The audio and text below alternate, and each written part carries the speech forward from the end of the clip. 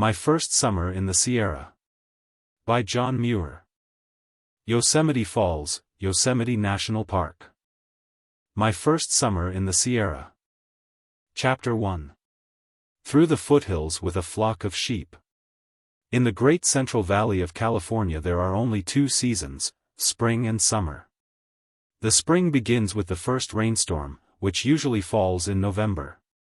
In a few months the wonderful flowery vegetation is in full bloom, and by the end of May it is dead and dry and crisp, as if every plant had been roasted in an oven. Then the lolling, panting flocks and herds are driven to the high, cool, green pastures of the Sierra. I was longing for the mountains about this time, but money was scarce and I couldn't see how a bread supply was to be kept up. While I was anxiously brooding on the bread problem, so troublesome to wanderers, and trying to believe that I might learn to live like the wild animals, gleaning nourishment here and there from seeds, berries, etc. Sauntering and climbing in joyful independence of money or baggage, Mr. Delaney, a sheep owner, for whom I had worked a few weeks, called on me, and offered to engage me to go with his shepherd and flock to the headwaters of the Merced and Tuolumne rivers, the very region I had most in mind. I was in the mood to accept work of any kind that would take me into the mountains whose treasures I had tasted last summer in the Yosemite region. The flock, he explained, would be moved gradually higher through the successive forest belts as the snow melted, stopping for a few weeks at the best places we came to. These I thought would be good centers of observation from which I might be able to make many telling excursions within a radius of 8 or 10 miles of the camps to learn something of the plants, animals, and rocks. For he assured me that I should be left perfectly free to follow my studies. I judged, however, that I was in no way the right man for the place, and freely explained my shortcomings, confessing that I was wholly unacquainted with the topography of the upper mountains, the streams that would have to be crossed, and the wild sheep-eating animals, etc. In short that, what with bears, coyotes, rivers, canyons, and thorny, bewildering chaparral, I feared that half or more of his flock would be lost. Fortunately these shortcomings seemed insignificant to Mr. Delaney. The main thing, he said, was to have a man about the camp whom he could trust to see that the shepherd did his duty. And he assured me that the difficulties that seemed so formidable at a distance would vanish as we went on, encouraging me further by saying that the shepherd would do all the herding, that I could study plants and rocks and scenery as much as I liked, and that he would himself accompany us to the first main camp and make occasional visits to our higher ones to replenish our store of provisions and see how we prospered. Therefore I concluded to go, though still fearing, when I saw the silly sheep bouncing one by one through the narrow gate of the home corral to be counted. That of the 2,050 many would never return. I was fortunate in getting a fine St. Bernard dog for a companion. His master, a hunter with whom I was slightly acquainted, came to me as soon as he heard that I was going to spend the summer in the Sierra and begged me to take his favorite dog, Carlo, with me. For he feared that if he were compelled to stay all summer on the plains the fierce heat might be the death of him. "I think I can trust you to be kind to him," he said, "and I am sure he will be good to you. He knows all about the mountain animals, will guard the camp, assist in managing the sheep, and in every way be found able and faithful." Carlo knew we were talking about him, watched our faces, and listened so attentively that I fancied he understood us. Calling him by name, I asked him if he was willing to go with me. He looked me in the face with eyes expressing wonderful intelligence, then turned to his master, and after permission was given by a wave of the hand toward me and a farewell patting caress. He quietly followed me as if he perfectly understood all that had been said and had known me always. June 3, 1869. This morning provisions, camp kettles, blankets, plant press, etc. were packed on 2 horses, the flock headed for the tawny foothills, and away we sauntered in a cloud of dust, Mr. Delaney, bony and tall, with sharply hacked profile like Don Quixote, leading the packhorses, Billy, the proud shepherd, a Chinaman and a Digger Indian to assist in driving for the first few days in the brushy foothills, and myself with notebook tied to my belt. The home ranch from which we set out is on the south side of the Tuolumne River near French Bar, where the foothills of metamorphic gold-bearing slates dip below the stratified deposits of the Central Valley. We had not gone more than a mile before some of the old leaders of the flock showed by the eager, inquiring way they ran and looked ahead that they were thinking of the high pastures they had enjoyed last summer. Soon the whole flock seemed to be hopefully excited, the mothers calling their lambs, the lambs replying in tones wonderfully human, their fondly quavering calls interrupted now and then by hastily snatched mouthfuls of withered grass. Amid all this seeming babble of bass as they streamed over the hills, every mother and child recognized each other's voice. In case a tired lamb, half asleep in the smothering dust, should fail to answer, its mother would come running back through the flock toward the spot whence its last response was heard, and refuse to be comforted until she found it, the one of 1,000, though to our eyes and ears all seemed alike. The flock traveled at the rate of about a mile an hour, outspread in the form of an irregular triangle, about 100 yards wide at the base, and 150 yards long, with a crooked, ever-changing point made up of the strongest foragers, called the leaders, which, with the most active of those scattered along the ragged sides of the main body, hastily explored nooks in the rocks and bushes for grass and leaves. The lambs and feeble old mothers dawdling in the rear were called the tail end. Sheep feeding near Alger Lake on Blacktop Mountain. About noon the heat was hard to bear. The poor sheep panted pitifully and tried to stop in the shade of every tree they came to, while we gazed with eager longing through the dim burning glare toward the snowy mountains and streams, though not one was in sight. The landscape is only wavering foothills roughened here and there with bushes and trees and outcropping masses of slate. The trees, mostly the blue oak, Quercus douglasii, are about 30 to 40 feet high, with pale blue-green leaves and white bark, sparsely planted on the thinnest soil or in crevices of rocks beyond the reach of grass fires. The slates in many places rise abruptly through the tawny grass in sharp lichen-covered slabs like tombstones in deserted burying grounds. With the exception of the oak and 4 or 5 species of manzanita and ceanothus, the vegetation of the foothills is mostly the same as that of the plains. I saw this region in the early spring, when it was a charming landscape garden full of birds and bees and flowers. Now the scorching weather makes everything dreary. The ground is full of cracks, lizards glide about on the rocks, and ants in amazing numbers, whose tiny sparks of life only burn the brighter with the heat, fairly quiver with unquenchable energy as they run in long lines to fight and gather food. How it comes that they do not dry to a crisp in a few seconds' exposure to such sun fire is marvelous. A few rattlesnakes lie coiled in out-of-the-way places, but are seldom seen. Magpies and crows, usually so noisy, are silent now, standing in mixed flocks on the ground beneath the best shade trees, with bills wide open and wings drooped, too breathless to speak. The quails also are trying to keep in the shade about the few tepid alkaline water holes. Cottontail rabbits are running from shade to shade among the ceanothus brush, and occasionally the long-eared hare is seen cantering gracefully across the wider openings. After a short noon rest in a grove, the poor dust-choked flock was again driven ahead over the brushy hills, but the dim roadway we had been following faded away just where it was most needed, compelling us to stop to look about us and get our bearings. The Chinamen seemed to think we were lost, and chattered in pidgin English concerning the abundance of liddy stick, chaparral, while the Indians silently scanned the billowy ridges and gulches for openings.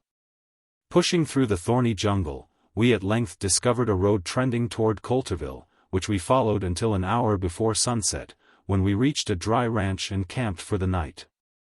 Camping in the foothills with a flock of sheep is simple and easy, but far from pleasant. The sheep were allowed to pick what they could find in the neighborhood until after sunset, watched by the shepherd, while the others gathered wood, made a fire, cooked, unpacked and fed the horses, etc. About dusk the weary sheep were gathered on the highest open spot near camp, where they willingly bunched close together, and after each mother had found her lamb and suckled it, all lay down and required no attention until morning. Supper was announced by the call, grub. Each with a tin plate helped himself direct from the pots and pans while chatting about such camp studies as sheep feed, mines, coyotes, bears, or adventures during the memorable gold days of pay dirt. The Indian kept in the background, saying never a word, as if he belonged to another species. The meal finished, the dogs were fed, the smokers smoked by the fire, and under the influences of fullness and tobacco the calm that settled on their faces seemed almost divine. Something like the mellow meditative glow portrayed on the countenances of saints. Then suddenly, as if awakening from a dream, each with a sigh or a grunt knocked the ashes out of his pipe, yawned, gazed at the fire a few moments, said, "Well, I believe I'll turn in," and straightway vanished beneath his blankets. The fire smoldered and flickered an hour or two longer, the stars shone brighter. Coons, coyotes, and owls stirred the silence here and there, while crickets and hylas made a cheerful, continuous music, so fitting and full that it seemed a part of the very body of the night. The only discordance came from a snoring sleeper, and the coughing sheep with dust in their throats. In the starlight the flock looked like a big gray blanket. June 4th. The camp was astir at daybreak. Coffee, bacon, and beans formed the breakfast, followed by quick dishwashing and packing. A general bleating began about sunrise. As soon as a mother ewe arose, her lamb came bounding and bunting for its breakfast, and after the 1,000 youngsters had been suckled the flock began to nibble and spread. The restless wethers with ravenous appetites were the first to move, but dared not go far from the main body. Billy and the Indian and the Chinaman kept them headed along the weary road, and allowed them to pick up what little they could find on a breadth of about 1/4 of a mile. But as several flocks had already gone ahead of us, scarce a leaf, green or dry, was left. Therefore the starving flock had to be hurried on over the bare, hot hills to the nearest of the green pastures, about 20 or 30 miles from here. The pack animals were led by Don Quixote, a heavy rifle over his shoulder intended for bears and wolves. This day has been as hot and dusty as the first, leading over gently sloping brown hills, with mostly the same vegetation, excepting the strange-looking Sabine pine, Pinus sabiniana, which here forms small groves or is scattered among the blue oaks. The trunk divides at a height of 15 or 20 feet into 2 or more stems, out-leaning or nearly upright, with many straggling branches and long gray needles, casting but little shade. In general appearance this tree looks more like a palm than a pine. The cones are about 6 or 7 inches long, about 5 in diameter, very heavy, and last long after they fall, so that the ground beneath the trees is covered with them. They make fine resiny, light-giving campfires, next to ears of Indian corn the most beautiful fuel I've ever seen. The nuts, the Don tells me, are gathered in large quantities by the Digger Indians for food. They are about as large and hard-shelled as hazelnuts, food and fire fit for the gods from the same fruit. June 5th. This morning, a few hours after setting out with the crawling sheep cloud, we gained the summit of the first well-defined bench on the mountain flank at Pino Blanco. The Sabine pines interest me greatly. They are so airy and strangely palm-like I was eager to sketch them, and was in a fever of excitement without accomplishing much. I managed to halt long enough, however, to make a tolerably fair sketch of Pino Blanco Peak from the southwest side, where there is a small field and vineyard irrigated by a stream that makes a pretty fall on its way down a gorge by the roadside. After gaining the open summit of this first bench, feeling the natural exhilaration due to the slight elevation of 1,000 feet or so, and the hopes excited concerning the outlook to be obtained, a magnificent section of the Merced Valley at what is called Horseshoe Bend came full in sight, a glorious wilderness that seemed to be calling with 1,000 songful voices. Bold, downsweeping slopes, feathered with pines and clumps of manzanita with sunny, open spaces between them, make up most of the foreground. The middle and background present fold beyond fold of finely modeled hills and ridges rising into mountain-like masses in the distance, all covered with a shaggy growth of chaparral. Mostly adenostoma, planted so marvelously close and even that it looks like soft, rich plush without a single tree or bare spot. As far as the eye can reach it extends, a heaving, swelling sea of green as regular and continuous as that produced by the heaths of Scotland. The sculpture of the landscape is as striking in its main lines as in its lavish richness of detail. A grand congregation of massive heights with the river shining between, each carved into smooth, graceful folds without leaving a single rocky angle exposed. As if the delicate fluting and ridging fashioned out of metamorphic slates had been carefully sandpapered. The whole landscape showed design, like man's noblest sculptures. How wonderful the power of its beauty! Gazing awe-stricken, I might have left everything for it. Glad, endless work would then be mine tracing the forces that have brought forth its features, its rocks and plants and animals and glorious weather. Beauty beyond thought everywhere, beneath, above, made and being made forever.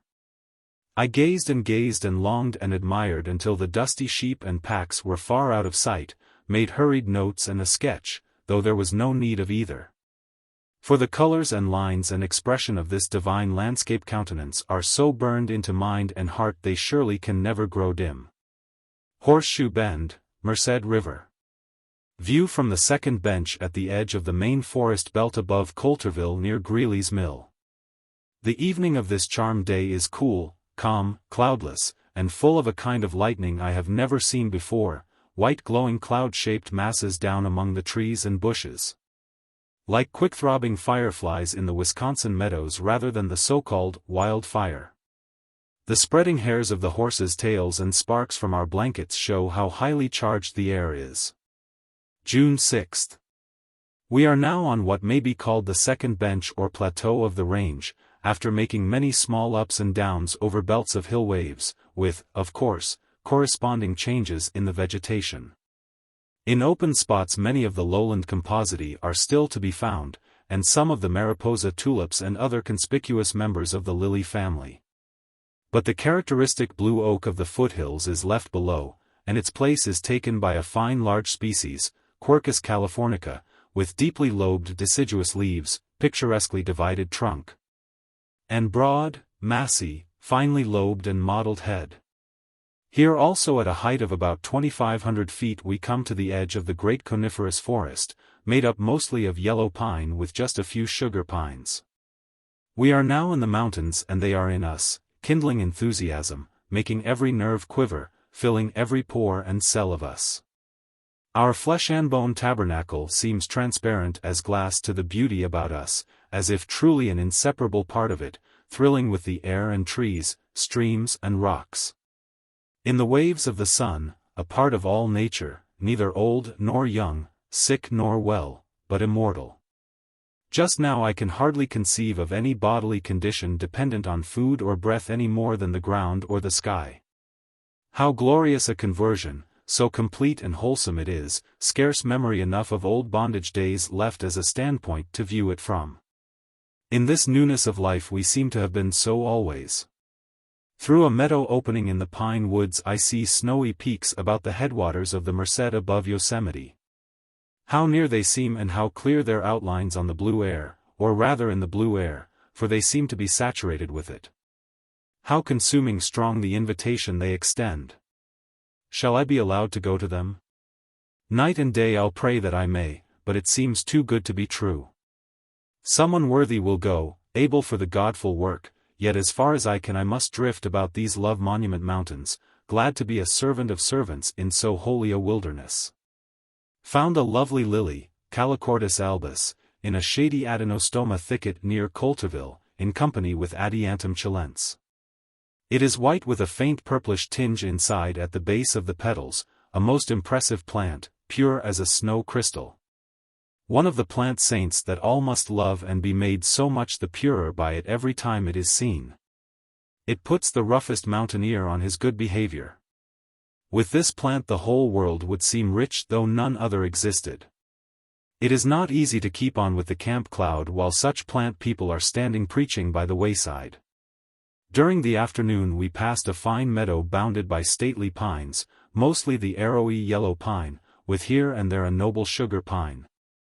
its feathery arms outspread above the spires of its companion species in marked contrast. A glorious tree, its cones 15 to 20 inches long, swinging like tassels at the ends of the branches with superb ornamental effect. Saw some logs of this species at the Greeley Mill. They are round and regular as if turned in a lathe, excepting the butt cuts, which have a few buttressing projections. The fragrance of the sugary sap is delicious and scents the mill and lumber yard. How beautiful the ground beneath this pine, thickly strewn with slender needles and grand cones, and the piles of cone scales. Seed wings and shells around the instep of each tree where the squirrels have been feasting. They get the seeds by cutting off the scales at the base in regular order, following their spiral arrangement, and the 2 seeds at the base of each scale, 100 or 2 in a cone. Must make a good meal. The yellow pine cones and those of most other species and genera are held upside down on the ground by the Douglas squirrel, and turned around gradually until stripped. While he sits usually with his back to a tree, probably for safety. Strange to say, he never seems to get himself smeared with gum, not even his paws or whiskers, and how cleanly and beautiful in color the cone-litter kitchen middens he makes. We are now approaching the region of clouds and cool streams.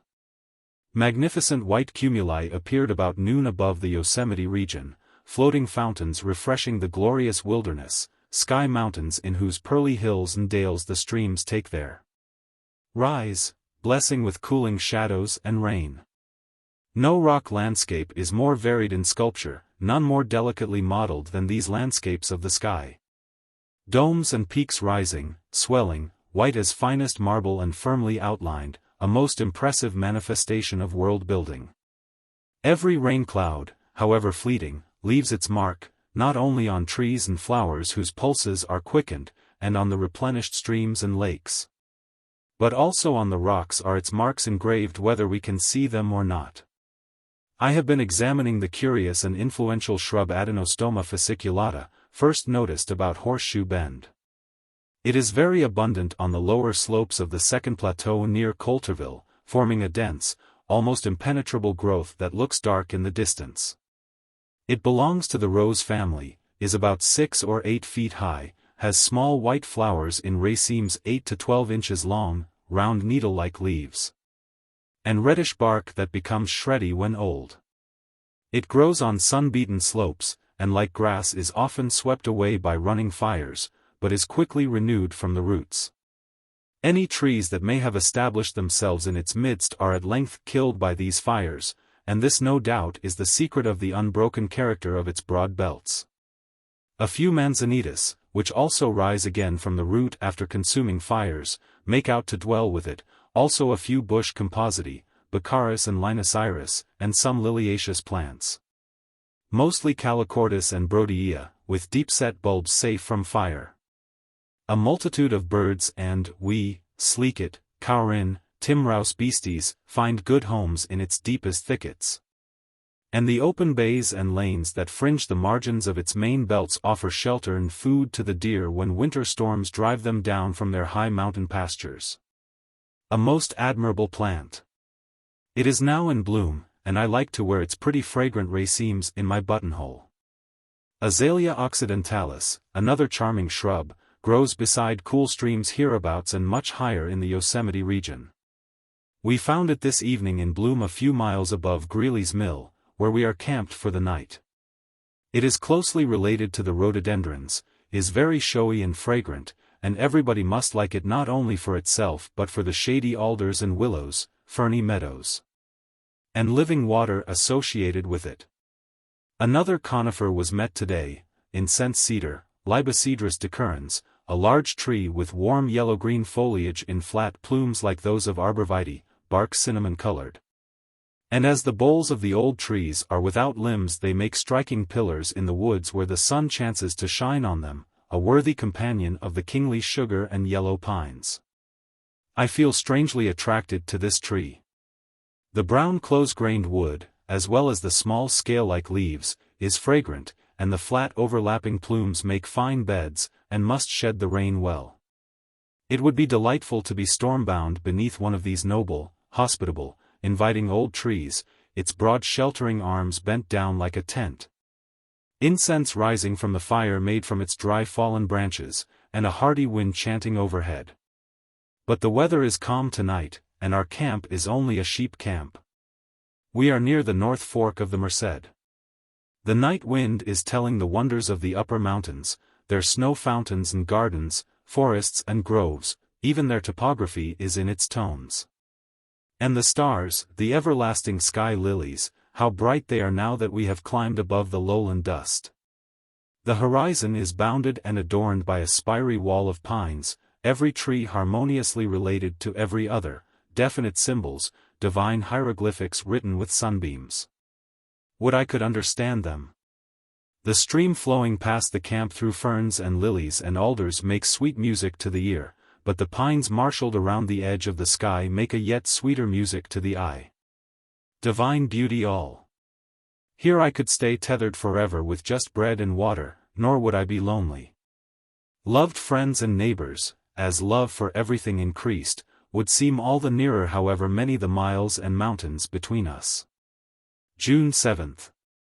The sheep were sick last night, and many of them are still far from well, hardly able to leave camp, coughing, groaning, looking wretched and pitiful.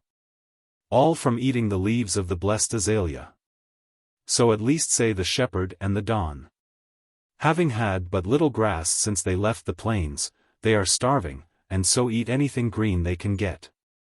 Sheepmen call azalea sheep poison, and wonder what the Creator was thinking about when he made it, so desperately does sheep business blind and degrade. Though supposed to have a refining influence in the good old days we read of. The California sheep owner is in haste to get rich, and often does, now that pasturage costs nothing, while the climate is so favorable that no winter food supply, shelter pens, or barns are required. Therefore large flocks may be kept at slight expense, and large profits realized, the money invested doubling, it is claimed, every other year. This quickly acquired wealth usually creates desire for more. Then indeed the wool is drawn close down over the poor fellow's eyes, dimming or shutting out almost everything worth seeing.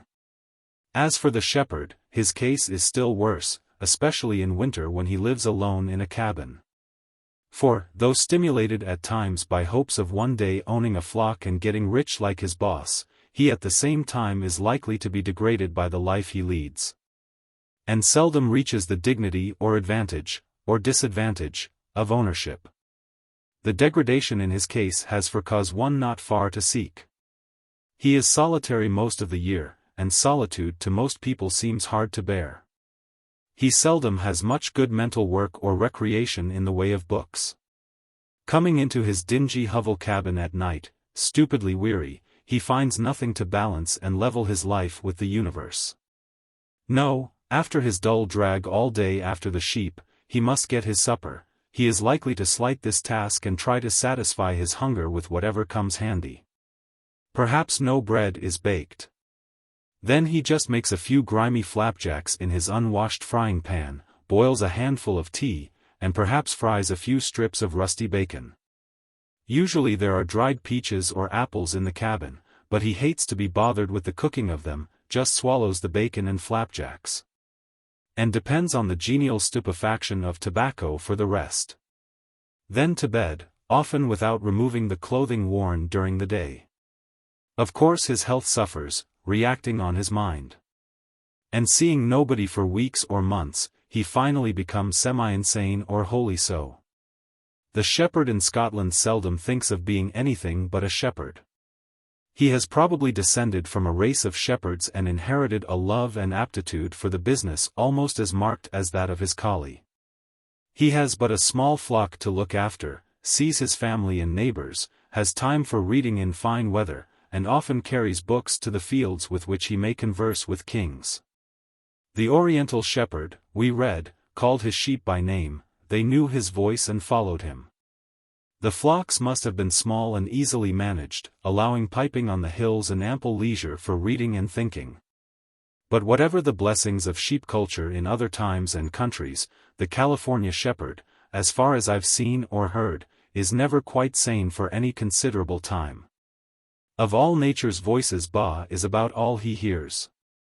Even the howls and kee-ees of coyotes might be blessings if well heard, but he hears them only through a blur of mutton and wool, and they do him no good. The sick sheep are getting well, and the shepherd is discoursing on the various poisons lurking in these high pastures, azalea, kalmia, alkali. After crossing the north fork of the Merced, we turned to the left toward Pilot Peak, and made a considerable ascent on a rocky, brush-covered ridge to Brown's Flat, where for the first time since leaving the plains the flock is enjoying plenty of green grass. Mr. Delaney intends to seek a permanent camp somewhere in the neighborhood, to last several weeks. Before noon we passed Bower Cave, a delightful marble palace, not dark and dripping, but filled with sunshine, which pours into it through its wide-open mouth facing the south. It has a fine, deep, clear little lake with mossy banks embowered with broad-leaved maples, all underground, wholly unlike anything I have seen in the cave line even in Kentucky, where a large part of the state is honeycombed with caves. This curious specimen of subterranean scenery is located on a belt of marble that is said to extend from the north end of the range to the extreme south. Many other caves occur on the belt, but none like this, as far as I have learned, combining as it does sunny outdoor brightness and vegetation with the crystalline beauty of the underworld. It is claimed by a Frenchman, who has fenced and locked it, placed a boat on the lakelet and seats on the mossy bank under the maple trees, and charges $1 admission fee. Being on one of the ways to the Yosemite Valley, a good many tourists visit it during the travel months of summer, regarding it as an interesting addition to their Yosemite wonders. Poison oak or poison ivy, Rus diversiloba, both as a bush and a scrambler up trees and rocks, is common throughout the foothill region up to a height of at least 3,000 feet above the sea. It is somewhat troublesome to most travelers, inflaming the skin and eyes, but blends harmoniously with its companion plants. And many a charming flower leans confidingly upon it for protection and shade.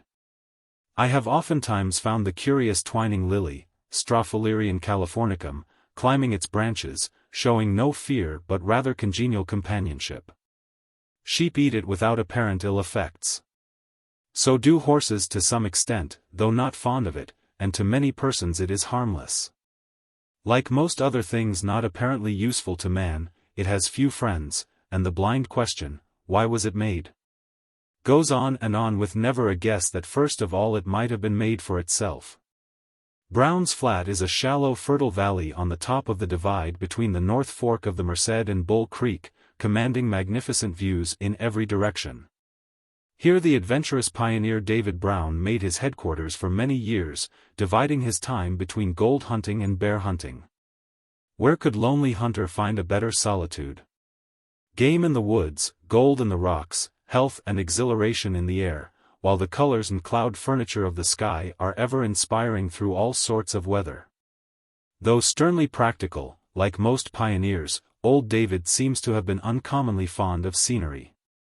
Mr. Delaney, who knew him well, tells me that he dearly loved to climb to the summit of a commanding ridge to gaze abroad over the forest to the snow-clad peaks and sources of the rivers, and over the foreground valleys and gulches to note where miners were at work or claims were abandoned, judging by smoke from cabins and campfires, the sounds of axes, etc.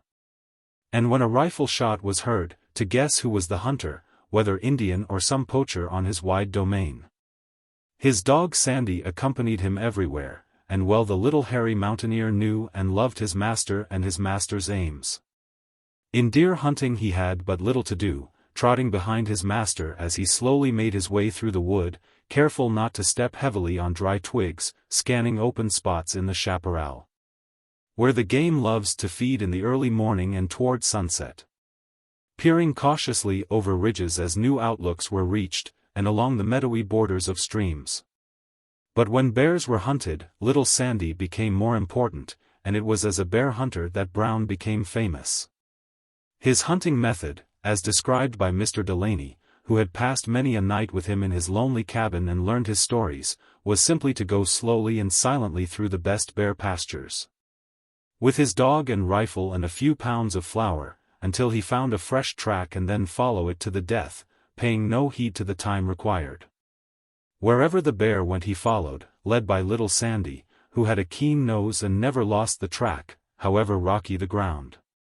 When high open points were reached, the likeliest places were carefully scanned. The time of year enabled the hunter to determine approximately where the bear would be found, in the spring and early summer on open spots about the banks of streams and springy places eating grass and clover and lupins. Or in dry meadows feasting on strawberries. Toward the end of summer, on dry ridges, feasting on manzanita berries, sitting on his haunches, pulling down the laden branches with his paws. And pressing them together so as to get good compact mouthfuls, however much mixed with twigs and leaves.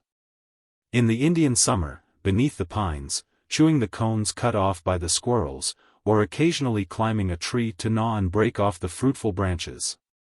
In late autumn, when acorns are ripe, Bruin's favorite feeding grounds are groves of the California oak in park-like canyon flats. Always the cunning hunter knew where to look, and seldom came upon Bruin unawares.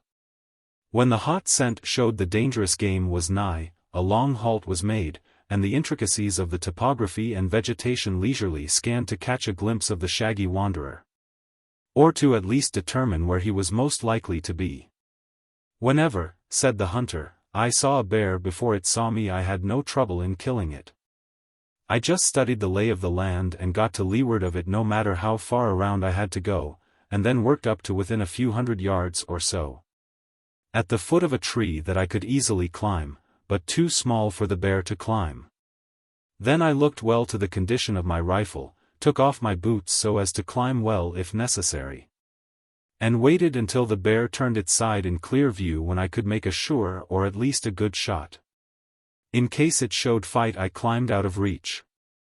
But bears are slow and awkward with their eyes, and being to leeward of them they could not scent me, and I often got in a second shot before they noticed the smoke. Usually, however, they run when wounded and hide in the brush. I let them run a good safe time before I ventured to follow them, and Sandy was pretty sure to find them dead. If not, he barked and drew their attention, and occasionally rushed in for a distracting bite, so that I was able to get to a safe distance for a final shot. Oh yes, bear hunting is safe enough when followed in a safe way, though like every other business it has its accidents, and little doggy and I have had some close calls. Bears like to keep out of the way of men as a general thing, but if an old, lean, hungry mother with cubs met a man on her own ground she would, in my opinion, try to catch and eat him. This would be only fair play anyhow, for we eat them, but nobody hereabout has been used for bear grub that I know of.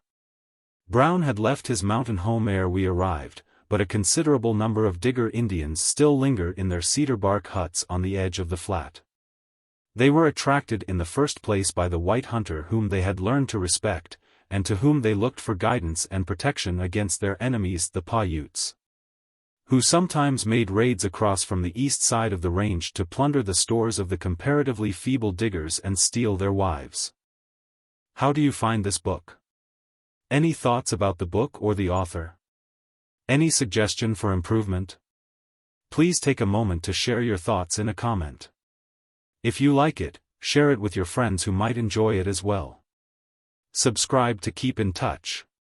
Visit CompleteAudiobooks.com for more quality content. Chapter 2. In Camp on the North Fork of the Merced. June 8. The sheep, now grassy and good-natured, slowly nibbled their way down into the valley of the North Fork of the Merced at the foot of Pilot Peak Ridge to the place selected by the dawn for our first central camp. A picturesque hopper-shaped hollow formed by converging hill slopes at a bend of the river. Here racks for dishes and provisions were made in the shade of the riverbank trees, and beds of fern fronds, cedar plumes, and various flowers, each to the taste of its owner. And a corral back on the open flat for the wool. June 9. How deep our sleep last night in the mountain's heart, beneath the trees and stars, hushed by solemn-sounding waterfalls and many small soothing voices in sweet accord whispering peace. And our first pure mountain day, warm, calm, cloudless, how immeasurable it seems, how serenely wild. I can scarcely remember its beginning. Along the river, over the hills, in the ground, in the sky, spring work is going on with joyful enthusiasm, new life, new beauty, unfolding. Unrolling in glorious exuberant extravagance, new birds in their nests, new winged creatures in the air, and new leaves, new flowers, spreading, shining, rejoicing everywhere. The trees about the camp stand close, giving ample shade for ferns and lilies, while back from the bank most of the sunshine reaches the ground, calling up the grasses and flowers in glorious array. Tall bromus waving like bamboos, starry compositae, monardella, mariposa tulips, lupins, gilias, violets, glad children of light. Soon every fern frond will be unrolled, great beds of common terrace and woodwardia along the river, wreaths and rosettes of Peleae and Kylanthes on sunny rocks. Some of the woodwardia fronds are already 6 feet high. A handsome little shrub, Chamabatia foliolosa, belonging to the rose family, spreads a yellow-green mantle beneath the sugar pines for miles without a break. Not mixed or roughened with other plants. Only here and there a Washington lily may be seen nodding above its even surface, or a bunch or two of tall bromus as if for ornament. This fine carpet shrub begins to appear at, say, 2,500 or 3,000 feet above sea level, is about knee-high or less, has brown branches. And the largest stems are only about half an inch in diameter. The leaves, light yellow-green, thrice pinnate and finely cut, give them a rich ferny appearance. And they are dotted with minute glands that secrete wax with a peculiar pleasant odor that blends finely with the spicy fragrance of the pines. The flowers are white, 5/8 of an inch in diameter, and look like those of the strawberry. I am delighted with this little bush. It is the only true carpet shrub of this part of the Sierra. The manzanita, rhamnus, and most of the species of ceanothus make shaggy rugs and border fringes rather than carpets or mantles. The sheep do not take kindly to their new pastures, perhaps from being too closely hemmed in by the hills. They are never fully at rest. Last night they were frightened, probably by bears or coyotes prowling and planning for a share of the grand mass of mutton. June 10th. Very warm. We get water for the camp from a rock basin at the foot of a picturesque cascading reach of the river where it is well stirred and made lively without being beaten into dusty foam. The rock here is black metamorphic slate, worn into smooth knobs in the stream channels. Contrasting with the fine gray and white cascading water as it glides and glances and falls in lace-like sheets and braided overfolding currents. Tufts of sedge growing on the rock knobs that rise above the surface produce a charming effect, the long elastic leaves arching over in every direction. The tips of the longest drooping into the current, which dividing against the projecting rocks make still finer lines, uniting with the sedges to see how beautiful the happy stream can be made. Nor is this all, for the giant saxifrage also is growing on some of the knob rock islets, firmly anchored and displaying their broad, round, umbrella-like leaves in showy groups by themselves. Or above the sedge tufts. The flowers of this species, Saxifraga peltata, are purple, and form tall glandular racemes that are in bloom before the appearance of the leaves. The fleshy rootstocks grip the rock in cracks and hollows, and thus enable the plant to hold on against occasional floods, a marked species employed by nature to make yet more beautiful the most interesting portions of these cool clear streams. Near camp the trees arch over from bank to bank, making a leafy tunnel full of soft subdued light, through which the young river sings and shines like a happy living creature. Heard a few peals of thunder from the upper Sierra, and saw firm white bossy cumuli rising back of the pines. This was about noon. June 11th. On one of the eastern branches of the river discovered some charming cascades with a pool at the foot of each of them. White dashing water, a few bushes and tufts of carex on ledges leaning over with fine effect, and large orange lilies assembled in superb groups on fertile soil beds beside the pools. There are no large meadows or grassy plains near camp to supply lasting pasture for our thousands of busy nibblers.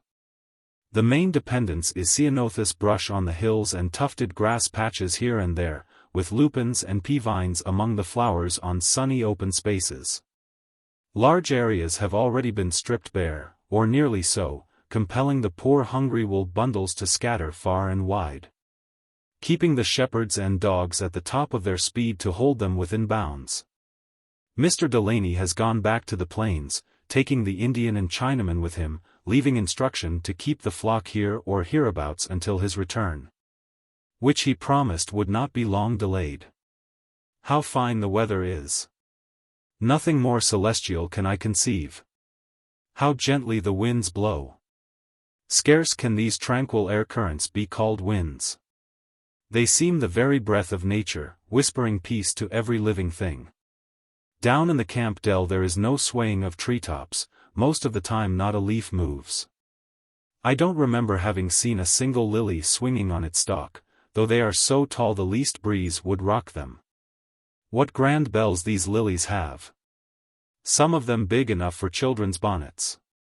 I have been sketching them, and would fain draw every leaf of their wide shining whorls and every curved and spotted petal.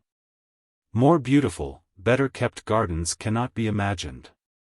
The species is Lilium pardalinum, 5 to 6 feet high, leaf whorls a foot wide, flowers about 6 inches wide, bright orange, purple spotted in the throat, segments revolute, a majestic plant.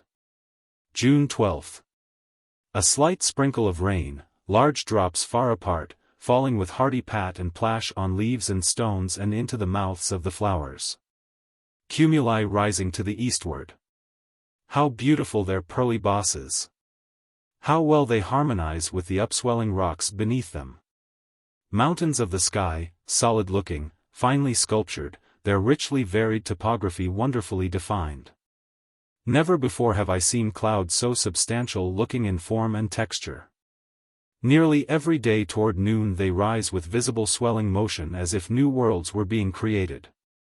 And how fondly they brood and hover over the gardens and forests with their cooling shadows and showers, keeping every petal and leaf in glad health and heart. One may fancy the clouds themselves are plants, springing up in the sky fields at the call of the sun, growing in beauty until they reach their prime, scattering rain and hail like berries and seeds, then wilting and dying. The mountain live oak, common here and 1,000 feet or so higher, is like the live oak of Florida, not only in general appearance, foliage, bark, and wide-branching habit, but in its tough, knotty, unwedgeable wood. Standing alone with plenty of elbow room, the largest trees are about 7 to 8 feet in diameter near the ground, 60 feet high, and as wide or wider across the head. The leaves are small and undivided, mostly without teeth or wavy edging, though on young shoots some are sharply serrated, both kinds being found on the same tree. The cups of the medium-sized acorns are shallow, thick-walled, and covered with a golden dust of minute hairs. Some of the trees have hardly any main trunk, dividing near the ground into large wide-spreading limbs, and these, dividing again and again, terminate in long, drooping, cord-like branchlets, many of which reach nearly to the ground, while a dense canopy of short, shining, leafy branchlets forms a round head which looks something like a cumulus cloud when the sunshine is pouring over it. View of the camp near the North Fork of the Merced. Mountain live oak, Quercus chrysolepis. A marked plant is the bush poppy, Dendromicon rigidum, found on the hot hillsides near camp, the only woody member of the order I have yet met in all my walks. Its flowers are bright orange-yellow, 1 inch to 2 inches wide, fruit pods 3 or 4 inches long, slender and curving, height of bushes about 4 feet, made up of many slim, straight branches. Radiating from the root, a companion of the manzanita and other sun-loving chaparral shrubs. June 13. Another glorious Sierra day in which one seems to be dissolved and absorbed and sent pulsing onward we know not where. Life seems neither long nor short, and we take no more heed to save time or make haste than do the trees and stars. This is true freedom, a good practical sort of immortality. Yonder rises another white skyland.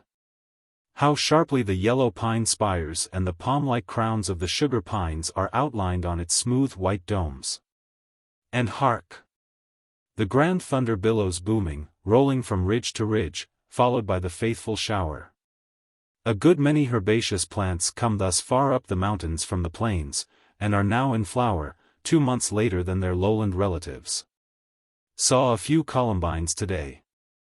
Most of the ferns are in their prime, rock ferns on the sunny hillsides, Kylanthes, Pelleaea, gymnogram, Woodwardia, Aspidium, Woodza along the stream banks, and the common Pteris aquilina on sandy flats. This last, however common, is here making shows of strong, exuberant, abounding beauty to set the botanist wild with admiration. I measured some scarce full-grown that are more than 7 feet high. Though the commonest and most widely distributed of all the ferns, I might almost say that I never saw it before. The broad-shouldered fronds held high on smooth stout stalks growing close together, overleaning and overlapping, make a complete ceiling, beneath which one may walk erect over several acres without being seen, as if beneath a roof. And how soft and lovely the light streaming through this living ceiling, revealing the arching branching ribs and veins of the fronds as the framework of countless panes of pale green and yellow plant glass nicely fitted together, a fairyland created out of the commonest fern stuff. The smaller animals wander about as if in a tropical forest. I saw the entire flock of sheep vanish at one side of a patch and reappear 100 yards farther on at the other, their progress betrayed only by the jerking and trembling of the fronds. And strange to say, very few of the stout woody stalks were broken. I sat a long time beneath the tallest fronds, and never enjoyed anything in the way of a bower of wild leaves more strangely impressive. Only spread a fern frond over a man's head and worldly cares are cast out, and freedom and beauty and peace come in. The waving of a pine tree on the top of a mountain, a magic wand in nature's hand, every devout mountaineer knows its power. But the marvelous beauty value of what the Scotch call a brecon in a still dell, what poet has sung this? It would seem impossible that anyone, however encrusted with care, could escape the godful influence of these sacred fern forests. Yet this very day I saw a shepherd pass through one of the finest of them without betraying more feeling than his sheep. "What do you think of these grand ferns?" I asked. "Oh, they're only D big breaks," he replied. "Lizards of every temper, style, and color dwell here, seemingly as happy and companionable as the birds and squirrels. Lowly, gentle fellow mortals, enjoying God's sunshine, and doing the best they can in getting a living. I like to watch them at their work and play.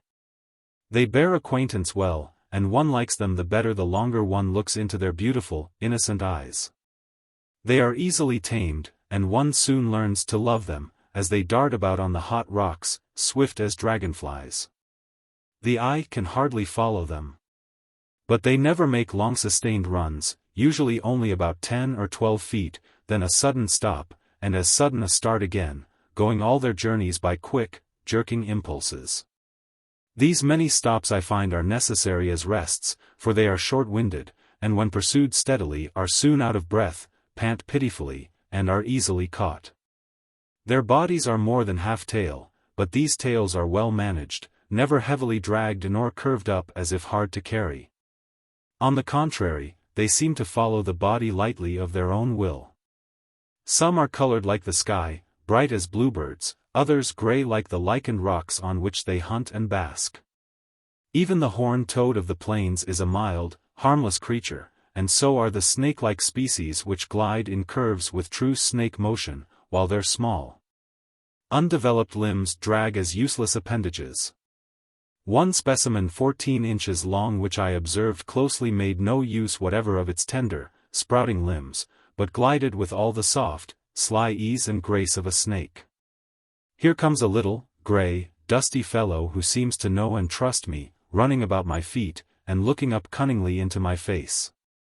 Carlo is watching, makes a quick pounce on him, for the fun of the thing I suppose, but Liz has shot away from his paws like an arrow, and is safe in the recesses of a clump of chaparral. Gentle saurians, dragons, descendants of an ancient and mighty race, heaven bless you all and make your virtues known. For few of us know as yet that scales may cover fellow creatures as gentle and lovable as feathers, or hair, or cloth. Mastodons and elephants used to live here no great geological time ago, as shown by their bones, often discovered by miners in washing gold gravel. And bears of at least 2 species are here now, besides the California lion or panther, and wild cats, wolves, foxes, snakes, scorpions, wasps, tarantulas. But one is almost tempted at times to regard a small savage black ant as the master existence of this vast mountain world. These fearless, restless, wandering imps, though only about 1/4 of an inch long, are fonder of fighting and biting than any beast I know. They attack every living thing around their homes, often without cause as far as I can see. Their bodies are mostly jaws curved like ice hooks, and to get work for these weapons seems to be their chief aim and pleasure. Most of their colonies are established in living oaks somewhat decayed or hollowed, in which they can conveniently build their cells. These are chosen probably because of their strength as opposed to the attacks of animals and storms. They work both day and night, creep into dark caves, climb the highest trees, wander and hunt through cool ravines as well as on hot, unshaded ridges, and extend their highways and byways over everything but water and sky. From the foothills to a mile above the level of the sea nothing can stir without their knowledge, and alarms are spread in an incredibly short time, without any howl or cry that we can hear. I can't understand the need of their ferocious courage, there seems to be no common sense in it. Sometimes, no doubt, they fight in defense of their homes, but they fight anywhere and always wherever they can find anything to bite. As soon as a vulnerable spot is discovered on man or beast, they stand on their heads and sink their jaws, and though torn limb from limb, they will yet hold on and die biting deeper. When I contemplate this fierce creature so widely distributed and strongly entrenched, I see that much remains to be done ere the world is brought under the rule of universal peace and love. On my way to camp a few minutes ago, I passed a dead pine nearly 10 feet in diameter. It has been enveloped in fire from top to bottom so that now it looks like a grand black pillar set up as a monument. In this noble shaft a colony of large jet-black ants have established themselves, laboriously cutting tunnels and cells through the wood, whether sound or decayed. The entire trunk seems to have been honeycombed, judging by the size of the talus of gnawed chips like sawdust piled up around its base. They are more intelligent-looking than their small, belligerent, strong-scented brethren, and have better manners, though quick to fight when required. Their towns are carved in fallen trunks as well as in those left standing, but never in sound, living trees or in the ground. When you happen to sit down to rest or take notes near a colony, some wandering hunter is sure to find you and come cautiously forward to discover the nature of the intruder and what ought to be done. If you are not too near the town and keep perfectly still, he may run across your feet a few times, over your legs and hands and face, up your trousers, as if taking your measure and getting comprehensive views, then go in peace without raising an alarm. If, however, a tempting spot is offered or some suspicious movement excites him, a bite follows, and such a bite. I fancy that a bear or wolf bite is not to be compared with it. A quick electric flame of pain flashes along the outraged nerves, and you discover for the first time how great is the capacity for sensation you are possessed of. A shriek, a grab for the animal, and a bewildered stare follow this bite of bites as one comes back to consciousness from sudden eclipse. Fortunately, if careful, one need not be bitten oftener than once or twice in a lifetime. This wonderful electric species is about 3/4 of an inch long. Bears are fond of them, and tear and gnaw their home logs to pieces, and roughly devour the eggs, larvae, parent ants, and the rotten or sound wood of the cells, all in one spicy acid hash. The Digger Indians also are fond of the larvae and even of the perfect ants, so I have been told by old mountaineers. They bite off and reject the head, and eat the tickly acid body with keen relish. Thus are the poor biters bitten, like every other biter, big or little, in the world's great family. There is also a fine, active, intelligent-looking red species, intermediate in size between the above. They dwell in the ground, and build large piles of seed husks, leaves, straw, etc. over their nests. Their food seems to be mostly insects and plant leaves, seeds and sap. How many mouths nature has to fill, how many neighbors we have, how little we know about them, and how seldom we get in each other's way. Then to think of the infinite numbers of smaller fellow mortals, invisibly small, compared with which the smallest ants are as mastodons. June 14th. The pool basins below the falls and cascades hereabouts, formed by the heavy down-plunging currents, are kept nicely clean and clear of detritus. The heavier parts of the material swept over the falls are heaped up a short distance in front of the basins in the form of a dam, thus tending, together with erosion, to increase their size. Sudden changes, however, are effected during the spring floods, when the snow is melting and the upper tributaries are roaring loud from bank to brae. Then boulders that have fallen into the channels, and which the ordinary summer and winter currents were unable to move, are suddenly swept forward as by a mighty besom.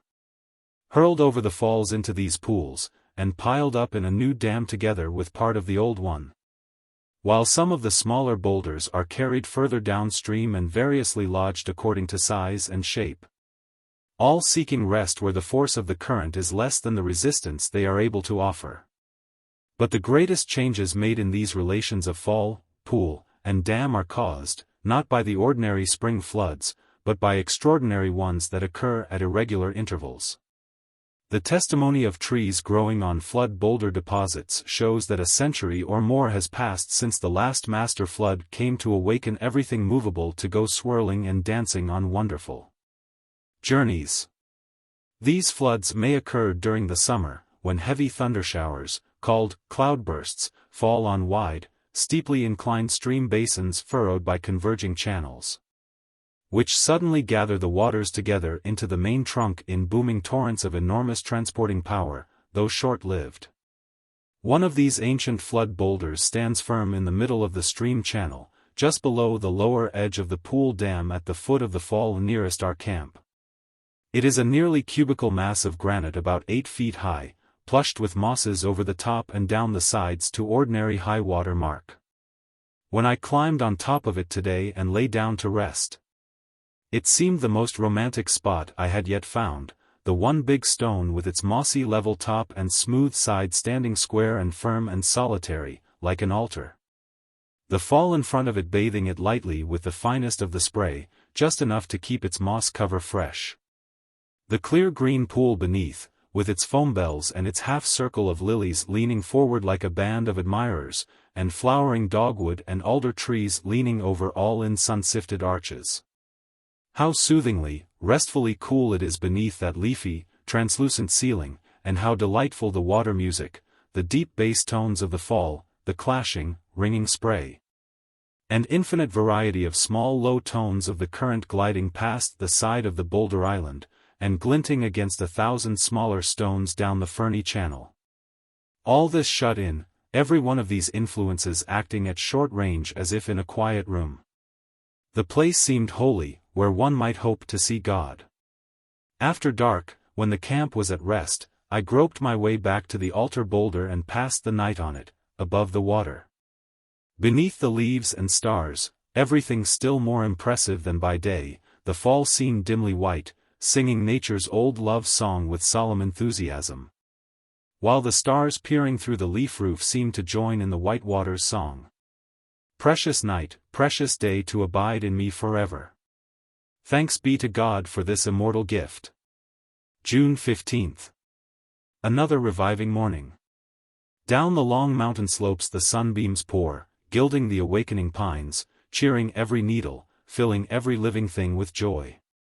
Robins are singing in the alder and maple groves, the same old song that has cheered and sweetened countless seasons over almost all of our blessed continent. In this mountain hollow they seem as much at home as in farmers' orchards. Bullock's oriole and the Louisiana tanager are here also, with many warblers and other little mountain troubadours, most of them now busy about their nests. Discovered another magnificent specimen of the goldcup oak 6 feet in diameter, a Douglas spruce 7 feet, and a twining lily, Strophyllerian, with stem 8 feet long, and 60 rose-colored flowers. Sugar pine. Sugar pine cones are cylindrical, slightly tapered at the end and rounded at the base. Found one today nearly 24 inches long and 6 in diameter, the scales being open. Another specimen 19 inches long, the average length of full-grown cones on trees favorably situated is nearly 18 inches. On the lower edge of the belt at a height of about 2,500 feet above the sea they are smaller, say a foot to 15 inches long. And at a height of 7,000 feet or more near the upper limits of its growth in the Yosemite region they are about the same size. This noble tree is an inexhaustible study and source of pleasure. I never weary of gazing at its grand tassel cones, its perfectly round bole 100 feet or more without a limb, the fine purplish color of its bark, and its magnificent outsweeping, down-curving feathery arms forming a crown always bold and striking and exhilarating. In habit and general port it looks somewhat like a palm, but no palm that I have yet seen displays such majesty of form and behavior either when poised silent and thoughtful in sunshine, or wide-awake waving in storm winds with every needle quivering. When young it is very straight and regular in form like most other conifers. But at the age of 50 to 100 years it begins to acquire individuality, so that no two are alike in their prime or old age. Every tree calls for special admiration. I have been making many sketches, and regret that I cannot draw every needle. It is said to reach a height of 300 feet, though the tallest I have measured falls short of this stature 60 feet or more. The diameter of the largest near the ground is about 10 feet, though I've heard of some 12 feet thick or even 15. The diameter is held to a great height, the taper being almost imperceptibly gradual. Its companion, the yellow pine, is almost as large. The long silvery foliage of the younger specimens forms magnificent cylindrical brushes on the top shoots and the ends of the upturned branches. And when the wind sways the needles all one way at a certain angle every tree becomes a tower of white quivering sunfire. Well may this shining species be called the silver pine. The needles are sometimes more than a foot long, almost as long as those of the longleaf pine of Florida. But though in size the yellow pine almost equals the sugar pine, and in rugged enduring strength seems to surpass it, it is far less marked in general habit and expression. With its regular conventional spire and its comparatively small cones clustered stiffly among the needles. Were there no sugar pine, then would this be the king of the world's 80 or 90 species, the brightest of the bright, waving, worshipping multitude. Were they mere mechanical sculptures, what noble objects they would still be. How much more throbbing, thrilling, overflowing, full of life in every fiber and cell, grand glowing silver rods, the very gods of the plant kingdom. Living their sublime century lives in sight of heaven, watched and loved and admired from generation to generation. And how many other radiant resiny sun trees are here and higher up, libocedrus, Douglas spruce, silver fir, sequoia. How rich our inheritance in these blessed mountains, the tree pastures into which our eyes are turned. Now comes sundown. The west is all a glory of color transfiguring everything. Far up the Pilot Peak ridge the radiant host of trees stand hushed and thoughtful, receiving the sun's good night, as solemn and impressive a leave-taking as if sun and trees were to meet no more. The daylight fades, the color spell is broken, and the forest breathes free in the night breeze beneath the stars. June 16. One of the Indians from Brown's Flat got right into the middle of the camp this morning, unobserved. I was seated on a stone, looking over my notes and sketches, and happening to look up, was startled to see him standing grim and silent within a few steps of me. As motionless and weather-stained as an old tree stump that had stood there for centuries. All Indians seem to have learned this wonderful way of walking unseen, making themselves invisible like certain spiders I have been observing here, which, in case of alarm, caused, for example, by a bird alighting on the bush their webs are spread upon, immediately bounce themselves up and down on their elastic thread so rapidly that only a blur is visible.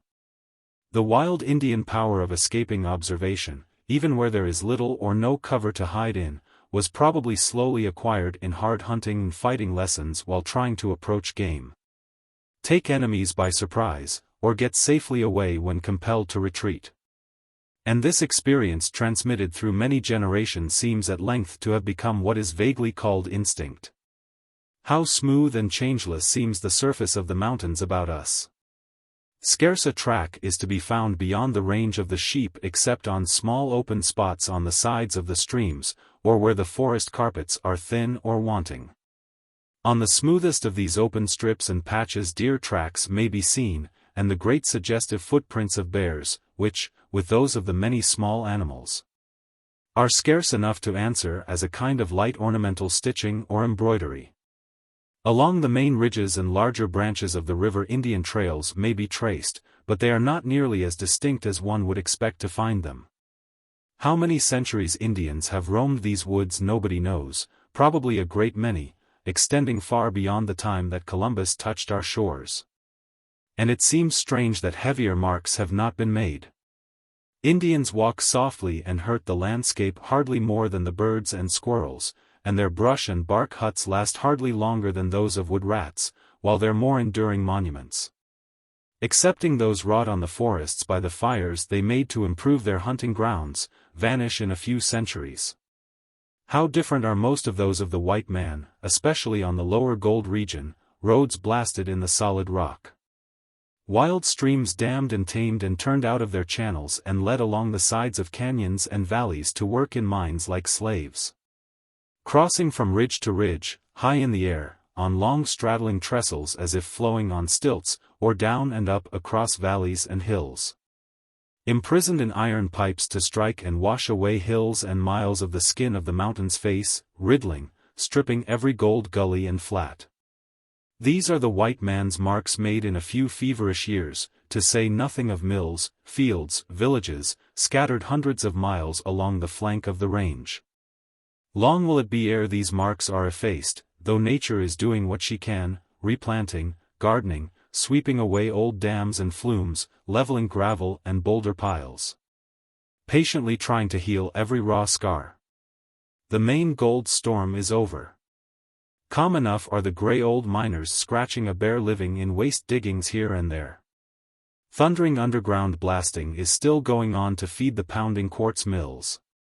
But their influence on the landscape is light as compared with that of the pick and shovel storms waged a few years ago. Fortunately for Sierra scenery, the gold-bearing slates are mostly restricted to the foothills. The region about our camp is still wild, and higher lies the snow about as trackless as the sky. Only a few hills and domes of cloudland were built yesterday and none at all today. The light is peculiarly white and thin, though pleasantly warm. The serenity of this mountain weather in the spring, just when nature's pulses are beating highest, is one of its greatest charms. There is only a moderate breeze from the summits of the range at night, and a slight breathing from the sea and the lowland hills and plains during the day, or stillness so complete no leaf stirs. The trees hereabouts have but little wind history to tell. Sheep, like people, are ungovernable when hungry. Excepting my guarded lily gardens, almost every leaf that these hoofed locusts can reach within a radius of a mile or two from camp has been devoured. Even the bushes are stripped bare, and in spite of dogs and shepherds the sheep scatter to all points of the compass and vanish in dust. I fear some are lost, for one of the 16 black ones is missing. June 17th. Counted the wool bundles this morning as they bounced through the narrow corral gate. About 300 are missing, and as the shepherd could not go to seek them, I had to go. I tied a crust of bread to my belt, and with Carlo set out for the upper slopes of the Pilot Peak Ridge, and had a good day, notwithstanding the care of seeking the silly runaways. I went out for wool, and did not come back shorn.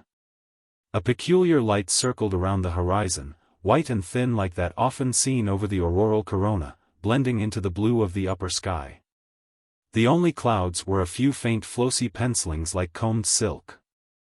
I pushed direct to the boundary of the usual range of the flock, and around it until I found the outgoing trail of the wanderers. It led far up the ridge into an open place surrounded by a hedge-like growth of Ceanothus chaparral. Carlo knew what I was about, and eagerly followed the scent until we came up to them, huddled in a timid, silent bunch. They had evidently been here all night and all the forenoon, afraid to go out to feed. Having escaped restraint, they were, like some people we know of, afraid of their freedom, did not know what to do with it, and seemed glad to get back into the old familiar bondage. June 18.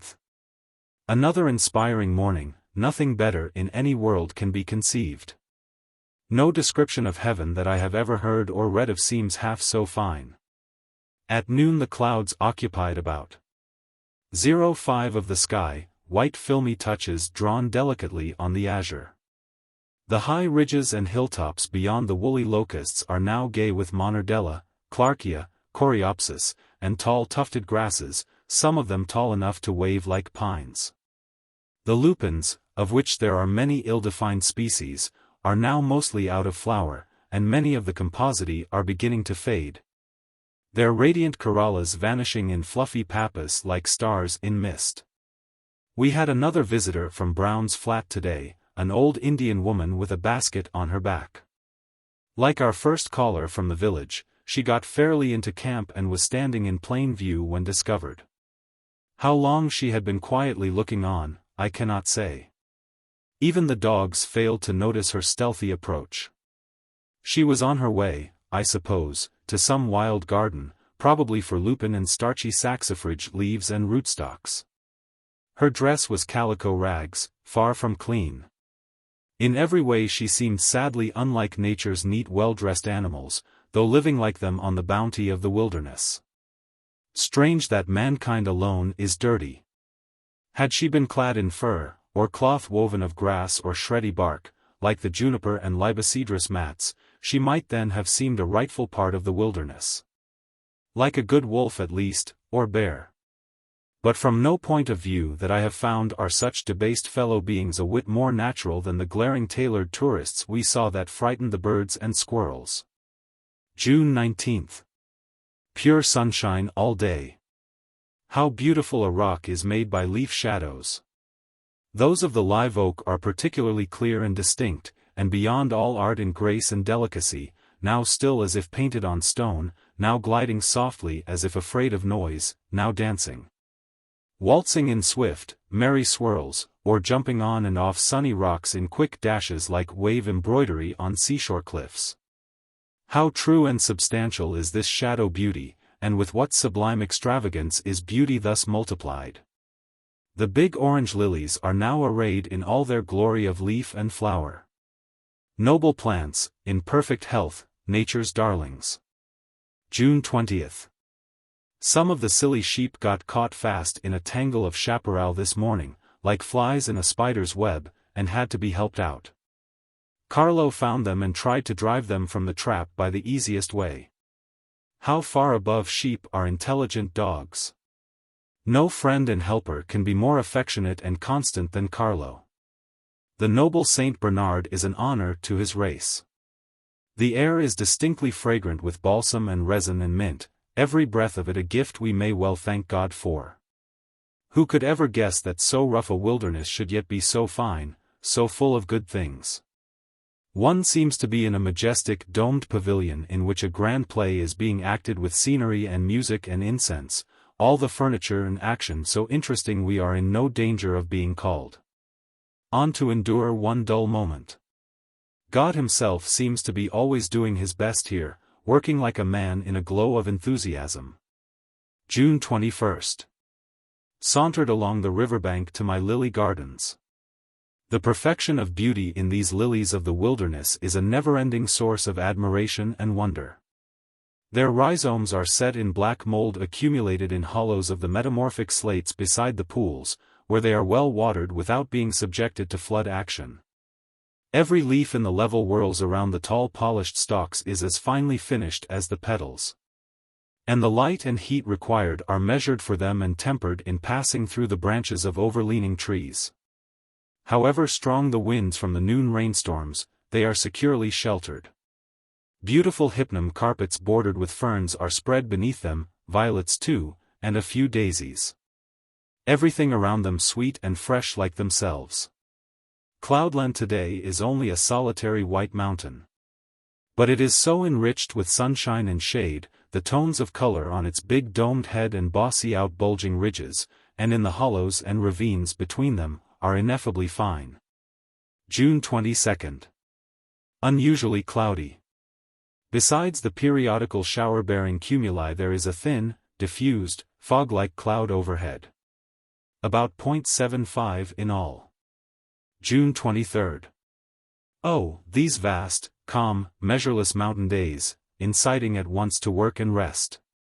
Days in whose light everything seems equally divine, opening 1,000 windows to show us God. Nevermore, however weary, should one faint by the way who gains the blessings of one mountain day, whatever his fate, long life, short life, stormy or calm, he is rich forever. June 24. Our regular allowance of clouds and thunder. Shepherd Billy is in a peck of trouble about the sheep. He declares that they are possessed with more of the evil one than any other flock from the beginning of the invention of mutton and wool to the last batch of it. No matter how many are missing, he will not, he says, go a step to seek them, because, as he reasons, while getting back one wanderer he would probably lose 10. Therefore runaway hunting must be Carlo's and mine. Billy's little dog Jack is also giving trouble by leaving camp every night to visit his neighbors up the mountain at Brown's Flat. He is a common-looking cur of no particular breed, but tremendously enterprising in love and war. He has cut all the ropes and leather straps he has been tied with, until his master in desperation, after climbing the brushy mountain again and again to drag him back, fastened him with a pole attached to his collar under his chin at one end, and to a stout sapling at the other. But the pole gave good leverage, and by constant twisting during the night, the fastening at the sapling end was chafed off, and he set out on his usual journey, dragging the pole through the brush, and reached the Indian settlement in safety. His master followed, and making no allowance, gave him a beating, and swore in bad terms that next evening he would fix that infatuated pup by anchoring him unmercifully to the heavy cast-iron lid of our Dutch oven, weighing about as much as the dog. It was linked directly to his collar close up under the chin, so that the poor fellow seemed unable to stir. He stood quite discouraged until after dark, unable to look about him, or even to lie down unless he stretched himself out with his front feet across the lid, and his head close down between his paws. Before morning, however, Jack was heard far up the height howling Excelsior, cast-iron anchor to the contrary notwithstanding. He must have walked, or rather climbed, erect on his hind legs, clasping the heavy lid like a shield against his breast, a formidable ironclad condition in which to meet his rivals. Next night, dog, pot lid, and all, were tied up in an old bean sack, and thus at last angry Billy gained the victory. Just before leaving home, Jack was bitten in the lower jaw by a rattlesnake, and for a week or so his head and neck were swollen to more than double the normal size. Nevertheless he ran about as brisk and lively as ever, and is now completely recovered. The only treatment he got was fresh milk, a gallon or two at a time forcibly poured down his sore, poisoned throat. June 25. Though only a sheep camp, this grand mountain hollow is home, sweet home, every day growing sweeter, and I shall be sorry to leave it. The lily gardens are safe as yet from the trampling flock. Poor, dusty, raggedy, famishing creatures, I heartily pity them. Many a mile they must go every day to gather their 15 or 20 tons of chaparral and grass. June 26. Nuttall's flowering dogwood makes a fine show when in bloom. The whole tree is then snowy white. The involucres are 6 to 8 inches wide. Along the streams it is a good-sized tree 30 to 50 feet high, with a broad head when not crowded by companions.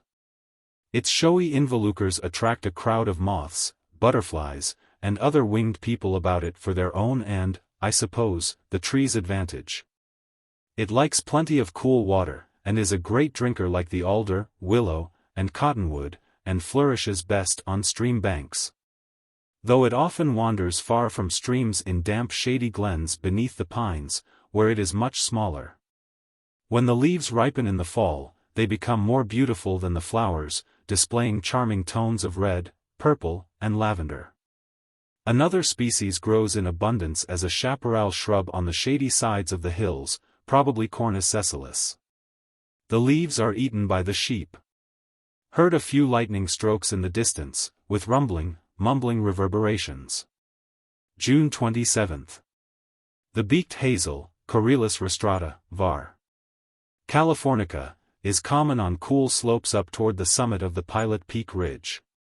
There is something peculiarly attractive in the hazel, like the oaks and heaths of the cool countries of our forefathers, and through them our love for these plants has, I suppose, been transmitted. This species is 4 or 5 feet high, leaves soft and hairy, grateful to the touch, and the delicious nuts are eagerly gathered by Indians and squirrels. The sky as usual adorned with white noon clouds. June 28. Warm, mellow summer. The glowing sunbeams make every nerve tingle. The new needles of the pines and firs are nearly full-grown and shine gloriously. Lizards are glinting about on the hot rocks, some that live near the camp are more than half tame. They seem attentive to every movement on our part, as if curious to simply look on without suspicion of harm, turning their heads to look back, and making a variety of pretty gestures. Gentle, guileless creatures with beautiful eyes, I shall be sorry to leave them when we leave camp. June 29. I have been making the acquaintance of a very interesting little bird that flits about the falls and rapids of the main branches of the river. It is not a waterbird in structure, though it gets its living in the water, and never leaves the streams. It is not web-footed, yet it dives fearlessly into deep swirling rapids, evidently to feed at the bottom, using its wings to swim with underwater just as ducks and loons do. Sometimes it wades about in shallow places, thrusting its head under from time to time in a jerking, nodding, frisky way that is sure to attract attention. It is about the size of a robin, has short crisp wings serviceable for flying either in water or air, and a tail of moderate size slanted upward, giving it, with its nodding, bobbing manners, a wrenish look. Its color is plain bluish ash, with a tinge of brown on the head and shoulders. It flies from fall to fall, rapid to rapid, with a solid whir of wing beats like those of a quail, follows the windings of the stream, and usually alights on some rock jutting up out of the current, or on some stranded snag, or rarely on the dry limb of an overhanging tree, perching like regular tree birds when it suits its convenience. It has the oddest, daintiest mincing manners imaginable. And the little fellow can sing too, a sweet, thrushy, fluty song, rather low, not the least boisterous, and much less keen and accentuated than from its vigorous briskness one would be led to look for. What a romantic life this little bird leads on the most beautiful portions of the streams, in a genial climate with shade and cool water and spray to temper the summer heat. No wonder it is a fine singer, considering the stream songs it hears day and night. Every breath the little poet draws is part of a song, for all the air about the rapids and falls is beaten into music. And its first lessons must begin before it is born by the thrilling and quivering of the eggs in unison with the tones of the falls. I have not yet found its nest, but it must be near the streams, for it never leaves them. June 30. Half cloudy, half sunny, clouds lustrous white. The tall pines crowded along the top of the Pilot Peak Ridge look like 6-inch miniatures exquisitely outlined on the satiny sky. Average cloudiness for the day about .25. No rain. And so this memorable month ends, a stream of beauty unmeasured, no more to be sectioned off by almanac arithmetic than sun radiance or the currents of seas and rivers, a peaceful, joyful stream of beauty. Every morning, arising from the death of sleep, the happy plants and all our fellow animal creatures great and small, and even the rocks, seem to be shouting, "Awake, awake, rejoice, rejoice. Come love us and join in our song. Come. Come." Looking back through the stillness and romantic enchanting beauty and peace of the Camp Grove, this June seems the greatest of all the months of my life, the most truly, divinely free. Boundless like eternity, immortal. Everything in it seems equally divine, one smooth, pure, wild glow of heaven's love, never to be blotted or blurred by anything past or to come. July 1. Summer is ripe. Flocks of seeds are already out of their cups and pods seeking their predestined places. Some will strike root and grow up beside their parents, others flying on the wings of the wind far from them, among strangers. Most of the young birds are full-feathered and out of their nests, though still looked after by both father and mother, protected and fed and to some extent educated. How beautiful the home life of birds! No wonder we all love them. The movements of a Douglas squirrel along a tree trunk. I like to watch the squirrels. There are two species here, the large California gray and the Douglas. The latter is the brightest of all the squirrels I have ever seen, a hot spark of life, making every tree tingle with his prickly toes, a condensed nugget of fresh mountain vigor and valor. As free from disease as a sunbeam. One cannot think of such an animal ever being weary or sick. He seems to think the mountains belong to him, and at first tried to drive away the whole flock of sheep as well as the shepherd and dogs. How he scolds, and what faces he makes, all eyes, teeth, and whiskers. If not so comically small, he would indeed be a dreadful fellow. I should like to know more about his bringing up, his life in the home knothole, as well as in the treetops, throughout all seasons. Strange that I have not yet found a nest full of young ones. The Douglas is nearly allied to the red squirrel of the Atlantic slope, and may have been distributed to this side of the continent by way of the great unbroken forests of the north.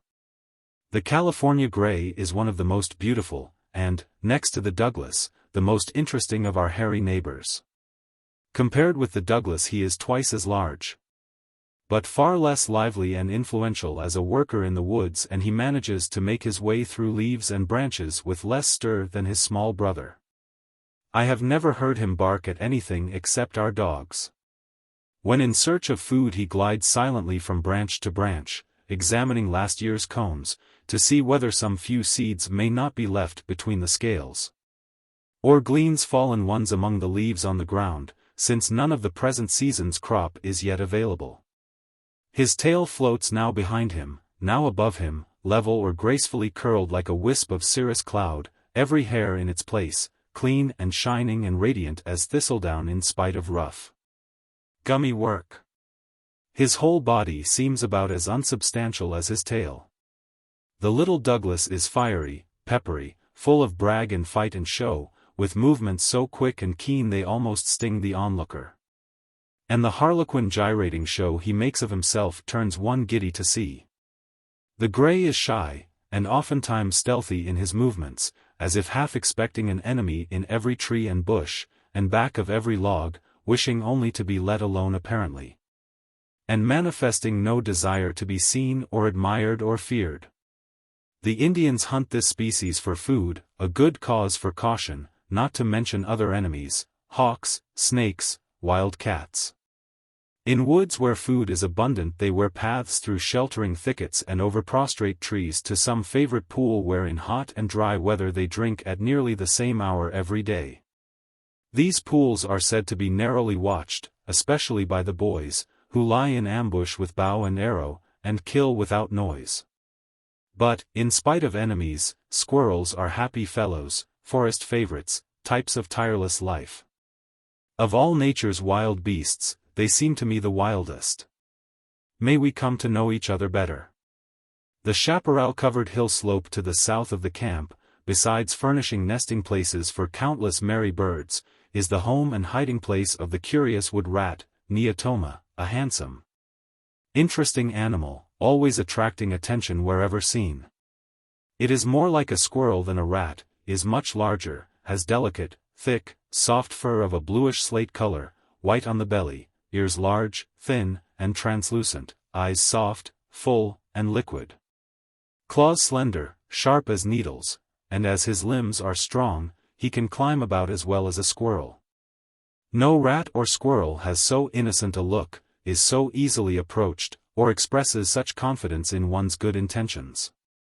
He seems too fine for the thorny thickets he inhabits, and his hut also is as unlike himself as may be, though softly furnished inside. No other animal inhabitant of these mountains builds houses so large and striking in appearance. The traveler coming suddenly upon a group of them for the first time will not be likely to forget them. They are built of all kinds of sticks, old rotten pieces picked up anywhere, and green prickly twigs bitten from the nearest bushes. The whole mixed with miscellaneous odds and ends of everything movable, such as bits of cloddy earth, stones, bones, deer horn, etc. Piled up in a conical mass as if it were got ready for burning. Some of these curious cabins are 6 feet high and as wide at the base, and a dozen or more of them are occasionally grouped together. Less perhaps for the sake of society than for advantages of food and shelter. Coming through the dense shaggy thickets of some lonely hillside, the solitary explorer happening into one of these strange villages is startled at the sight. And may fancy himself in an Indian settlement, and begin to wonder what kind of reception he is likely to get. But no savage face will he see, perhaps not a single inhabitant, or at most 2 or 3 seated on top of their wigwams, looking at the stranger with the mildest of wild eyes. And allowing a near approach. In the center of the rough spiky hut a soft nest is made of the inner fibers of bark chewed to tow, and lined with feathers and the down of various seeds, such as willow and milkweed. The delicate creature in its prickly, thick-walled home suggests a tender flower in a thorny involucre. Some of the nests are built in trees 30 or 40 feet from the ground, and even in garrets, as if seeking the company and protection of man, like swallows and linnets. Though accustomed to the wildest solitude. Among housekeepers Neotoma has the reputation of a thief, because he carries away everything transportable to his queer hut, knives, forks, combs, nails, tin cups, spectacles, etc. Merely, however, to strengthen his fortifications, I guess. His food at home, as far as I have learned, is nearly the same as that of the squirrels: nuts, berries, seeds, and sometimes the bark and tender shoots of the various species of Ceanothus. July 2nd. Warm, sunny day, thrilling plant and animals and rocks alike, making sap and blood flow fast. And making every particle of the crystal mountains throb and swirl and dance in glad accord like stardust. No dullness anywhere visible or thinkable. No stagnation, no death. Everything kept in joyful rhythmic motion in the pulses of nature's big heart.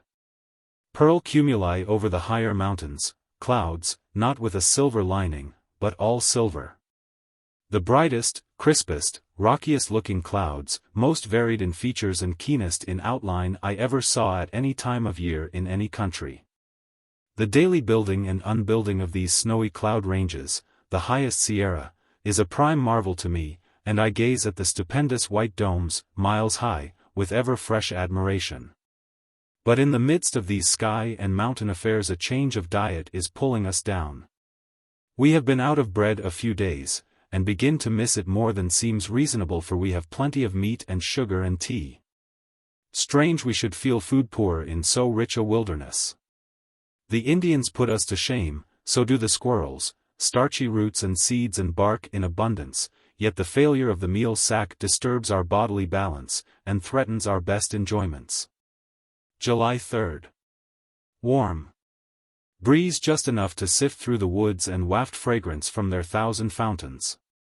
The pine and fir cones are growing well, resin and balsam dripping from every tree, and seeds are ripening fast, promising a fine harvest. The squirrels will have bread.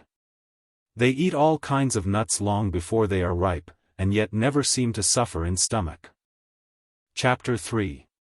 A Bread Famine. July 4th. The air beyond the flock range, full of the essences of the woods, is growing sweeter and more fragrant from day to day, like ripening fruit. Mr. Delaney is expected to arrive soon from the Lowlands with a new stock of provisions, and as the flock is to be moved to fresh pastures we shall all be well fed. In the meantime our stock of beans as well as flour has failed, everything but mutton, sugar, and tea. The shepherd is somewhat demoralized, and seems to care but little what becomes of his flock. He says that since the boss has failed to feed him he is not rightly bound to feed the sheep, and swears that no decent white man can climb these steep mountains on mutton alone. It's not fittin' grub for a white man really white. For dogs and coyotes and Indians it's different. Good grub, good sheep. That's what I say. Such was Billy's 4th of July oration. July 5th. The clouds of noon on the high Sierra seem yet more marvelously, indescribably beautiful from day to day as one becomes more wakeful to see them. The smoke of the gunpowder burned yesterday on the lowlands, and the eloquence of the orators has probably settled or been blown away by this time. Here every day is a holiday, a jubilee ever sounding with serene enthusiasm, without wear or waste or cloying weariness. Everything rejoicing. Not a single cell or crystal unvisited or forgotten. July 6th. Mr. Delaney has not arrived, and the bread famine is sore. We must eat mutton a while longer, though it seems hard to get accustomed to it. I have heard of Texas pioneers living without bread or anything made from the cereals for months without suffering, using the breast meat of wild turkeys for bread. Of this kind they had plenty in the good old days when life, though considered less safe, was fussed over the less. The trappers and fur traders of early days in the Rocky Mountain regions lived on bison and beaver meat for months. Salmon eaters, too, there are among both Indians and whites who seem to suffer little or not at all from the want of bread.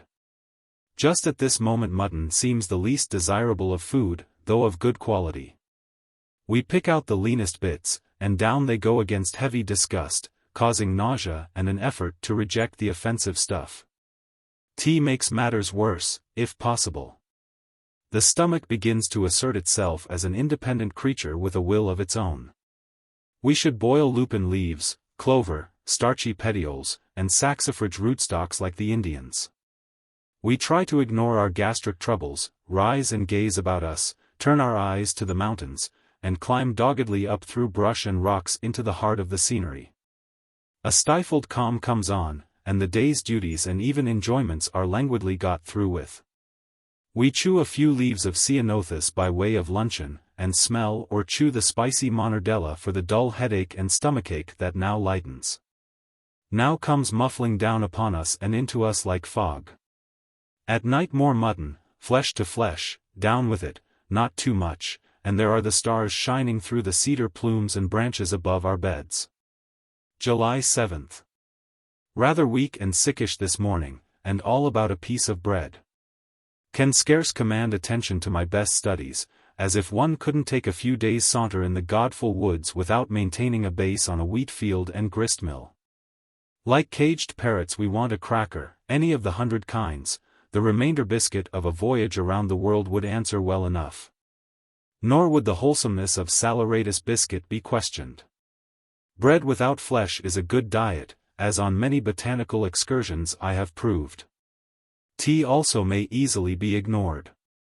Just bread and water and delightful toil is all I need, not unreasonably much. Yet one ought to be trained and tempered to enjoy life in these brave wilds in full independence of any particular kind of nourishment.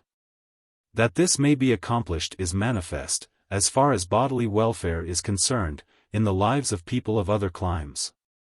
The Eskimo, for example, gets a living far north of the wheat line, from oily seals and whales.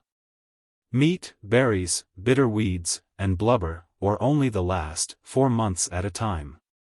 And yet these people all around the frozen shores of our continent are said to be hardy, jolly, stout, and brave. We hear, too, of fish-eaters, carnivorous as spiders, yet well enough as far as stomachs are concerned, while we are so ridiculously helpless, making wry faces over our fare. Looking sheepish in digestive distress amid grumbling sounds that might well pass for smothered bass. We have a large supply of sugar, and this evening it occurred to me that these belligerent stomachs might possibly, like complaining children, be coaxed with candy. Accordingly the frying pan was cleansed, and a lot of sugar cooked in it to a sort of wax, but this stuff only made matters worse. Man seems to be the only animal whose food soils him, making necessary much washing in shield-like bibs and napkins. Moles living in the earth and eating slimy worms are yet as clean as seals or fishes, whose lives are one perpetual wash. And, as we have seen, the squirrels in these resiny woods keep themselves clean in some mysterious way. Not a hair is sticky, though they handle the gummy cones, and glide about apparently without care. The birds, too, are clean, though they seem to make a good deal of fuss washing and cleaning their feathers. Certain flies and ants I see are in a fix, entangled and sealed up in the sugar wax we threw away, like some of their ancestors in amber. Our stomachs, like tired muscles, are sore with long squirming.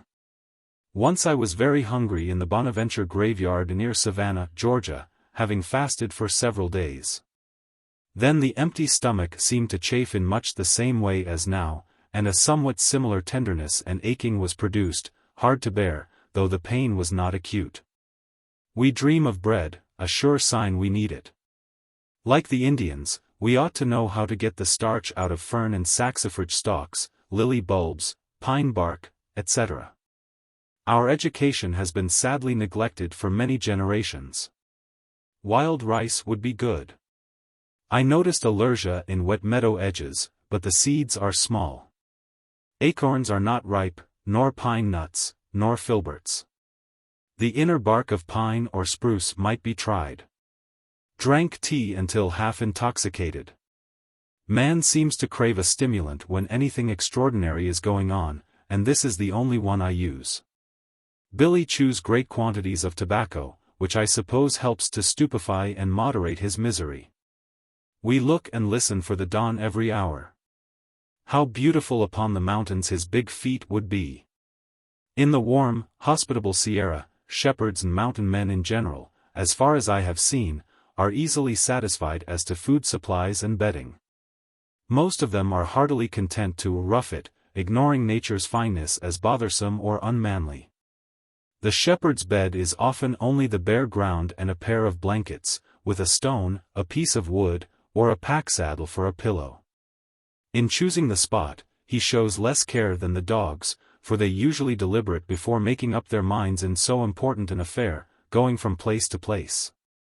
Scraping away loose sticks and pebbles, and trying for comfort by making many changes, while the shepherd casts himself down anywhere, seemingly the least skilled of all rest-seekers. His food, too, even when he has all he wants, is usually far from delicate, either in kind or cooking. Beans, bread of any sort, bacon, mutton, dried peaches, and sometimes potatoes and onions, make up his bill of fare. The two latter articles being regarded as luxuries on account of their weight as compared with the nourishment they contain. A half-sack or so of each may be put into the pack in setting out from the home ranch, and in a few days they are done. Beans are the main standby, portable, wholesome, and capable of going far, besides being easily cooked, although curiously enough a great deal of mystery is supposed to lie about the bean pot. No two cooks quite agree on the methods of making beans do their best, and after petting and coaxing and nursing the savory mess, well oiled and mellowed with bacon boiled into the heart of it, the proud cook will ask, after dishing out a quart or two for trial, "Well, how do you like my beans?" As if by no possibility could they be like any other beans cooked in the same way, but must needs possess some special virtue of which he alone is master. Molasses, sugar, or pepper may be used to give desired flavors. Or the first water may be poured off and a spoonful or two of ashes or soda added to dissolve or soften the skins more fully, according to various tastes and notions. But, like casks of wine, no two potfuls are exactly alike to every palate. Some are supposed to be spoiled by the moon, by some unlucky day, by the beans having been grown on soil not suitable. Or the whole year may be to blame as not favorable for beans. Coffee, too, has its marvels in the camp kitchen, but not so many, and not so inscrutable as those that beset the bean pot. A low, complacent grunt follows a mouthful drawn in with a gurgle, and the remark cast forth aimlessly, "That's good coffee." Then another gurgling sip and repetition of the judgment, "Yes, sir, that is good coffee." As to tea, there are but two kinds, weak and strong, the stronger the better. The only remark heard is, that tea's weak, otherwise it is good enough and not worth mentioning. If it has been boiled an hour or two or smoked on a pitchy fire, no matter, who cares for a little tannin or creosote? They make the black beverage all the stronger and more attractive to tobacco-tanned palates. Sheep camp bread, like most California camp bread, is baked in Dutch ovens, some of it in the form of yeast powder biscuit, an unwholesome sticky compound leading straight to dyspepsia. The greater part, however, is fermented with sourdough, a handful from each batch being saved and put away in the mouth of the flour sack to inoculate the next. The oven is simply a cast iron pot, about 5 inches deep and from 12 to 18 inches wide. After the batch has been mixed and kneaded in a tin pan, the oven is slightly heated and rubbed with a piece of tallow or pork rind. The dough is then placed in it, pressed out against the sides, and left to rise. When ready for baking, a shovelful of coals is spread out by the side of the fire and the oven set upon them, while another shovelful is placed on top of the lid, which is raised from time to time to see that the requisite amount of heat is being kept up. With care, good bread may be made in this way, though it is liable to be burned or to be sour, or raised too much, and the weight of the oven is a serious objection. At last Don Delaney comes down the Lang Glen, hunger vanishes, we turn our eyes to the mountains, and tomorrow we go climbing toward Cloudland. Never while anything is left of me shall this first camp be forgotten. It has fairly grown into me, not merely as memory pictures, but as part and parcel of mind and body alike.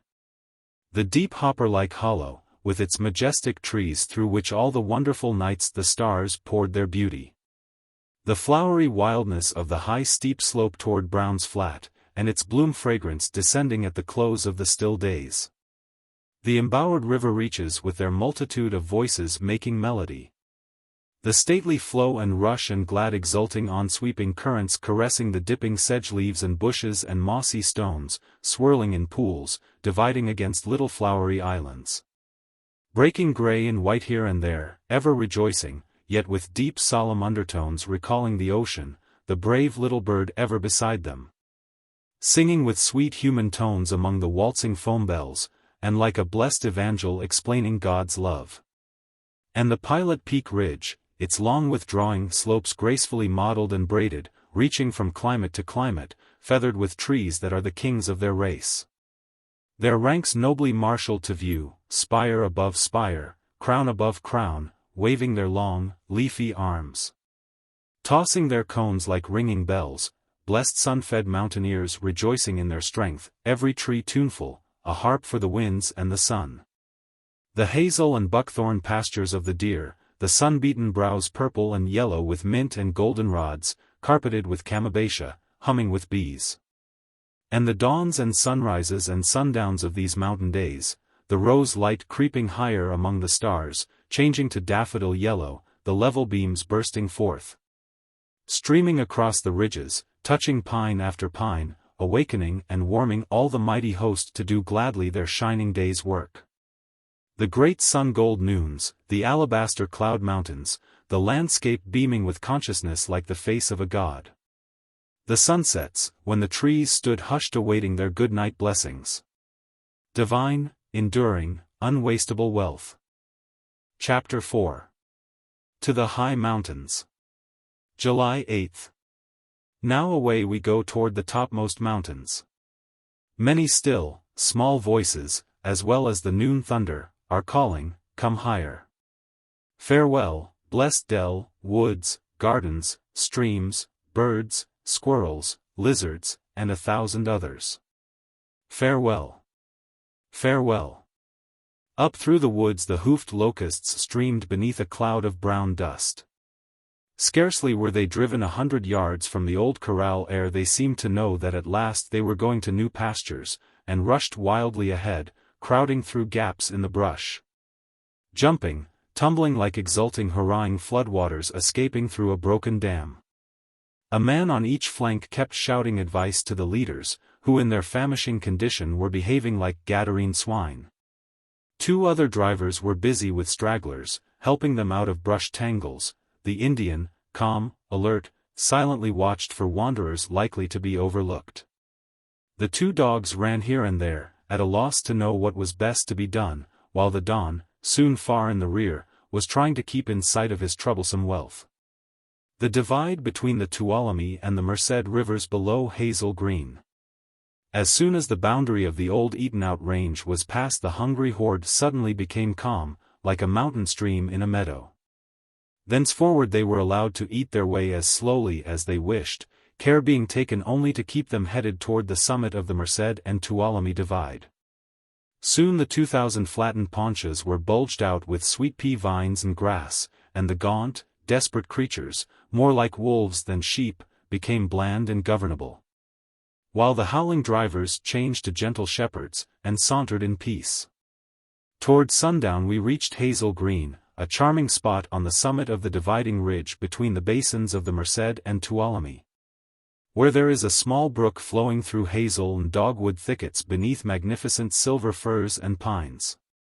Here, we are camped for the night. Our big fire, heaped high with rosini logs and branches, is blazing like a sunrise, gladly giving back the light slowly sifted from the sunbeams of centuries of summers. And in the glow of that old sunlight, how impressively surrounding objects are brought forward in relief against the outer darkness. Grasses, larkspurs, columbines, lilies, hazel bushes, and the great trees form a circle around the fire like thoughtful spectators, gazing and listening with human-like enthusiasm. The night breeze is cool, for all day we have been climbing into the upper sky, the home of the cloud mountains we so long have admired. How sweet and keen the air! Every breath a blessing.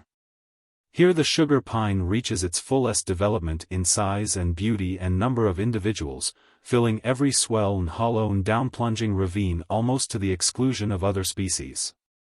A few yellow pines are still to be found as companions, and in the coolest places silver firs. But noble as these are, the sugar pine is king, and spreads long protecting arms above them while they rock and wave in sign of recognition. We have now reached a height of 6,000 feet. In the forenoon we passed along a flat part of the dividing ridge that is planted with manzanita, arctostaphylos, some specimens the largest I have seen. I measured one, the bole of which is 4 feet in diameter and only 18 inches high from the ground, where it dissolves into many wide-spreading branches forming a broad round head about 10 or 12 feet high, covered with clusters of small narrow-throated pink bells. The leaves are pale green, glandular, and set on edge by a twist of the petiole. The branches seem naked, for the chocolate-colored bark is very smooth and thin, and is shed off in flakes that curl when dry. The wood is red, close-grained, hard, and heavy. I wonder how old these curious tree bushes are, probably as old as the great pines. Indians and bears and birds and fat grubs feast on the berries, which look like small apples, often rosy on one side, green on the other. The Indians are said to make a kind of beer or cider out of them. There are many species. This one, Arctostaphylos pungens, is common hereabouts. No need have they to fear the wind, so low they are and steadfastly rooted. Even the fires that sweep the woods seldom destroy them utterly, for they rise again from the root, and some of the dry ridges they grow on are seldom touched by fire. I must try to know them better. I miss my river songs tonight. Here Hazel Creek at its topmost springs has a voice like a bird. The wind tones in the great trees overhead are strangely impressive, all the more because not a leaf stirs below them. But it grows late, and I must to bed. The camp is silent, everybody asleep. It seems extravagant to spend hours so precious in sleep. He giveth his beloved sleep. Pity the poor beloved needs it, weak, weary, forspent. Oh, the pity of it, to sleep in the midst of eternal, beautiful motion instead of gazing forever, like the stars. July 9th. Exhilarated with the mountain air, I feel like shouting this morning with excess of wild animal joy. The Indian lay down away from the fire last night, without blankets, having nothing on, by way of clothing, but a pair of blue overalls and a calico shirt wet with sweat. The night air is chilly at this elevation, and we gave him some horse blankets, but he didn't seem to care for them. A fine thing to be independent of clothing where it is so hard to carry. When food is scarce, he can live on whatever comes in his way, a few berries, roots, bird eggs, grasshoppers, black ants, fat wasp or bumblebee larvae. without feeling that he is doing anything worth mention, so I have been told. A silver fir, or red fir, Abies magnifica. Our course today was along the broad top of the main ridge to a hollow beyond Crane Flat. It is scarce at all rocky, and is covered with the noblest pines and spruces I have yet seen. Sugar pines from 6 to 8 feet in diameter are not uncommon, with a height of 200 feet or even more. The silver firs, Abies concolor and A. magnifica, are exceedingly beautiful, especially the magnifica, which becomes more abundant the higher we go. It is of great size, one of the most notable in every way of the giant conifers of the Sierra. I saw specimens that measured 7 feet in diameter and over 200 feet in height. While the average size for what might be called full-grown mature trees can hardly be less than 180 or 200 feet high and 5 or 6 feet in diameter. And with these noble dimensions there is a symmetry and perfection of finish not to be seen in any other tree, hereabout at least. The branches are whorled in fives mostly, and stand out from the tall, straight, exquisitely tapered bole in level collars, each branch regularly pinnate like the fronds of ferns, and densely clad with leaves all around the branchlets, thus giving them a singularly rich and sumptuous appearance.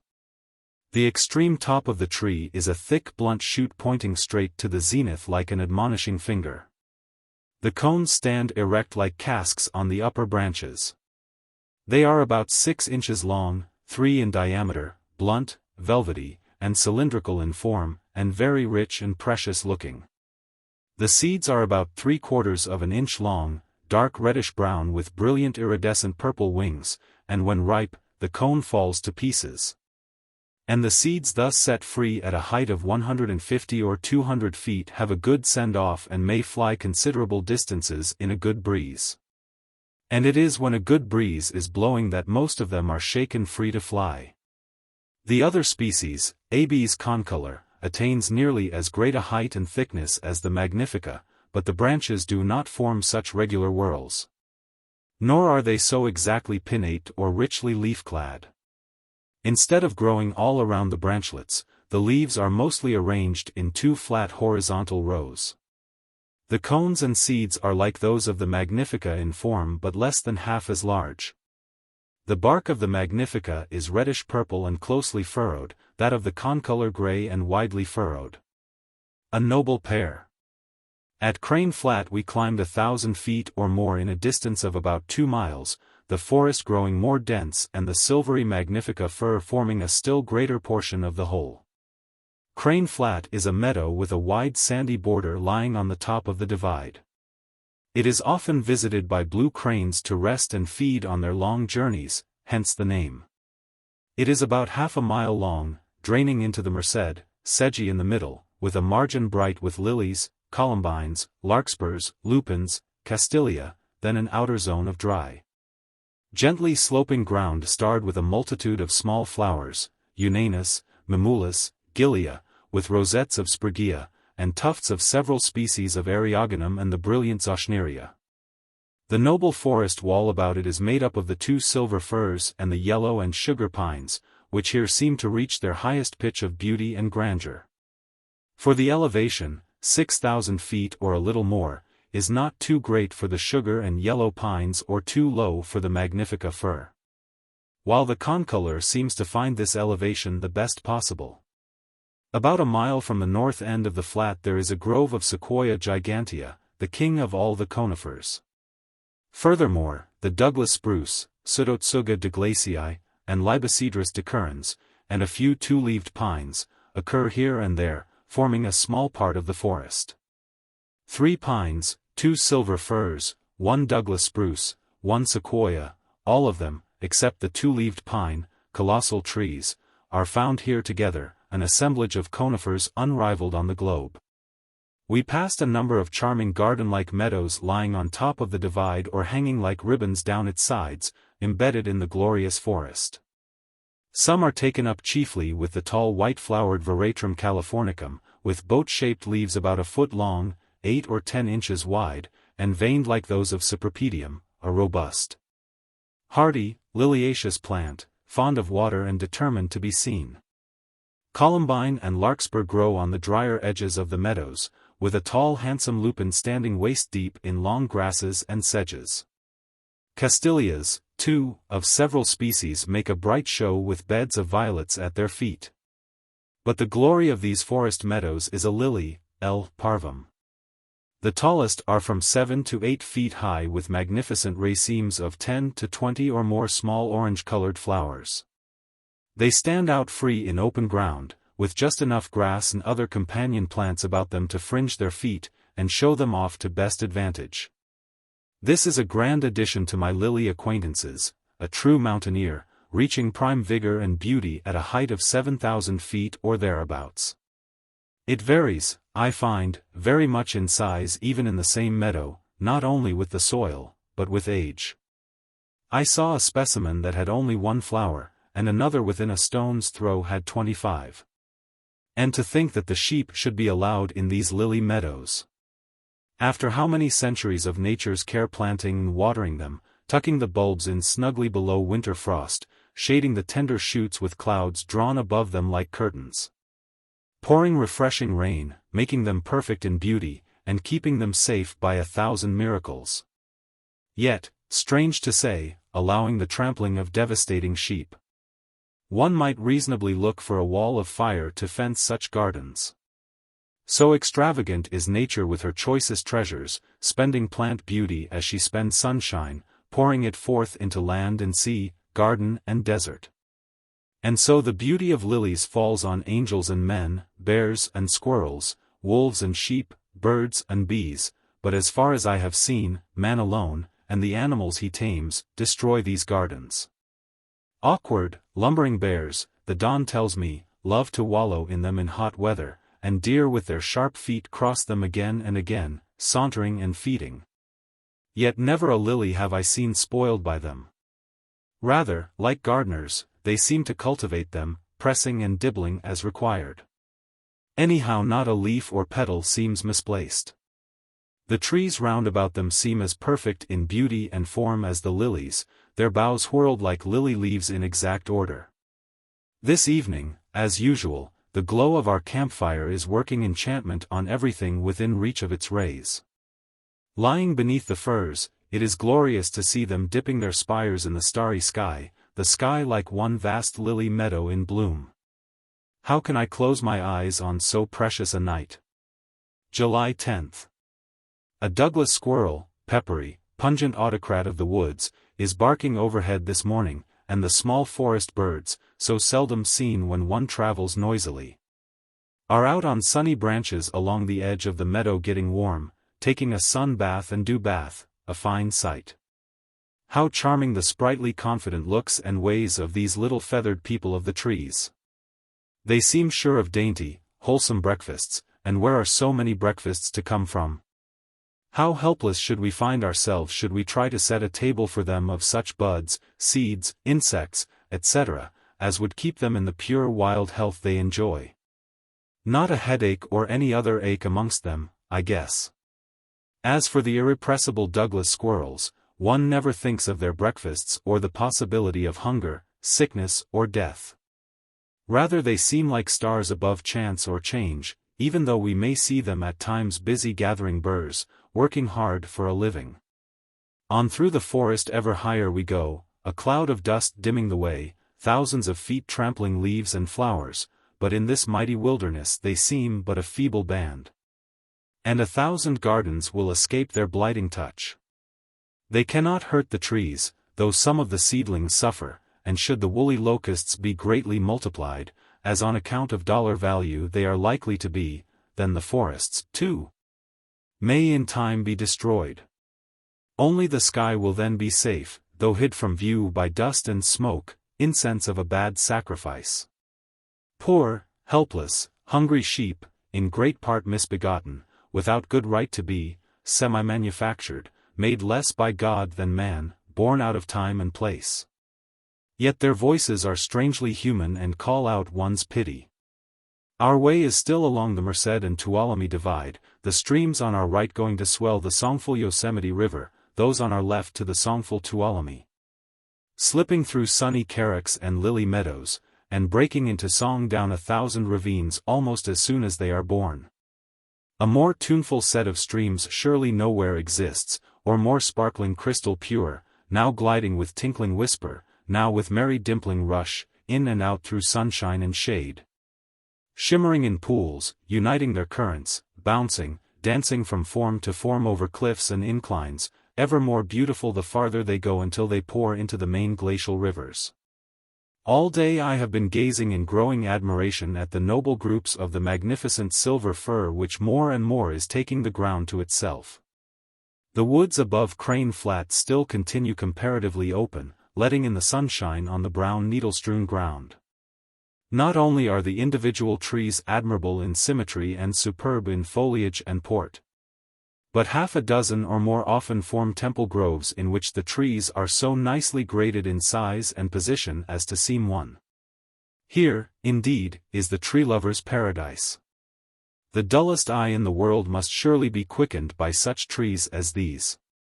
Fortunately the sheep need little attention, as they are driven slowly and allowed to nip and nibble as they like. Since leaving Hazel Green we have been following the Yosemite Trail. Visitors to the famous valley coming by way of Coulterville and Chinese Camp pass this way, the two trails uniting at Crane Flat, and enter the valley on the north side. Another trail enters on the south side by way of Mariposa. The tourists we saw were in parties of from 3 or 4 to 15 or 20, mounted on mules or small Mustang ponies. A strange show they made, winding single file through the solemn woods in gaudy attire, scaring the wild creatures, and one might fancy that even the great pines would be disturbed and grown aghast. But what may we say of ourselves and the flock? We are now camped at Tamarack Flat, within 4 or 5 miles of the lower end of Yosemite.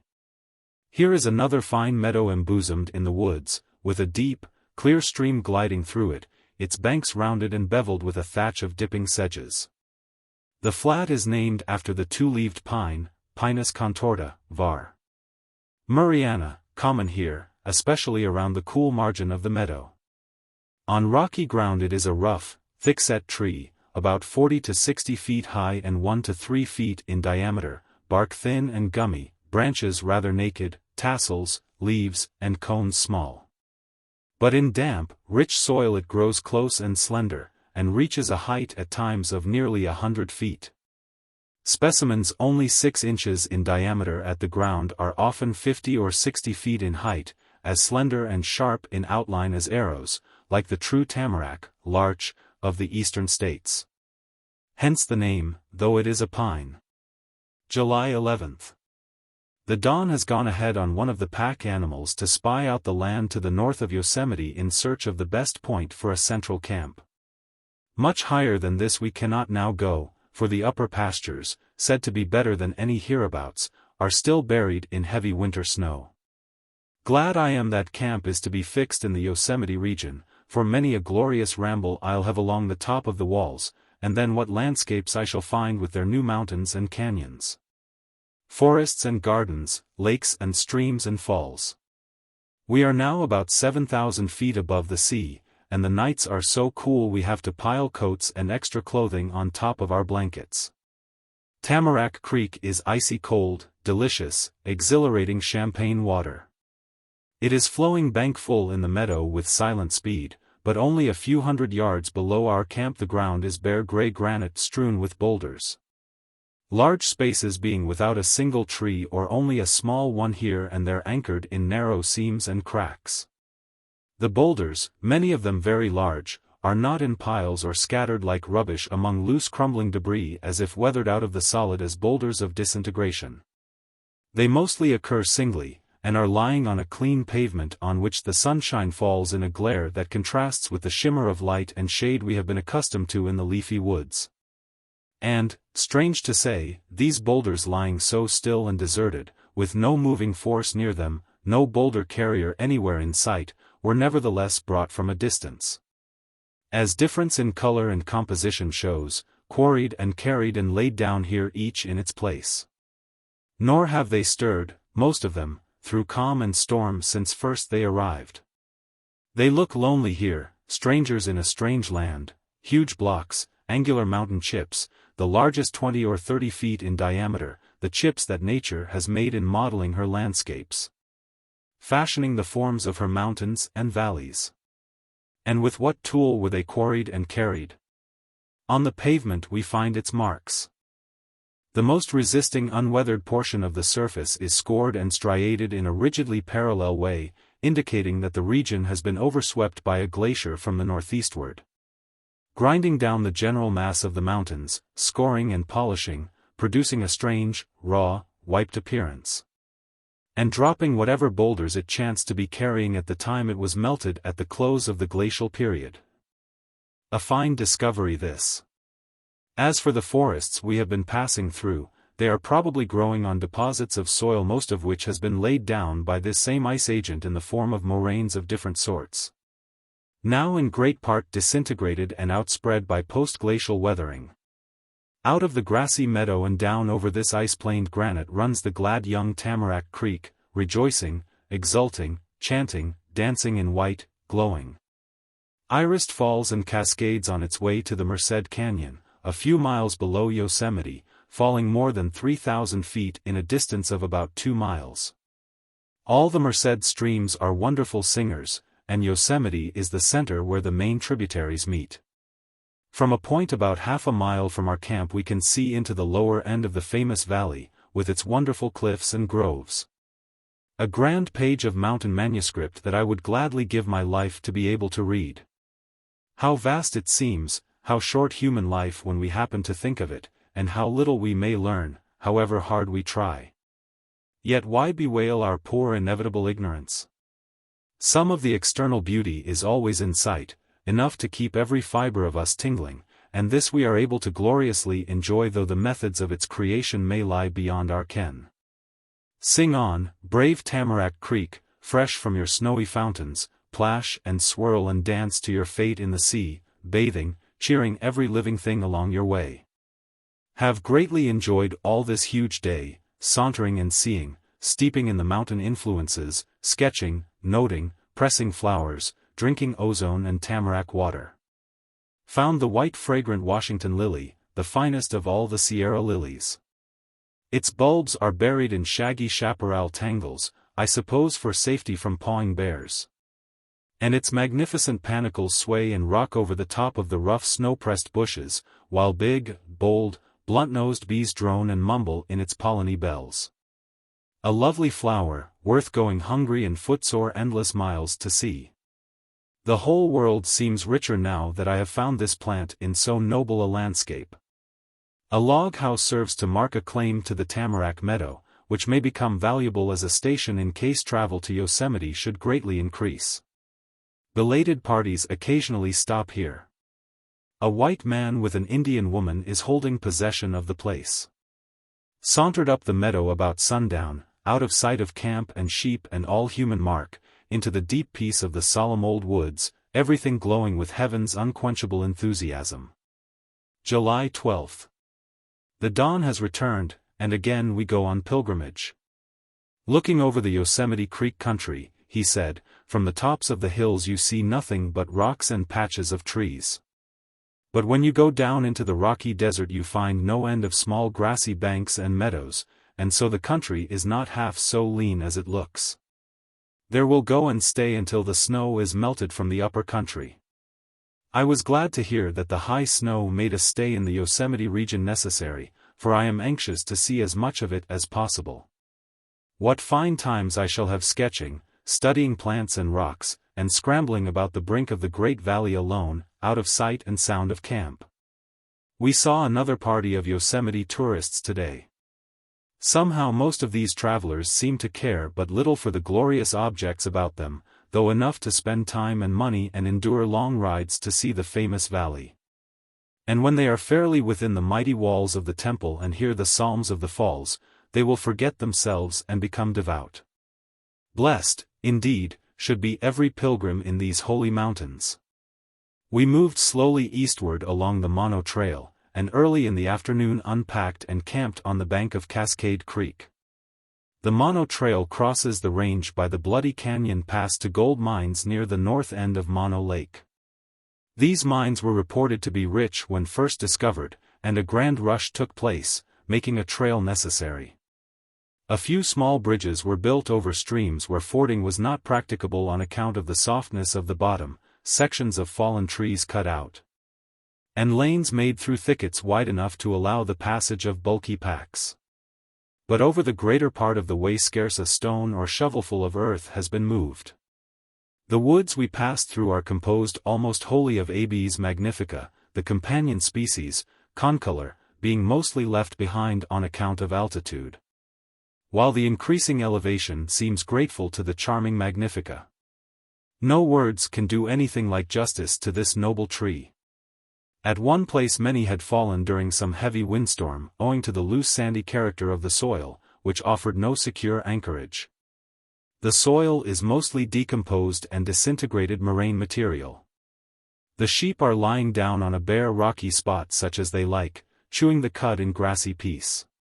Cooking is going on, appetites growing keener every day. No lowlander can appreciate the mountain appetite, and the facility with which heavy food called grub is disposed of. Eating, walking, resting, seem alike delightful, and one feels inclined to shout lustily on rising in the morning like a crowing cock. Sleep and digestion as clear as the air. Fine spicy plush boughs for bedding we shall have tonight, and a glorious lullaby from this cascading creek. Never was stream more fittingly named, for as far as I have traced it above and below our camp it is one continuous bouncing, dancing, white bloom of cascades. And at the very last unwearied it finishes its wild course in a grand leap of 300 feet or more to the bottom of the main Yosemite Canyon near the fall of Tamarack Creek, a few miles below the foot of the valley. These falls almost rival some of the far-famed Yosemite Falls. Never shall I forget these glad cascade songs, the low booming, the roaring, the keen, silvery clashing of the cool water rushing exulting from form to form beneath irised spray. Or in the deep still night seen white in the darkness, and its multitude of voices sounding still more impressively sublime. Here I find the little water ouzel as much at home as any linnet in a leafy grove, seeming to take the greater delight the more boisterous the stream. The dizzy precipices, the swift dashing energy displayed, and the thunder tones of the sheer falls are awe-inspiring, but there is nothing awful about this little bird. Its song is sweet and low, and all its gestures, as it flits about amid the loud uproar, bespeak strength and peace and joy. Contemplating these darlings of nature coming forth from spray-sprinkled nests on the brink of savage streams, Samson's riddle comes to mind, out of the strong cometh forth sweetness. A yet finer bloom is this little bird than the foam bells in eddying pools. Gentle bird, a precious message you bring me. We may miss the meaning of the torrent, but thy sweet voice, only love is in it. July 13th. Our course all day has been eastward over the rim of Yosemite Creek Basin and down about halfway to the bottom, where we have encamped on a sheet of glacier-polished granite. A firm foundation for beds. Saw the tracks of a very large bear on the trail, and the Don talked of bears in general. I said I should like to see the maker of these immense tracks as he marched along, and follow him for days, without disturbing him. To learn something of the life of this master beast of the wilderness. Lambs, the Don told me, born in the lowland, that never saw or heard a bear, snort and run in terror when they catch the scent, showing how fully they have inherited a knowledge of their enemy. Hogs, mules, horses, and cattle are afraid of bears, and are seized with ungovernable terror when they approach, particularly hogs and mules. Hogs are frequently driven to pastures in the foothills of the Coast Range and Sierra where acorns are abundant, and are herded in droves of hundreds like sheep. When a bear comes to the range they promptly leave it, emigrating in a body, usually in the night time, the keepers being powerless to prevent. They thus show more sense than sheep, that simply scatter in the rocks and brush and await their fate. Mules flee like the wind with or without riders when they see a bear, and, if picketed, sometimes break their necks in trying to break their ropes. Though I have not heard of bears killing mules or horses. Of hogs they are said to be particularly fond, bolting small ones, bones and all, without choice of parts. In particular, Mr. Delaney assured me that all kinds of bears in the Sierra are very shy, and that hunters found far greater difficulty in getting within gunshot of them than of deer or indeed any other animal in the Sierra. And if I was anxious to see much of them, I should have to wait and watch with endless Indian patience and pay no attention to anything else. Night is coming on, the gray rock waves are growing dim in the twilight. How raw and young this region appears. Had the ice sheet that swept over it vanished but yesterday, its traces on the more resisting portions about our camp could hardly be more distinct than they now are. The horses and sheep and all of us, indeed, slipped on the smoothest places. July 14th. How deathlike is sleep in this mountain air, and quick the awakening into newness of life. A calm dawn, yellow and purple, then floods of sun gold, making everything tingle and glow. In an hour or two we came to Yosemite Creek, the stream that makes the greatest of all the Yosemite Falls. It is about 40 feet wide at the Mono Trail crossing, and now about 4 feet in average depth, flowing about 3 miles an hour. The distance to the verge of the Yosemite Wall, where it makes its tremendous plunge, is only about 2 miles from here. Calm, beautiful, and nearly silent, it glides with stately gestures, a dense growth of the slender two-leaved pine along its banks, and a fringe of willow, purple spirea, sedges, daisies, lilies, and columbines. Some of the sedges and willow boughs dip into the current. And just outside of the close ranks of trees there is a sunny flat of washed gravelly sand which seems to have been deposited by some ancient flood. It is covered with millions of Erythrea, Eriogonum, and Oxytheca, with more flowers than leaves, forming an even growth, slightly dimpled and ruffled here and there by rosettes of Spraguea umbellata. Back of this flowery strip there is a wavy upsloping plain of solid granite, so smoothly ice-polished in many places that it glistens in the sun like glass. In shallow hollows there are patches of trees, mostly the rough form of the two-leaved pine, rather scrawny looking where there is little or no soil. Also a few junipers, Juniperus occidentalis, short and stout, with bright cinnamon-colored bark and gray foliage, standing alone mostly, on the sun-beaten pavement, safe from fire. Clinging by slight joints, a sturdy storm-enduring mountaineer of a tree, living on sunshine and snow, maintaining tough health on this diet for perhaps more than 1,000 years. Up towards the head of the basin I see groups of domes rising above the wave-like ridges, and some picturesque castellated masses, and dark strips and patches of silver fir, indicating deposits of fertile soil. Would that I could command the time to study them. What rich excursions one could make in this well-defined basin. Its glacial inscriptions and sculptures, how marvelous they seem, how noble the studies they offer. I tremble with excitement in the dawn of these glorious mountain sublimities, but I can only gaze and wonder, and, like a child, gather here and there a lily, half hoping I may be able to study and learn in years to come. The drivers and dogs had a lively, laborious time getting the sheep across the creek, the second large stream thus far that they have been compelled to cross without a bridge. The first being the north fork of the Merced near Bower Cave. Men and dogs, shouting and barking, drove the timid, water-fearing creatures in a close crowd against the bank, but not one of the flock would launch away. While thus jammed, the Don and the shepherd rushed through the frightened crowd to stampede those in front, but this would only cause a break backward. And away they would scamper through the stream-bank trees and scatter over the rocky pavement. Then with the aid of the dogs the runaways would again be gathered and made to face the stream, and again the compacted mass would break away. Amid wild shouting and barking that might well have disturbed the stream itself and marred the music of its falls, to which visitors no doubt from all quarters of the globe were listening. "Hold them there! Now hold them there," shouted the Don, "the front ranks will soon tire of the pressure, and be glad to take to the water, then all will jump in and cross in a hurry."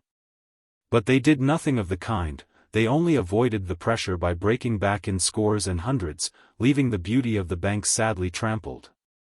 If only one could be got to cross over, all would make haste to follow, but that one could not be found.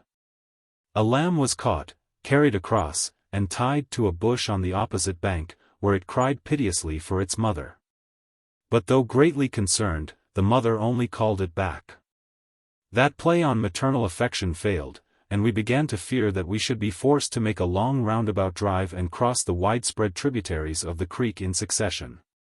This would require several days, but it had its advantages, for I was eager to see the sources of so famous a stream. Don Quixote, however, determined that they must ford just here, and immediately began a sort of siege by cutting down slender pines on the bank and building a corral barely large enough to hold the flock when well pressed together. And as the stream would form one side of the corral, he believed that they could easily be forced into the water. In a few hours the enclosure was completed, and the silly animals were driven in and rammed hard against the brink of the ford.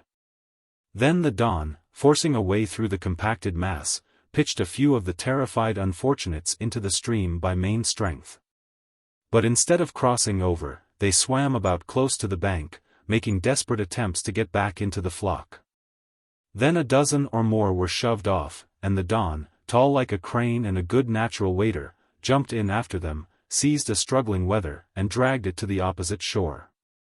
But no sooner did he let it go than it jumped into the stream and swam back to its frightened companions in the corral, thus manifesting sheep nature as unchangeable as gravitation. Pan with his pipes would have had no better luck, I fear. We were now pretty well baffled. The silly creatures would suffer any sort of death rather than cross that stream. Calling a council, the dripping Don declared that starvation was now the only likely scheme to try, and that we might as well camp here in comfort and let the besieged flock grow hungry and cool, and come to their senses, if they had any. In a few minutes after being thus let alone, an adventurer in the foremost rank plunged in and swam bravely to the farther shore. Then suddenly all rushed in pell-mell together, trampling one another under water, while we vainly tried to hold them back. The Don jumped into the thickest of the gasping, gurgling, drowning mass, and shoved them right and left as if each sheep was a piece of floating timber. The current also served to drift them apart. A long bent column was soon formed, and in a few minutes all were over and began buying and feeding as if nothing out of the common had happened. That none were drowned seems wonderful. I fully expected that hundreds would gain the romantic fate of being swept into Yosemite over the highest waterfall in the world. As the day was far spent, we camped a little way back from the ford, and let the dripping flock scatter and feed until sundown. The wool is dry now, and calm, cud-chewing peace has fallen on all the comfortable band, leaving no trace of the watery battle. I have seen fish driven out of the water with less ado than was made in driving these animals into it. Sheep brain must surely be poor stuff. Compare today's exhibition with the performances of deer swimming quietly across broad and rapid rivers, and from island to island in seas and lakes. Or with dogs, or even with the squirrels that, as the story goes, cross the Mississippi River on selected chips, with tails for sails comfortably trimmed to the breeze. A sheep can hardly be called an animal. An entire flock is required to make one foolish individual. Chapter 5. The Yosemite. July 15th. Followed the Mono Trail up the eastern rim of the basin nearly to its summit, then turned off southward to a small shallow valley that extends to the edge of the Yosemite, which we reached about noon, and encamped. After luncheon I made haste to high ground, and from the top of the ridge on the west side of Indian Canyon gained the noblest view of the summit peaks I have ever yet enjoyed. Nearly all the upper basin of the Merced was displayed, with its sublime domes and canyons, dark upsweeping forests, and glorious array of white peaks deep in the sky, every feature glowing, radiating beauty that pours into our flesh and bones like heat rays from fire. Sunshine over all, no breath of wind to stir the brooding calm. Never before had I seen so glorious a landscape, so boundless an affluence of sublime mountain beauty. The most extravagant description I might give of this view to anyone who has not seen similar landscapes with his own eyes would not so much as hint its grandeur and the spiritual glow that covered it. I shouted and gesticulated in a wild burst of ecstasy, much to the astonishment of St. Bernard Carlo, who came running up to me, manifesting in his intelligent eyes a puzzled concern that was very ludicrous, which had the effect of bringing me to my senses. A brown bear, too, it would seem, had been a spectator of the show I had made of myself, for I had gone but a few yards when I started one from a thicket of brush. He evidently considered me dangerous, for he ran away very fast, tumbling over the tops of the tangled manzanita bushes in his haste. Carlo drew back, with his ears depressed as if afraid, and kept looking me in the face, as if expecting me to pursue and shoot, for he had seen many a bear battle in his day. Following the ridge, which made a gradual descent to the south, I came at length to the brow of that massive cliff that stands between Indian Canyon and Yosemite Falls. And here the far-famed valley came suddenly into view throughout almost its whole extent. The noble walls, sculptured into endless variety of domes and gables, spires, and battlements and plain mural precipices, all a-tremble with the thunder tones of the falling water. The level bottom seemed to be dressed like a garden, sunny meadows here and there, and groves of pine and oak. The river of Merced sweeping in majesty through the midst of them and flashing back the sunbeams. The great Tissiack, or half-dome, rising at the upper end of the valley to a height of nearly a mile, is nobly proportioned and lifelike, the most impressive of all the rocks. Holding the eye in devout admiration, calling it back again and again from falls or meadows, or even the mountains beyond, marvelous cliffs, marvelous in sheer dizzy depth and sculpture. Types of endurance. Thousands of years have they stood in the sky exposed to rain, snow, frost, earthquake and avalanche, yet they still were the bloom of youth. I rambled along the valley rim to the westward. Most of it is rounded off on the very brink, so that it is not easy to find places where one may look clear down the face of the wall to the bottom. When such places were found, and I had cautiously set my feet and drawn my body erect, I could not help fearing a little that the rock might split off and let me down, and what a down! More than 3,000 feet. Still my limbs did not tremble, nor did I feel the least uncertainty as to the reliance to be placed on them. My only fear was that a flake of the granite, which in some places showed joints more or less open and running parallel with the face of the cliff, might give way. After withdrawing from such places, excited with the view I had got, I would say to myself, now don't go out on the verge again. But in the face of Yosemite scenery cautious remonstrance is vain. Under its spell one's body seems to go where it likes with a will over which we seem to have scarce any control. After a mile or so of this memorable cliff work I approached Yosemite Creek, admiring its easy, graceful, confident gestures as it comes bravely forward in its narrow channel. Singing the last of its mountain songs on its way to its fate, a few rods more over the shining granite, then down half a mile in showy foam to another world, to be lost in the Merced, where climate, vegetation, inhabitants, all are different. Emerging from its last gorge, it glides in wide lace-like rapids down a smooth incline into a pool where it seems to rest and compose its gray, agitated waters before taking the grand plunge. Then slowly slipping over the lip of the pool basin, it descends another glossy slope with rapidly accelerated speed to the brink of the tremendous cliff, and with sublime, fateful confidence springs out free in the air.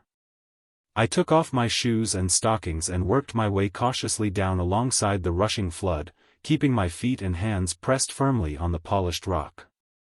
The booming, roaring water, rushing past close to my head, was very exciting. I had expected that the sloping apron would terminate with the perpendicular wall of the valley, and that from the foot of it, where it is less steeply inclined, I should be able to lean far enough out to see the forms and behavior of the fall all the way down to the bottom. But I found that there was yet another small brow over which I could not see, and which appeared to be too steep for mortal feet. Scanning it keenly, I discovered a narrow shelf about 3 inches wide on the very brink, just wide enough for a rest for one's heels. But there seemed to be no way of reaching it over so steep a brow. At length, after careful scrutiny of the surface, I found an irregular edge of a flake of the rock some distance back from the margin of the torrent. If I was to get down to the brink at all, that rough edge, which might offer slight finger-holds, was the only way. But the slope beside it looked dangerously smooth and steep, and the swift roaring flood beneath, overhead, and beside me was very nerve-trying. I therefore concluded not to venture farther, but did nevertheless. Tufts of artemisia were growing in clefts of the rock nearby, and I filled my mouth with the bitter leaves, hoping they might help to prevent giddiness. Then, with a caution not known in ordinary circumstances, I crept down safely to the little ledge, got my heels well planted on it. Then shuffled in a horizontal direction 20 or 30 feet until close to the out-plunging current, which, by the time it had descended thus far, was already white.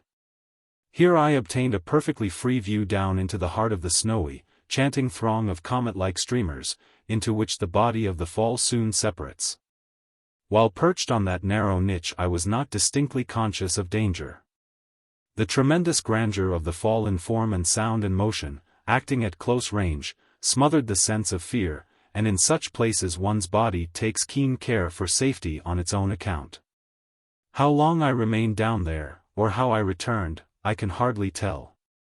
Anyhow I had a glorious time, and got back to camp about dark, enjoying triumphant exhilaration soon followed by dull weariness. Hereafter I'll try to keep from such extravagant, nerve-straining places.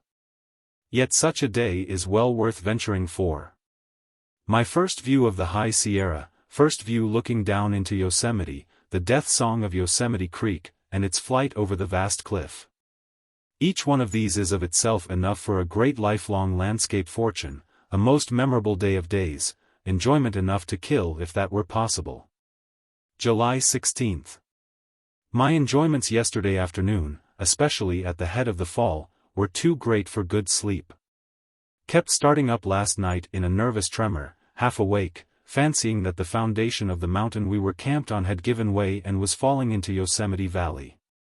In vain I roused myself to make a new beginning for sound sleep. The nerve strain had been too great, and again I dreamed I was rushing through the air above a glorious avalanche of water and rocks. One time, springing to my feet, I said, "This time it is real, all must die, and where could mountaineer find a more glorious death?" Left camp soon after sunrise for an all-day ramble eastward. Crossed the head of Indian Basin, forested with Abies magnifica, underbrush mostly Ceanothus cordialatus and manzanita, a mixture not easily trampled over or penetrated. For the Ceanothus is thorny and grows in dense snow-pressed masses, and the manzanita has exceedingly crooked, stubborn branches. From the head of the canyon continued on past North Dome into the basin of Dome or Porcupine Creek. Here are many fine meadows embedded in the woods, gay with Lilium parvum and its companions. The elevation, about 8,000 feet, seems to be best suited for it. Saw specimens that were a foot or two higher than my head. Had more magnificent views of the upper mountains, and of the great South Dome, said to be the grandest rock in the world. Well, it may be, since it is of such noble dimensions and sculpture. A wonderfully impressive monument, its lines exquisite in fineness, and though sublime in size, is finished like the finest work of art, and seems to be alive. July 17th. A new camp was made today in a magnificent silver fir grove at the head of a small stream that flows into Yosemite by way of Indian Canyon. Here we intend to stay several weeks, a fine location from which to make excursions about the great valley and its fountains. Glorious days I'll have sketching, pressing plants, studying the wonderful topography and the wild animals, our happy fellow mortals and neighbors. But the vast mountains in the distance, shall I ever know them? Shall I be allowed to enter into their midst and dwell with them? Pictured left to right are North Dome, Washington Column, and Half Dome, South Dome. We were pelted about noon by a short, heavy rainstorm, sublime thunder reverberating among the mountains and canyons, some strokes near, crashing. Ringing in the tense crisp air with startling keenness, while the distant peaks loomed gloriously through the cloud fringes and sheets of rain. Now the storm is past, and the fresh-washed air is full of the essences of the flower gardens and groves. Winter storms in Yosemite must be glorious. May I see them?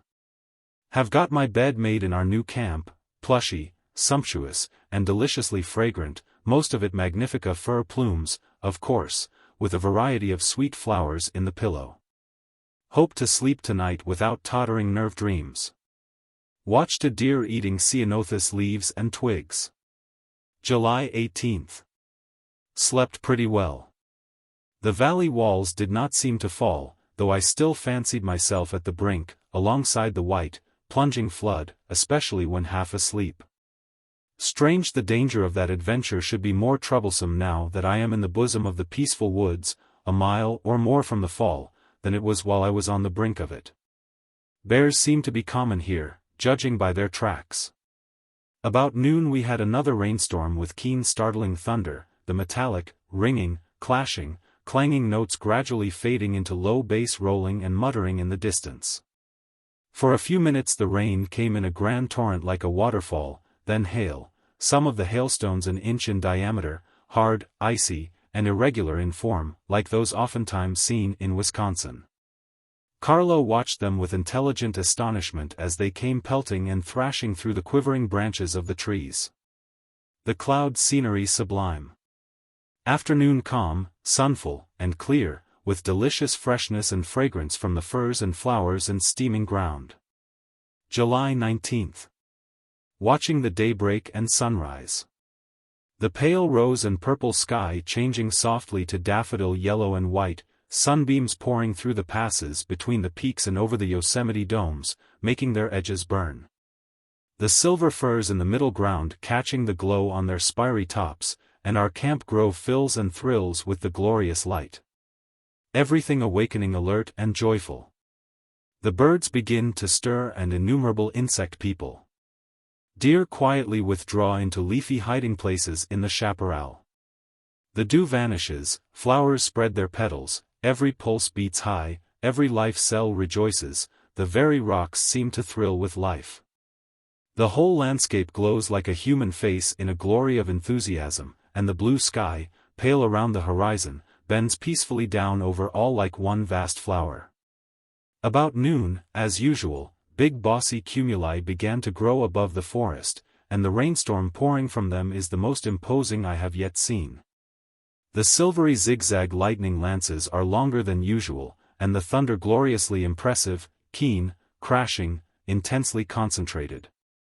Speaking with such tremendous energy it would seem that an entire mountain is being shattered at every stroke, but probably only a few trees are being shattered.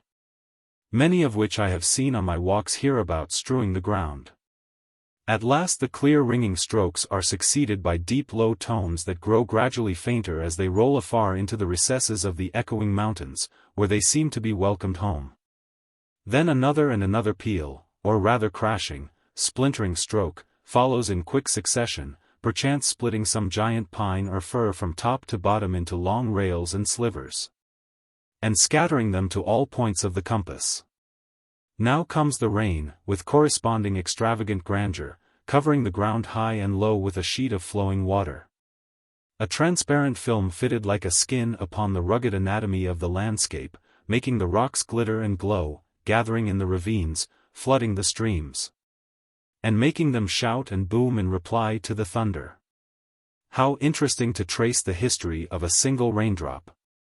It is not long, geologically speaking, as we have seen, since the first raindrops fell on the newborn leafless Sierra landscapes. How different the lot of these falling now.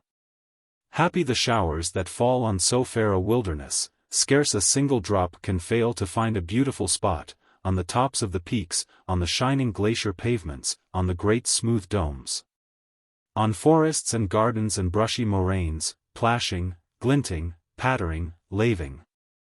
Some go to the high snowy fountains to swell their well-saved stores, some into the lakes, washing the mountain windows, patting their smooth glassy levels, making dimples and bubbles and spray. Some into the waterfalls and cascades, as if eager to join in their dance and song and beat their foam yet finer. Good luck and good work for the happy mountain raindrops, each one of them a high waterfall in itself, descending from the cliffs and hollows of the clouds to the cliffs and hollows of the rocks. Out of the sky thunder into the thunder of the falling rivers. Some, falling on meadows and bogs, creep silently out of sight to the grass roots, hiding softly as in a nest, slipping, oozing hither, thither, seeking and finding their appointed work. Some, descending through the spires of the woods, sift spray through the shining needles, whispering peace and good cheer to each one of them. Some drops with happy aim glint on the sides of crystals, quartz, hornblende, garnet, zircon, tourmaline, feldspar, patter on grains of gold and heavy wayworn nuggets. Some, with blunt plap-plap and low bass drumming, fall on the broad leaves of veratrum, saxifrage, cypripedium. Some happy drops fall straight into the cups of flowers, kissing the lips of lilies. How far they have to go, how many cups to fill, great and small, cells too small to be seen, cups holding half a drop as well as lake basins between the hills, each replenished with equal care. Every drop in all the blessed throng a silvery newborn star with lake and river, garden and grove, valley and mountain, all that the landscape holds reflected in its crystal depths, God's messenger. Angel of love sent on its way with majesty and pomp and display of power that make man's greatest shows ridiculous. Now the storm is over, the sky is clear, the last rolling thunder wave is spent on the peaks, and where are the raindrops now, what has become of all the shining throng?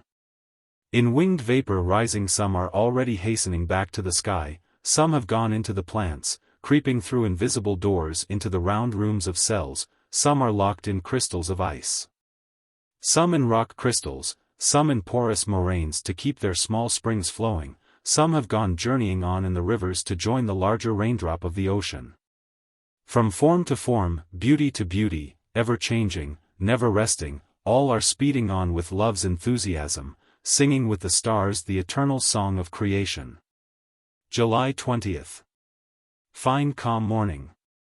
Air tense and clear, not the slightest breeze astir. Everything shining, the rocks with wet crystals, the plants with dew, each receiving its portion of iris dewdrops and sunshine like living creatures getting their breakfast. Their dew manna coming down from the starry sky like swarms of smaller stars. How wondrous fine are the particles in showers of dew, thousands required for a single drop, growing in the dark as silently as the grass. What pains are taken to keep this wilderness in health, showers of snow, showers of rain, showers of dew, floods of light, floods of invisible vapor, clouds, winds, all sorts of weather. Interaction of plant on plant, animal on animal, etc. Beyond thought. How fine nature's methods! How deeply with beauty is beauty overlaid!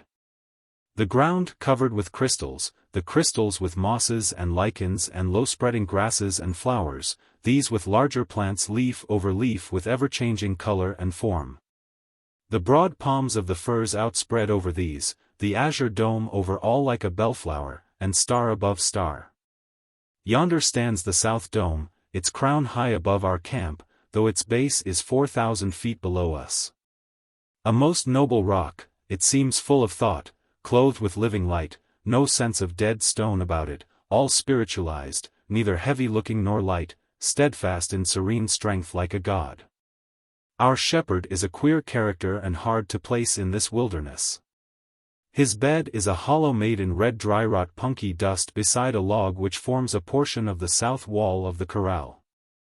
Here he lies with his wonderful everlasting clothing on, wrapped in a red blanket, breathing not only the dust of the decayed wood but also that of the corral.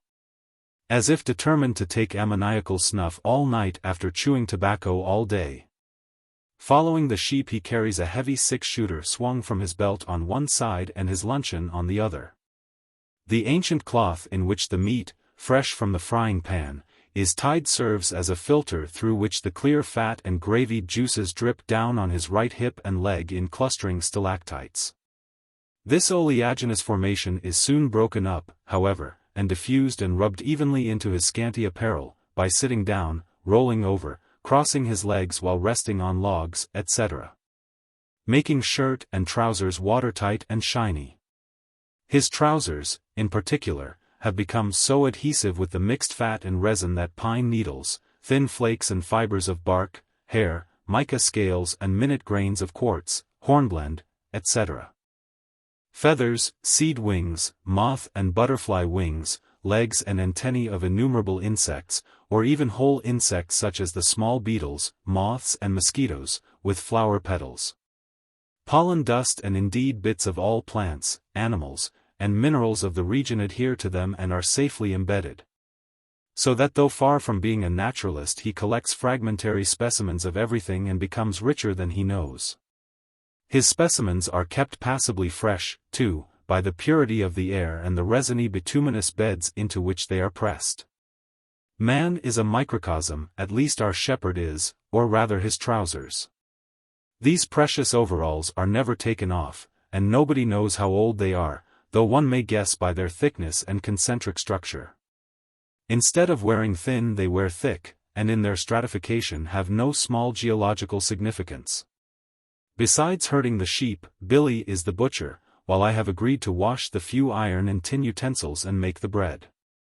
Then, these small duties done, by the time the sun is fairly above the mountain tops I am beyond the flock, free to rove and revel in the wilderness all the big immortal days. Sketching on the North Dome. It commands views of nearly all the valley besides a few of the high mountains. I would fain draw everything in sight, rock, tree, and leaf. But little can I do beyond mere outlines, marks with meanings like words, readable only to myself, yet I sharpen my pencils and work on as if others might possibly be benefited. Whether these picture sheets are to vanish like fallen leaves or go to friends like letters, matters not much. For little can they tell to those who have not themselves seen similar wildness, and like a language have learned it. No pain here, no dull empty hours, no fear of the past, no fear of the future. These blessed mountains are so compactly filled with God's beauty, no petty personal hope or experience has room to be. Drinking this champagne water is pure pleasure, so is breathing the living air, and every movement of limbs is pleasure. While the whole body seems to feel beauty when exposed to it as it feels the campfire or sunshine, entering not by the eyes alone, but equally through all one's flesh like radiant heat. Making a passionate ecstatic pleasure glow and not explainable. One's body then seems homogeneous throughout, sound as a crystal.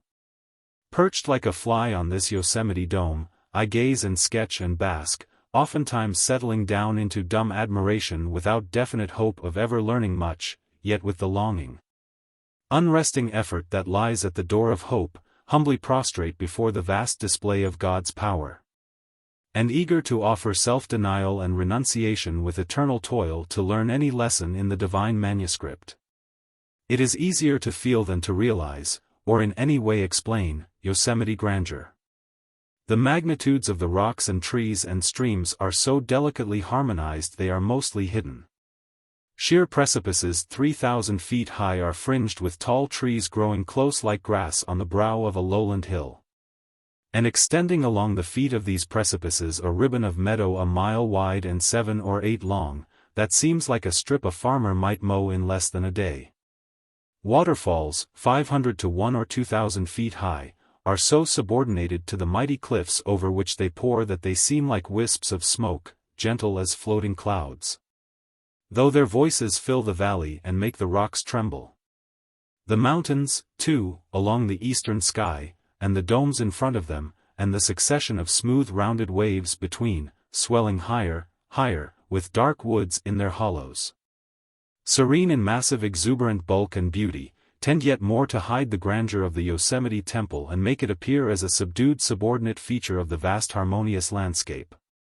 Thus every attempt to appreciate any one feature is beaten down by the overwhelming influence of all the others. And, as if this were not enough, lo! In the sky arises another mountain range with topography as rugged and substantial-looking as the one beneath it, snowy peaks and domes and shadowy Yosemite valleys, another version of the snowy Sierra. A new creation heralded by a thunderstorm. How fiercely, devoutly wild is nature in the midst of her beauty-loving tenderness.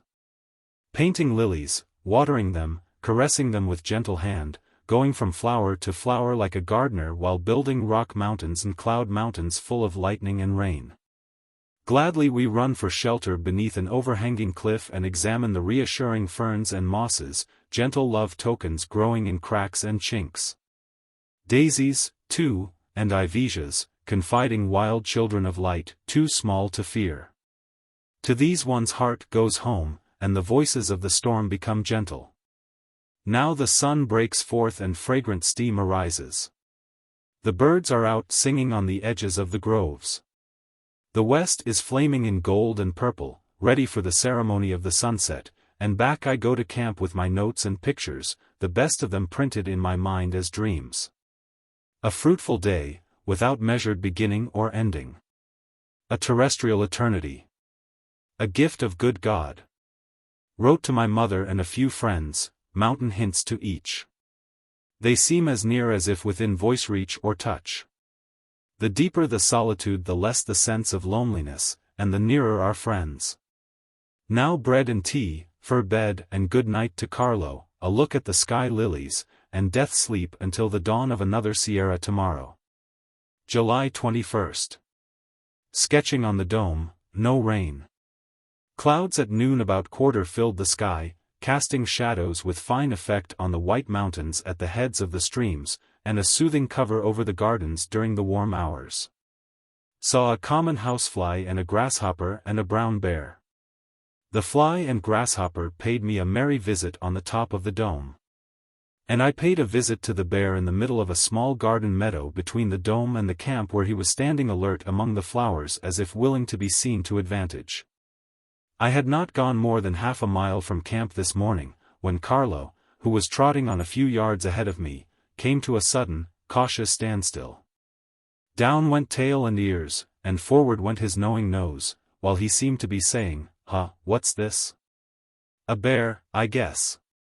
Then a cautious advance of a few steps, setting his feet down softly like a hunting cat, and questioning the air as to the scent he had caught until all doubt vanished.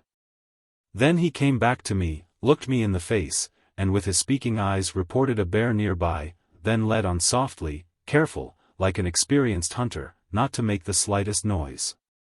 And frequently looking back as if whispering, "Yes, it's a bear, come and I'll show you." Presently we came to where the sunbeams were streaming through between the purple shafts of the firs, which showed that we were nearing an open spot, and here Carlo came behind me. Evidently sure that the bear was very near. So I crept to a low ridge of moraine boulders on the edge of a narrow garden meadow, and in this meadow I felt pretty sure the bear must be. I was anxious to get a good look at the sturdy mountaineer without alarming him. So drawing myself up noiselessly back of one of the largest of the trees, I peered past its bulging buttresses, exposing only a part of my head, and there stood neighbor Bruin within a stone's throw. His hips covered by tall grass and flowers, and his front feet on the trunk of a fir that had fallen out into the meadow, which raised his head so high that he seemed to be standing erect. He had not yet seen me, but was looking and listening attentively, showing that in some way he was aware of our approach. I watched his gestures and tried to make the most of my opportunity to learn what I could about him, fearing he would catch sight of me and run away. For I had been told that this sort of bear, the cinnamon, always ran from his bad brother man, never showing fight unless wounded or in defense of young. He made a telling picture standing alert in the sunny forest garden. How well he played his part, harmonizing in bulk and color and shaggy hair with the trunks of the trees and lush vegetation, as natural a feature as any other in the landscape. After examining at leisure, noting the sharp muzzle thrust inquiringly forward, the long shaggy hair on his broad chest, the stiff, erect ears nearly buried in hair, and the slow, heavy way he moved his head, I thought I should like to see his gait in running, so I made a sudden rush at him, shouting and swinging my hat to frighten him, expecting to see him make haste to get away. But to my dismay he did not run or show any sign of running.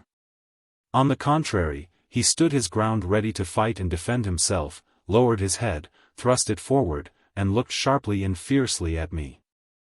Then I suddenly began to fear that upon me would fall the work of running, but I was afraid to run, and therefore, like the bear, held my ground. We stood staring at each other in solemn silence within a dozen yards or thereabouts. While I fervently hoped that the power of the human eye over wild beasts would prove as great as it is said to be. How long our awfully strenuous interview lasted, I don't know. But at length in the slow fullness of time he pulled his huge paws down off the log, and with magnificent deliberation turned and walked leisurely up the meadow, stopping frequently to look back over his shoulder to see whether I was pursuing him, then moving on again, evidently neither fearing me very much nor trusting me. He was probably about 500 pounds in weight, a broad, rusty bundle of ungovernable wildness, a happy fellow whose lines have fallen in pleasant places. The flowery glade in which I saw him so well, framed like a picture, is one of the best of all I have yet discovered, a conservatory of nature's precious plant people. Tall lilies were swinging their bells over that bear's back, with geraniums, larkspurs, columbines, and daisies brushing against his sides. A place for angels, one would say, instead of bears. In the great canyons Bruin reigned supreme. Happy fellow, whom no famine can reach while one of his 1,000 kinds of food is spared him. His bread is sure at all seasons, ranged on the mountain shelves like stores in a pantry. From one to the other, up or down he climbs, tasting and enjoying each in turn in different climates. As if he had journeyed thousands of miles to other countries north or south to enjoy their varied productions. I should like to know my hairy brothers better, though after this particular Yosemite bear, my very neighbor, had sauntered out of sight this morning. I reluctantly went back to camp for the Don's rifle to shoot him, if necessary, in defense of the flock. Fortunately I couldn't find him, and after tracking him a mile or two towards Mount Hoffman I bade him Godspeed and gladly returned to my work on the Yosemite Dome. The housefly also seemed at home and buzzed about me as I sat sketching, and enjoying my bear interview now it was over. I wonder what draws houseflies so far up the mountains, heavy gross feeders as they are, sensitive to cold, and fond of domestic ease. How have they been distributed from continent to continent, across seas and deserts and mountain chains, usually so influential in determining boundaries of species both of plants and animals? Beetles and butterflies are sometimes restricted to small areas. Each mountain in a range, and even the different zones of a mountain, may have its own peculiar species. But the housefly seems to be everywhere. I wonder if any island in mid-ocean is flyless. The bluebottle is abundant in these Yosemite woods, ever ready with his marvelous store of eggs to make all dead flesh fly. Bumblebees are here, and are well fed on boundless stores of nectar and pollen. The honeybee, though abundant in the foothills, has not yet got so high. It is only a few years since the first swarm was brought to California. Track of singing, dancing grasshopper in the air over North Dome. A queer fellow and a jolly fellow is the grasshopper. Up the mountains he comes on excursions, how high I don't know, but at least as far and high as Yosemite tourists. I was much interested with the hearty enjoyment of the one that danced and sang for me on the dome this afternoon. He seemed brimful of glad, hilarious energy, manifested by springing into the air to a height of 20 or 30 feet.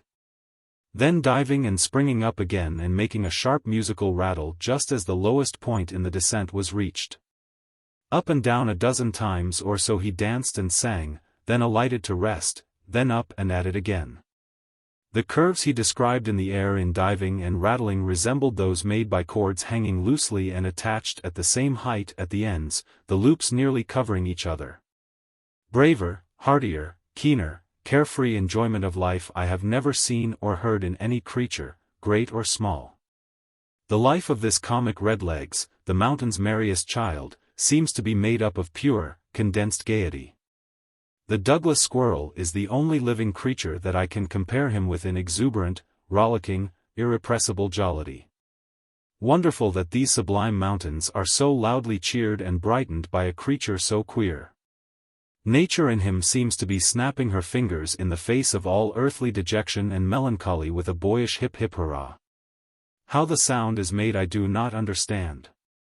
When he was on the ground he made not the slightest noise, nor when he was simply flying from place to place, but only when diving in curves, the motion seeming to be required for the sound. For the more vigorous the diving the more energetic the corresponding outbursts of jolly rattling. I tried to observe him closely while he was resting in the intervals of his performances. But he would not allow a near approach, always getting his jumping legs ready to spring for immediate flight, and keeping his eyes on me. A fine sermon the little fellow danced for me on the dome, a likely place to look for sermons in stones, but not for grasshopper sermons. A large and imposing pulpit for so small a preacher. No danger of weakness in the knees of the world while nature can spring such a rattle as this. Even the bear did not express for me the mountain's wild health and strength and happiness so tellingly as did this comical little hopper. No cloud of care in his day, no winter of discontent in sight. To him every day is a holiday. And when at length his sun sets, I fancy he will cuddle down on the forest floor and die like the leaves and flowers, and like them leave no unsightly remains calling for burial. Sundown, and I must to camp. Good night, friends 3, brown bear, rugged boulder of energy in groves and gardens fair as Eden.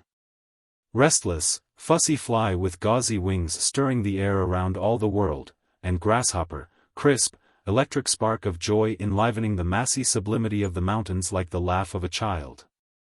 Thank you all 3 for your quickening company. Heaven guide every wing and leg. Good night friends 3, good night.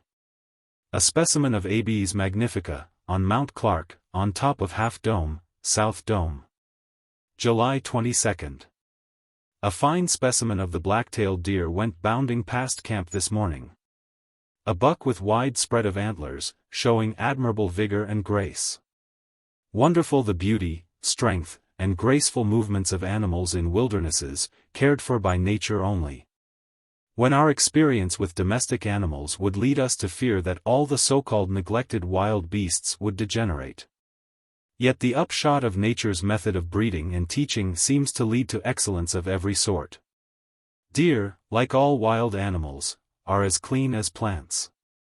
The beauties of their gestures and attitudes, alert or in repose, surprise yet more than their bounding exuberant strength. Every movement and posture is graceful, the very poetry of manners and motion. Mother Nature is too often spoken of as in reality no mother at all. Yet how wisely, sternly, tenderly she loves and looks after her children in all sorts of weather and wildernesses. The more I see of deer the more I admire them as mountaineers.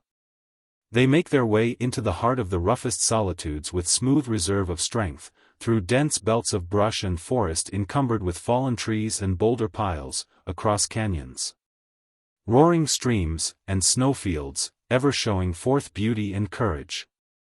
Over nearly all the continent the deer find homes. In the Florida savannas and hummocks, in the Canada woods, in the far north, roaming over mossy tundras, swimming lakes and rivers and arms of the sea from island to island washed with waves. Or climbing rocky mountains, everywhere healthy and able, adding beauty to every landscape, a truly admirable creature and great credit to nature. Have been sketching a silver fir that stands on a granite ridge a few hundred yards to the eastward of camp, a fine tree with a particular snowstorm story to tell. It is about 100 feet high, growing on bare rock, thrusting its roots into a weathered joint less than an inch wide, and bulging out to form a base to bear its weight. The storm came from the north while it was young and broke it down nearly to the ground, as is shown by the old, dead, weather-beaten top leaning out from the living trunk built up from a new shoot below the break. The annual rings of the trunk that have overgrown the dead sapling tell the year of the storm. Wonderful that a side branch forming a portion of one of the level collars that encircle the trunk of this species, Abies magnifica, should bend upward, grow erect, and take the place of the lost axis to form a new tree. Many others, pines as well as firs, bear testimony to the crushing severity of this particular storm. Trees, some of them 50 to 75 feet high, were bent to the ground and buried like grass, whole groves vanishing as if the forest had been cleared away, leaving not a branch or needle visible until the spring thaw. Then the more elastic undamaged saplings rose again, aided by the wind, some reaching a nearly erect attitude, others remaining more or less bent, while those with broken backs endeavored to specialize a side branch below the break and make a leader of it to form a new axis of development. It is as if a man, whose back was broken or nearly so and who was compelled to go bent, should find a branch backbone sprouting straight up from below the break and should gradually develop new arms and shoulders and head, while the old damaged portion of his body died. Grand white cloud mountains and domes created about noon as usual, ridges and ranges of endless variety, as if nature dearly loved this sort of work. Doing it again and again nearly every day with infinite industry, and producing beauty that never palls. A few zigzags of lightning, 5 minutes shower, then a gradual wilting and clearing. The growth of new pine from a branch below a break in a snow-crushed tree. July 23. Another midday cloudland, displaying power and beauty that one never wearies in beholding, but hopelessly unsketchable and untellable. What can poor mortals say about clouds? While a description of their huge glowing domes and ridges, shadowy gulfs and canyons, and feather-edged ravines is being tried, they vanish, leaving no visible ruins. Nevertheless, these fleeting sky mountains are as substantial and significant as the more lasting upheavals of granite beneath them. Both alike are built up and die, and in God's calendar difference of duration is nothing. We can only dream about them in wondering, worshipping admiration, happier than we dare tell even to friends who see farthest in sympathy, glad to know that not a crystal or vapor particle of them, hard or soft, is lost.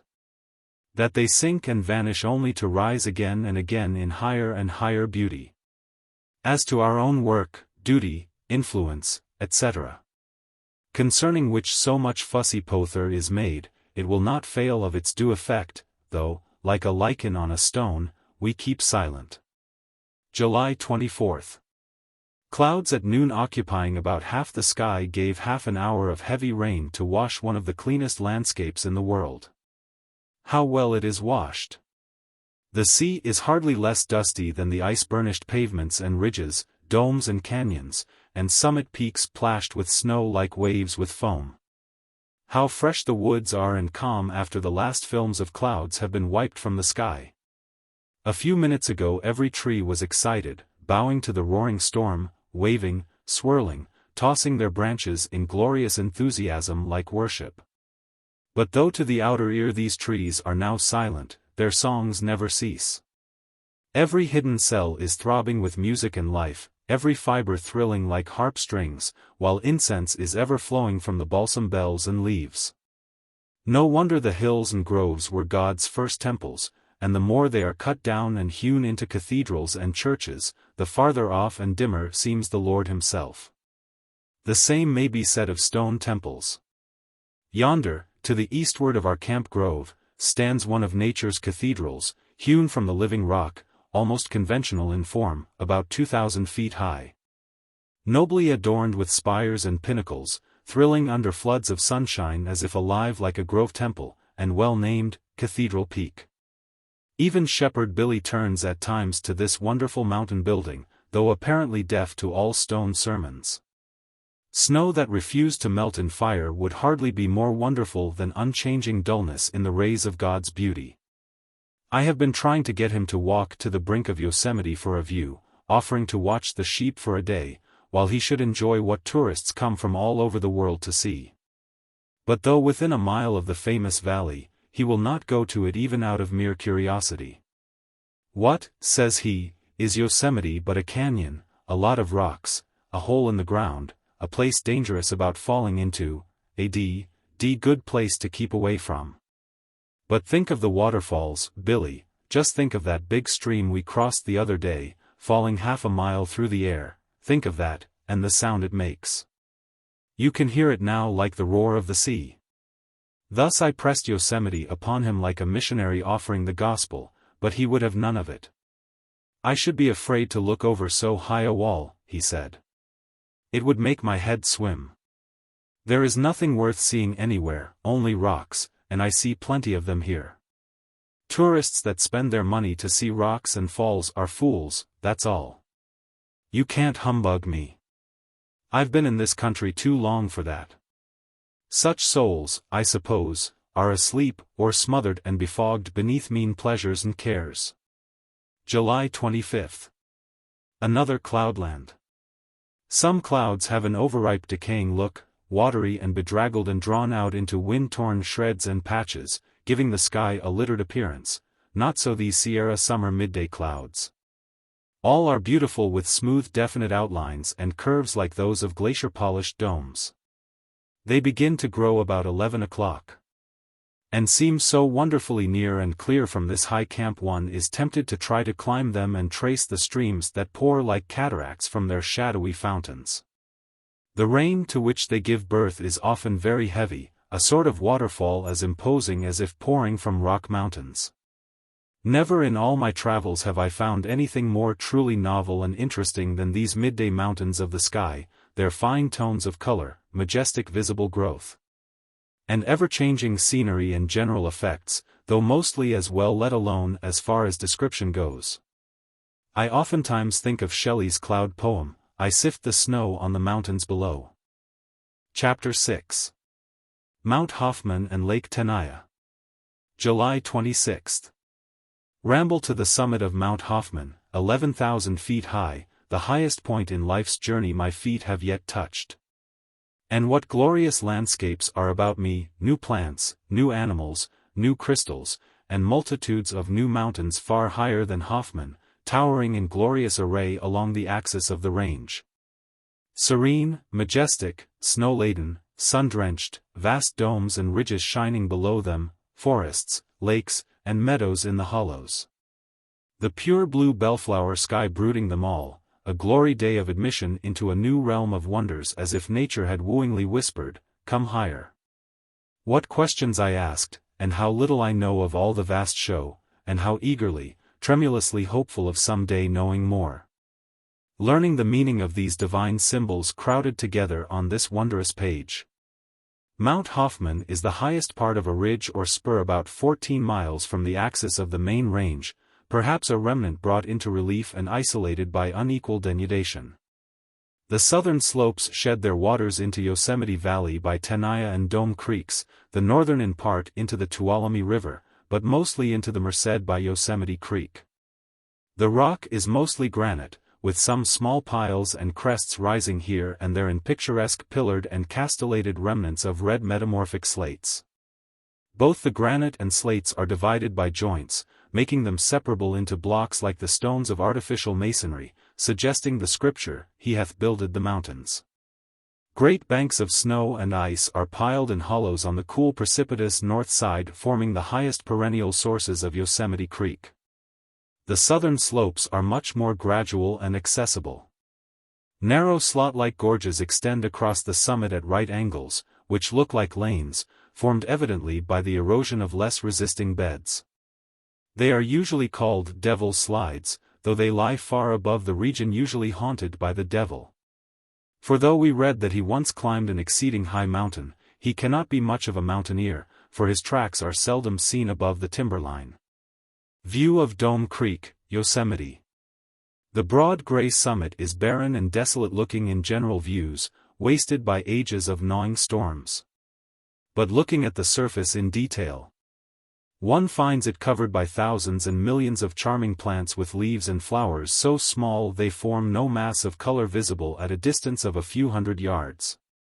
Beds of azure daisies smile confidingly in moist hollows, and along the banks of small rills, with several species of Eriogonum, silky-leaved Ivesia, Penstemon, Orthocarpus. And patches of Primula suffruticosa, a beautiful shrubby species.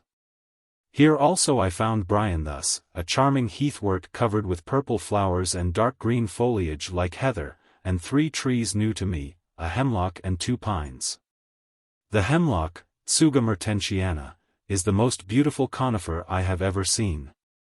The branches and also the main axis droop in a singularly graceful way, and the dense foliage covers the delicate, sensitive, swaying branchlets all around.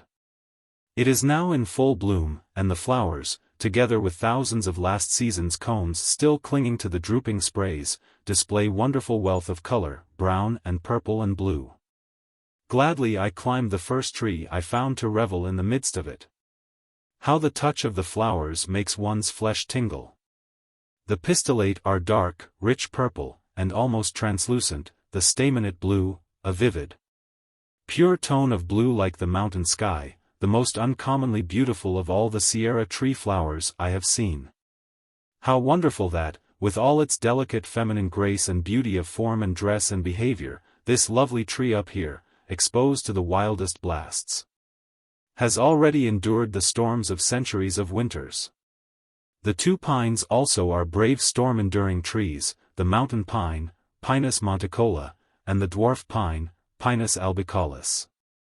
The mountain pine is closely related to the sugar pine, though the cones are only about 4 to 6 inches long.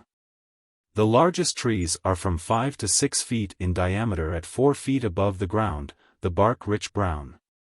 Only a few storm-beaten adventurers approached the summit of the mountain. The dwarf or white bark pine is the species that forms the timberline, where it is so completely dwarfed that one may walk over the top of a bed of it as over snow-pressed chaparral. How boundless the day seems as we revel in these storm-beaten sky gardens amid so vast a congregation of onlooking mountains. Strange and admirable it is that the more savage and chilly and storm-chafed the mountains, the finer the glow on their faces and the finer the plants they bear. The myriads of flowers tinging the mountaintop do not seem to have grown out of the dry, rough gravel of disintegration, but rather they appear as visitors. A cloud of witnesses to nature's love in what we in our timid ignorance and unbelief call howling desert. The surface of the ground, so dull and forbidding at first sight, besides being rich in plants, shines and sparkles with crystals, mica, hornblende, feldspar, quartz, tourmaline. The radiance in some places is so great as to be fairly dazzling, keen lance rays of every color flashing, sparkling in glorious abundance, joining the plants in their fine, brave beauty work, every crystal, every flower a window opening into heaven, a mirror reflecting the Creator. From garden to garden, ridge to ridge, I drifted enchanted, now on my knees gazing into the face of a daisy, now climbing again and again among the purple and azure flowers of the hemlocks. Now down into the treasuries of the snow, or gazing afar over domes and peaks, lakes and woods, and the billowy glaciated fields of the upper Tuolumne, and trying to sketch them.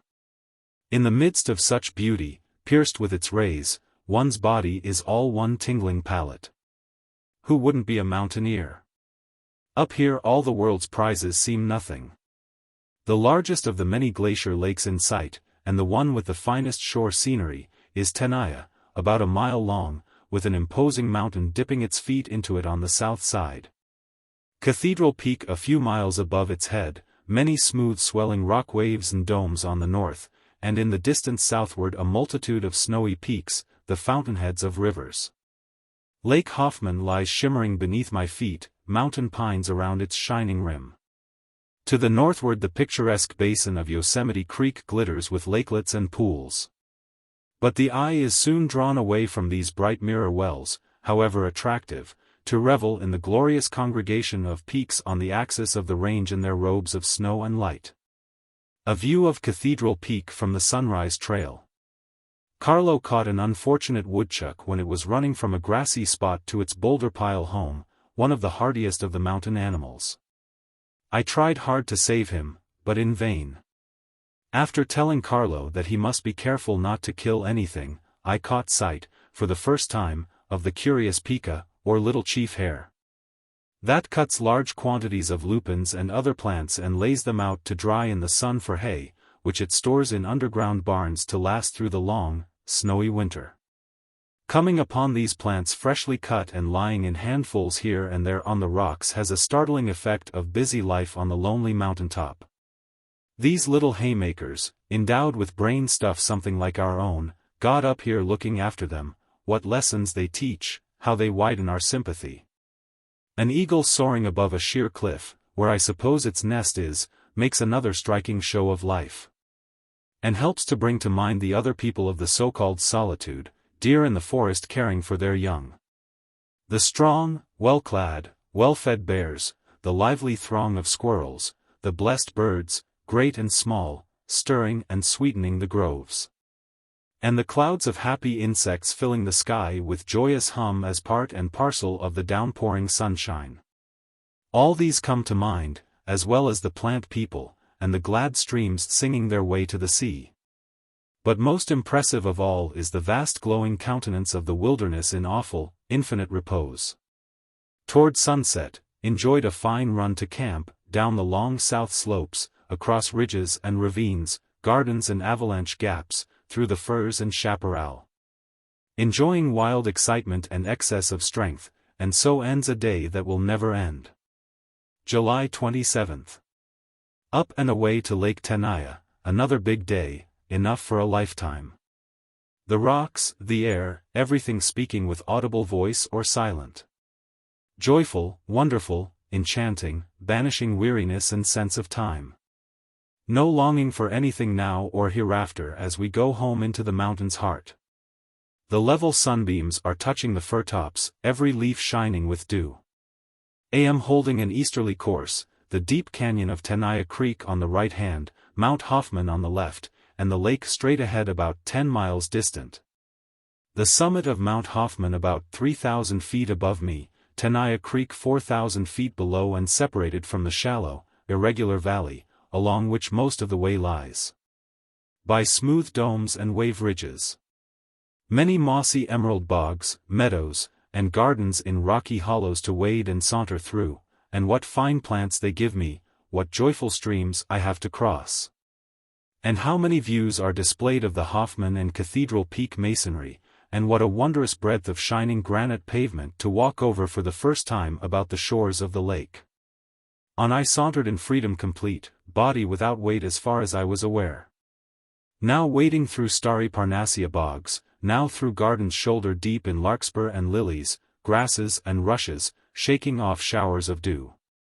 Crossing piles of crystalline moraine boulders, bright mirror pavements, and cool, cheery streams going to Yosemite. Crossing brine-thus carpets and the scoured pathways of avalanches, and thickets of snow-pressed ceanothus, then down a broad, majestic stairway into the ice-sculptured lake basin. The snow on the high mountains is melting fast, and the streams are singing bank-full, swaying softly through the level meadows and bogs, quivering with sunspangles, swirling in potholes. Resting in deep pools, leaping, shouting in wild, exulting energy over rough boulder dams, joyful, beautiful in all their forms. No Sierra landscape that I have seen holds anything truly dead or dull, or any trace of what in manufactories is called rubbish or waste. Everything is perfectly clean and pure and full of divine lessons. This quick, inevitable interest attaching to everything seems marvelous until the hand of God becomes visible. Then it seems reasonable that what interests him may well interest us. When we try to pick out anything by itself, we find it hitched to everything else in the universe. One fancies a heart like our own must be beating in every crystal and cell, and we feel like stopping to speak to the plants and animals as friendly fellow mountaineers. Nature as a poet, an enthusiastic workingman, becomes more and more visible the farther and higher we go. For the mountains are fountains, beginning places, however related to sources beyond mortal ken. I found 3 kinds of meadows. 1, those contained in basins not yet filled with earth enough to make a dry surface. They are planted with several species of carex, and have their margins diversified with robust flowering plants such as veratrum, larkspur, lupin, etc. 2, those contained in the same sort of basins, once lakes like the first, but so situated in relation to the streams that flow through them in beds of transportable sand, gravel, etc., that they are now high and dry and well drained. This dry condition and corresponding difference in their vegetation may be caused by no superiority of position, or power of transporting filling material in the streams that belong to them, but simply by the basin being shallow and therefore sooner filled. They are planted with grasses, mostly fine, silky, and rather short-leaved, Calamagrostis and Agrostis being the principal genera.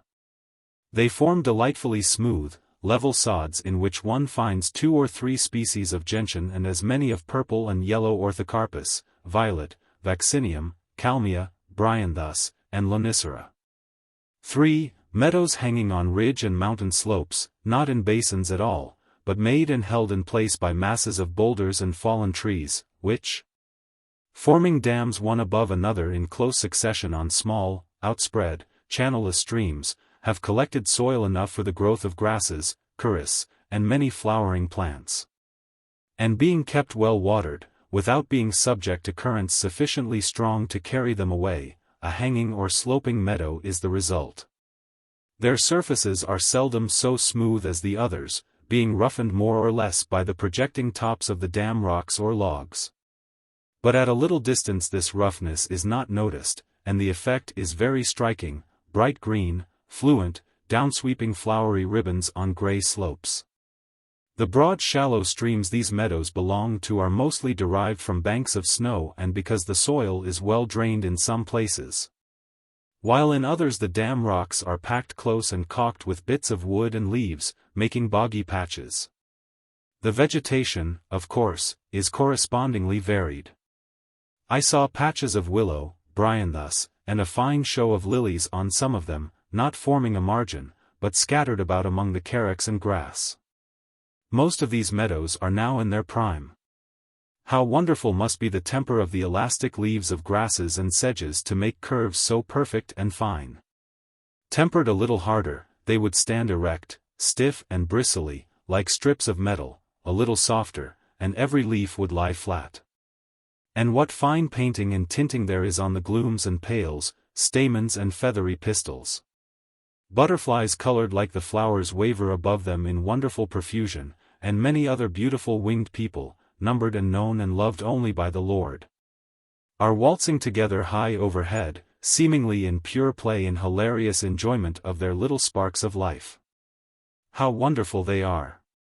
How do they get a living, and endure the weather? How are their little bodies, with muscles, nerves, organs, kept warm and jolly in such admirable exuberant health? Regarded only as mechanical inventions, how wonderful they are! Compared with these, godlike man's greatest machines are as nothing. Most of the sandy gardens on moraines are in prime beauty like the meadows, though some on the north sides of rocks and beneath groves of sapling pines have not yet bloomed. On sunny sheets of crystal soil along the slopes of the Hoffman Mountains, I saw extensive patches of ivesia and purple gilia with scarce a green leaf, making fine clouds of color. Ribes bushes, vaccinium, and kalmia, now in flower, make beautiful rugs and borders along the banks of the streams. Shaggy beds of dwarf oak, Quercus chrysolepis, var. vaccinifolia, over which one may walk are common on rocky moraines, yet this is the same species as the large live oak seen near Brown's Flat. The most beautiful of the shrubs is the purple-flowered bryanthus, here making glorious carpets at an elevation of 9,000 feet. The principal tree for the first mile or two from camp is the magnificent silver fir, which reaches perfection here both in size and form of individual trees, and in the mode of grouping in groves with open spaces between. So trim and tasteful are these silvery, spiry groves one would fancy they must have been placed in position by some master landscape gardener, their regularity seeming almost conventional. But nature is the only gardener able to do work so fine. A few noble specimens 200 feet high occupy central positions in the groups with younger trees around them. And outside of these another circle of yet smaller ones, the whole arranged like tastefully symmetrical bouquets, every tree fitting nicely the place assigned to it as if made especially for it. Small roses and eriogonums are usually found blooming on the open spaces about the groves, forming charming pleasure grounds. Higher, the firs gradually become smaller and less perfect, many showing double summits, indicating storm stress. Still, where good moraine soil is found, even on the rim of the lake basin, specimens 150 feet in height and 5 feet in diameter occur nearly 9,000 feet above the sea. The saplings, I find, are mostly bent with the crushing weight of the winter snow, which at this elevation must be at least 8 or 10 feet deep, judging by marks on the trees. And this depth of compacted snow is heavy enough to bend and bury young trees 20 or 30 feet in height and hold them down for 4 or 5 months. Some are broken. The others spring up when the snow melts and at length attain a size that enables them to withstand the snow pressure. Yet even in trees 5 feet thick the traces of this early discipline are still plainly to be seen in their curved insteps, and frequently in old dried saplings protruding from the trunk, partially overgrown by the new axis developed from a branch below the break. Yet through all this stress the forest is maintained in marvelous beauty. Beyond the silver firs I find the two-leaved pine, Pinus contorta, var. Murrayana, forms the bulk of the forest up to an elevation of 10,000 feet or more, the highest timber belt of the Sierra. I saw a specimen nearly 5 feet in diameter growing on deep, well-watered soil at an elevation of about 9,000 feet. The form of this species varies very much with position, exposure, soil, etc. On stream banks, where it is closely planted, it is very slender. Some specimens 75 feet high do not exceed 5 inches in diameter at the ground, but the ordinary form, as far as I have seen, is well proportioned. The average diameter when full-grown at this elevation is about 12 or 14 inches, height 40 or 50 feet, the straggling branches bent up at the end. The bark thin and bedraggled with amber-colored resin. The pistillate flowers form little crimson rosettes 1/4 of an inch in diameter on the ends of the branchlets, mostly hidden in the leaf tassels. The staminate are about 3/8 of an inch in diameter, sulphur yellow, in showy clusters, giving a remarkably rich effect, a brave, hardy mountaineer pine. Growing cheerily on rough beds of avalanche boulders and joints of rock pavements, as well as in fertile hollows, standing up to the waist in snow every winter for centuries. Facing 1,000 storms and blooming every year in colors as bright as those worn by the sun-drenched trees of the tropics. A still hardier mountaineer is the Sierra juniper, Juniperus occidentalis, growing mostly on domes and ridges and glacier pavements.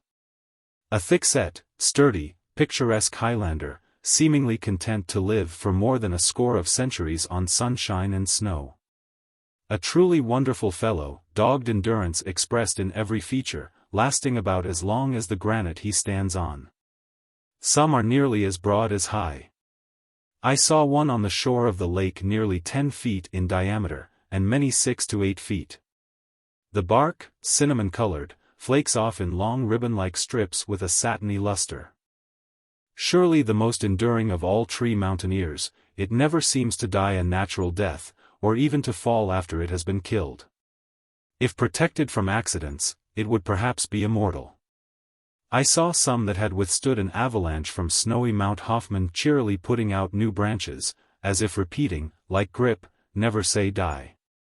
Some were simply standing on the pavement where no fissure more than half an inch wide offered a hold for its roots. The common height for these rock dwellers is from 10 to 20 feet. Most of the old ones have broken tops, and are mere stumps, with a few tufted branches, forming picturesque brown pillars on bare pavements. With plenty of elbow room and a clear view in every direction. On good moraine soil it reaches a height of from 40 to 60 feet, with dense gray foliage. The rings of the trunk are very thin, 80 to an inch of diameter in some specimens I examined. Those 10 feet in diameter must be very old, thousands of years. Wish I could live, like these junipers, on sunshine and snow, and stand beside them on the shore of Lake Tenaya for 1,000 years. How much I should see, and how delightful it would be. Everything in the mountains would find me and come to me, and everything from the heavens like light. A pair of junipers in Tenaya Canyon. The lake was named for one of the chiefs of the Yosemite tribe. Old Tenaya is said to have been a good Indian to his tribe. When a company of soldiers followed his band into Yosemite to punish them for cattle stealing and other crimes, they fled to this lake by a trail that leads out of the upper end of the valley. Early in the spring, while the snow was still deep. But being pursued, they lost heart and surrendered. A fine monument the old man has in this bright lake, and likely to last a long time, though lakes die as well as Indians, being gradually filled with detritus carried in by the feeding streams. And to some extent also by snow avalanches and rain and wind. A considerable portion of the Tenaya Basin is already changed into a forested flat and meadow at the upper end, where the main tributary enters from Cathedral Peak. 2 other tributaries come from the Hoffman Range. The outlet flows westward through Tenaya Canyon to join the Merced River in Yosemite. Scarce a handful of loose soil is to be seen on the north shore. All is bare, shining granite, suggesting the Indian name of the lake, Piwiak, meaning shining rock. The basin seems to have been slowly excavated by the ancient glaciers, a marvelous work requiring countless thousands of years. On the south side an imposing mountain rises from the water's edge to a height of 3,000 feet or more, feathered with hemlock and pine. And huge shining domes on the east, over the tops of which the grinding, wasting, molding glacier must have swept as the wind does today. July 28. No cloud mountains, only curly cirrus wisps scarce perceptible, and the want of thunder to strike the noon hour seems strange, as if the Sierra clock had stopped. Have been studying the Magnifica fir, measured one near 240 feet high, the tallest I have yet seen. This species is the most symmetrical of all conifers, but though gigantic in size it seldom lives more than 400 or 500 years. Most of the trees die from the attacks of a fungus at the age of 2 or 3 centuries. This dryrot fungus perhaps enters the trunk by way of the stumps of limbs broken off by the snow that loads the broad palmate branches. The younger specimens are marvels of symmetry, straight and erect as a plumb line, their branches in regular level whorls of 5 mostly, each branch as exact in its divisions as a fern frond. And thickly covered by the leaves, making a rich plush over all the tree, excepting only the trunk and a small portion of the main limbs. The leaves turn upward, especially on the branchlets, and are stiff and sharp, pointed on all the upper portion of the tree. They remain on the tree about 8 or 10 years. And as the growth is rapid it is not rare to find the leaves still in place on the upper part of the axis where it is 3 to 4 inches in diameter, wide apart of course. And their spiral arrangement beautifully displayed. The leaf scars are conspicuous for 20 years or more, but there is a good deal of variation in different trees as to the thickness and sharpness of the leaves. After the excursion to Mount Hoffman I had seen a complete cross-section of the Sierra forest, and I find that Abies magnifica is the most symmetrical tree of all the noble coniferous company. The cones are grand affairs, superb in form, size, and color, cylindrical, stand erect on the upper branches like casks, and are from 5 to 8 inches in length by 3 or 4 in diameter. Greenish-gray, and covered with fine down which has a silvery luster in the sunshine, and their brilliance is augmented by beads of transparent balsam which seems to have been poured over each cone, bringing to mind the old ceremonies of anointing with oil. If possible, the inside of the cone is more beautiful than the outside. The scales, bracts, and seed wings are tinted with the loveliest rosy purple with a bright lustrous iridescence. The seeds, 3/4 of an inch long, are dark brown. When the cones are ripe the scales and bracts fall off, setting the seeds free to fly to their predestined places, while the dead spike-like axes are left on the branches for many years to mark the positions of the vanished cones, excepting those cut off when green by the Douglas squirrel. How he gets his teeth under the broad bases of the sessile cones, I don't know. Climbing these trees on a sunny day to visit the growing cones and to gaze over the tops of the forest is one of my best enjoyments. July 29. Bright, cool, exhilarating. Clouds about .05. Another glorious day of rambling, sketching, and universal enjoyment.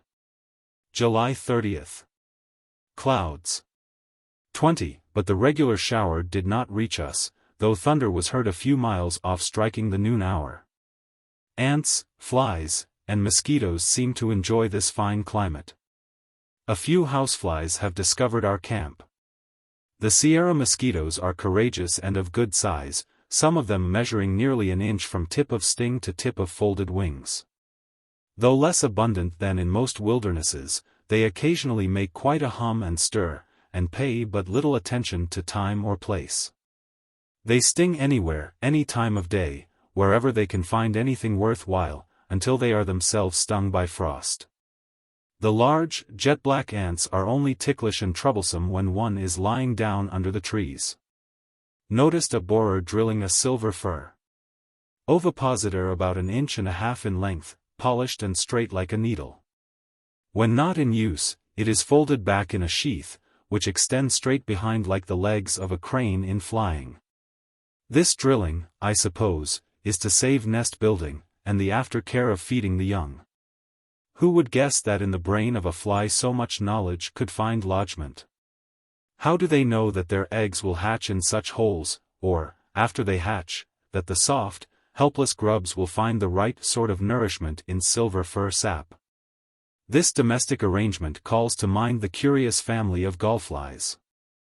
Each species seems to know what kind of plant will respond to the irritation or stimulus of the puncture it makes and the eggs it lays, in forming a growth that not only answers for a nest and home but also provides food for the young.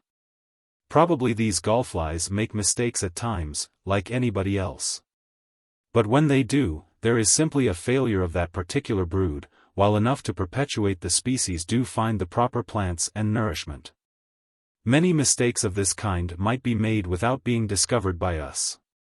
Once a pair of wrens made the mistake of building a nest in the sleeve of a workman's coat, which was called for at sundown, much to the consternation and discomfiture of the birds.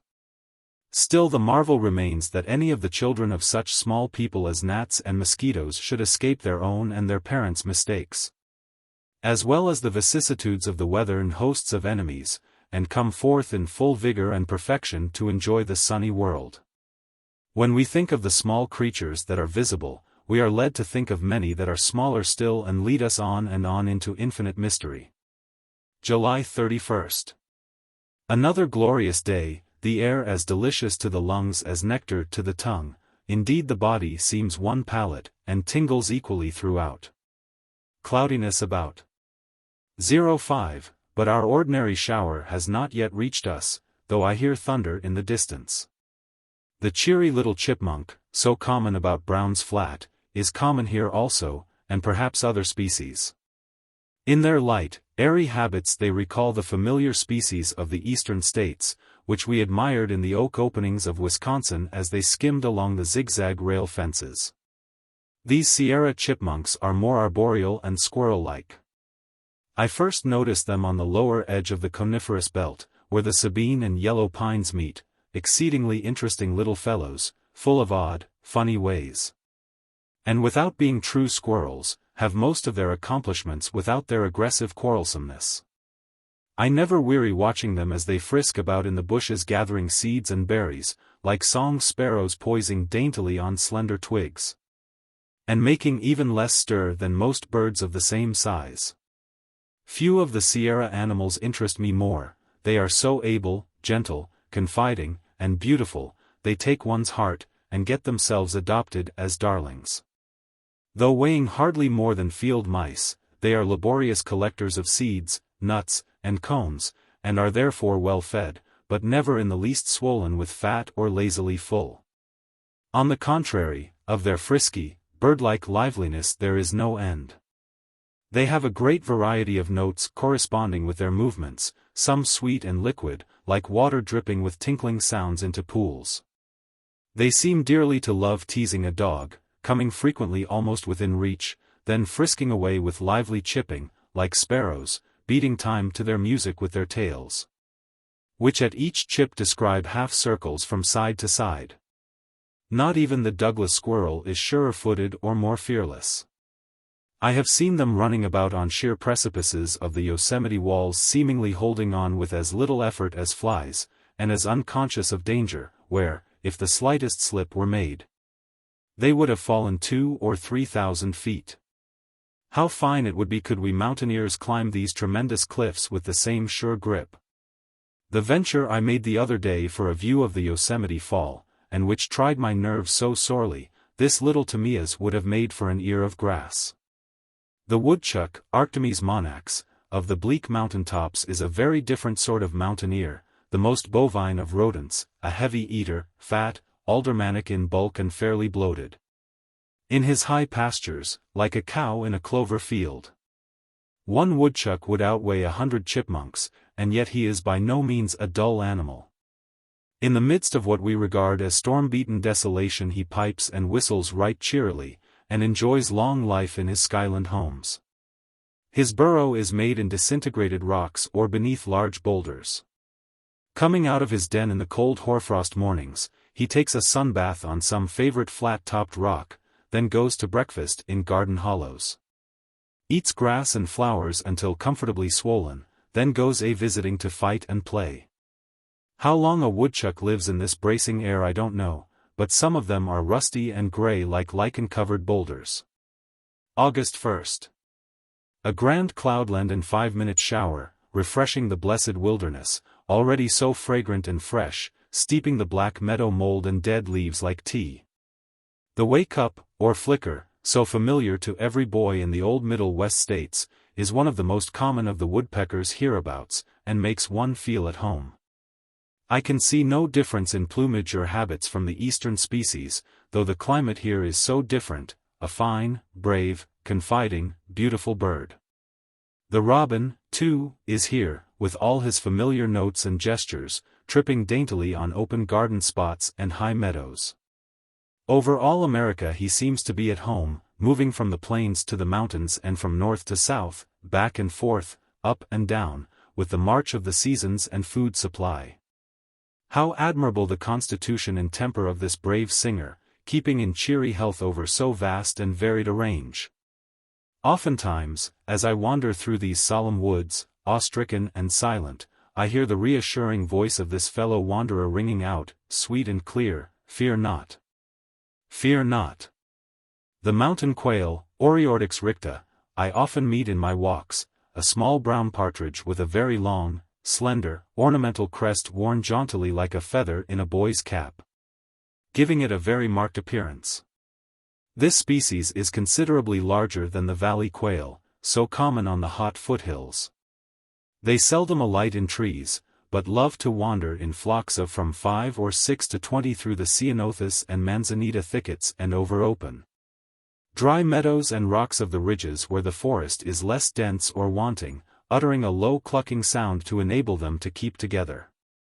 When disturbed they rise with a strong bear of wing beats, and scatter as if exploded to a distance of 1/4 of a mile or so. After the danger is past they call one another together with a loud piping note, nature's beautiful mountain chickens. I have not yet found their nests. The young of this season are already hatched and away, new broods of happy wanderers half as large as their parents. I wonder how they live through the long winters, when the ground is snow-covered 10 feet deep. They must go down towards the lower edge of the forest, like the deer, though I have not heard of them there. The blue, or dusky, grouse is also common here. They like the deepest and closest fir woods, and when disturbed, burst from the branches of the trees with a strong, loud whir of wing beats, and vanish in a wavering, silent slide. Without moving a feather, a stout, beautiful bird about the size of the prairie chicken of the Old West, spending most of the time in the trees, excepting the breeding season, when it keeps to the ground. The young are now able to fly. When scattered by man or dog, they keep still until the danger is supposed to be past, then the mother calls them together. The chicks can hear the call a distance of several hundred yards, though it is not loud. Should the young be unable to fly, the mother feigns desperate lameness or death to draw one away, throwing herself at one's feet within 2 or 3 yards, rolling over on her back, kicking and gasping, so as to deceive man or beast. They are said to stay all the year in the woods hereabouts, taking shelter in dense tufted branches of fir and yellow pine during snowstorms, and feeding on the young buds of these trees. Their legs are feathered down to their toes, and I have never heard of their suffering in any sort of weather. Able to live on pine and fir buds, they are forever independent in the matter of food, which troubles so many of us and controls our movements. Gladly, if I could, I would live forever on pine buds, however full of turpentine and pitch, for the sake of this grand independence. Just to think of our sufferings last month merely for gristmill flour. Man seems to have more difficulty in gaining food than any other of the Lord's creatures. For many in towns it is a consuming, lifelong struggle. For others, the danger of coming to want is so great, the deadly habit of endless hoarding for the future is formed, which smothers all real life, and is continued long after every reasonable need has been oversupplied. On Mount Hoffman I saw a curious dove-colored bird that seemed half woodpecker, half magpie, or crow. It screams something like a crow, but flies like a woodpecker, and has a long, straight bill, with which I saw it opening the cones of the mountain and white-barked pines. It seems to keep to the heights, though no doubt it comes down for shelter during winter, if not for food. So far as food is concerned, these bird mountaineers, I guess, can glean nuts enough, even in winter, from the different kinds of conifers. For always there are a few that have been unable to fly out of the cones and remain for hungry winter gleaners. Chapter 7. A Strange Experience. August 2nd. Clouds and showers, about the same as yesterday. Sketching all day on the North Dome until 4 or 5 o'clock in the afternoon, when, as I was busily employed thinking only of the glorious Yosemite landscape, trying to draw every tree and every line and feature of the rocks, I was suddenly, and without warning, possessed with the notion that my friend, Professor J. D. Butler, of the State University of Wisconsin, was below me in the valley, and I jumped up full of the idea of meeting him. With almost as much startling excitement as if he had suddenly touched me to make me look up. Leaving my work without the slightest deliberation, I ran down the western slope of the dome and along the brink of the valley wall, looking for a way to the bottom, until I came to a side canyon, which, judging by its apparently continuous growth of trees and bushes, I thought might afford a practical way into the valley, and immediately began to make the descent, late as it was, as if drawn irresistibly. But after a little, common sense stopped me and explained that it would be long after dark ere I could possibly reach the hotel, that the visitors would be asleep, that nobody would know me, that I had no money in my pockets, and moreover was without a coat. I therefore compelled myself to stop, and finally succeeded in reasoning myself out of the notion of seeking my friend in the dark, whose presence I only felt in a strange, telepathic way. I succeeded in dragging myself back through the woods to camp, never for a moment wavering, however, in my determination to go down to him next morning. This I think is the most unexplainable notion that ever struck me. Had someone whispered in my ear while I sat on the dome, where I had spent so many days, that Professor Butler was in the valley, I could not have been more surprised and startled. When I was leaving the university, he said, "Now, John, I want to hold you in sight and watch your career. Promise to write me at least once a year."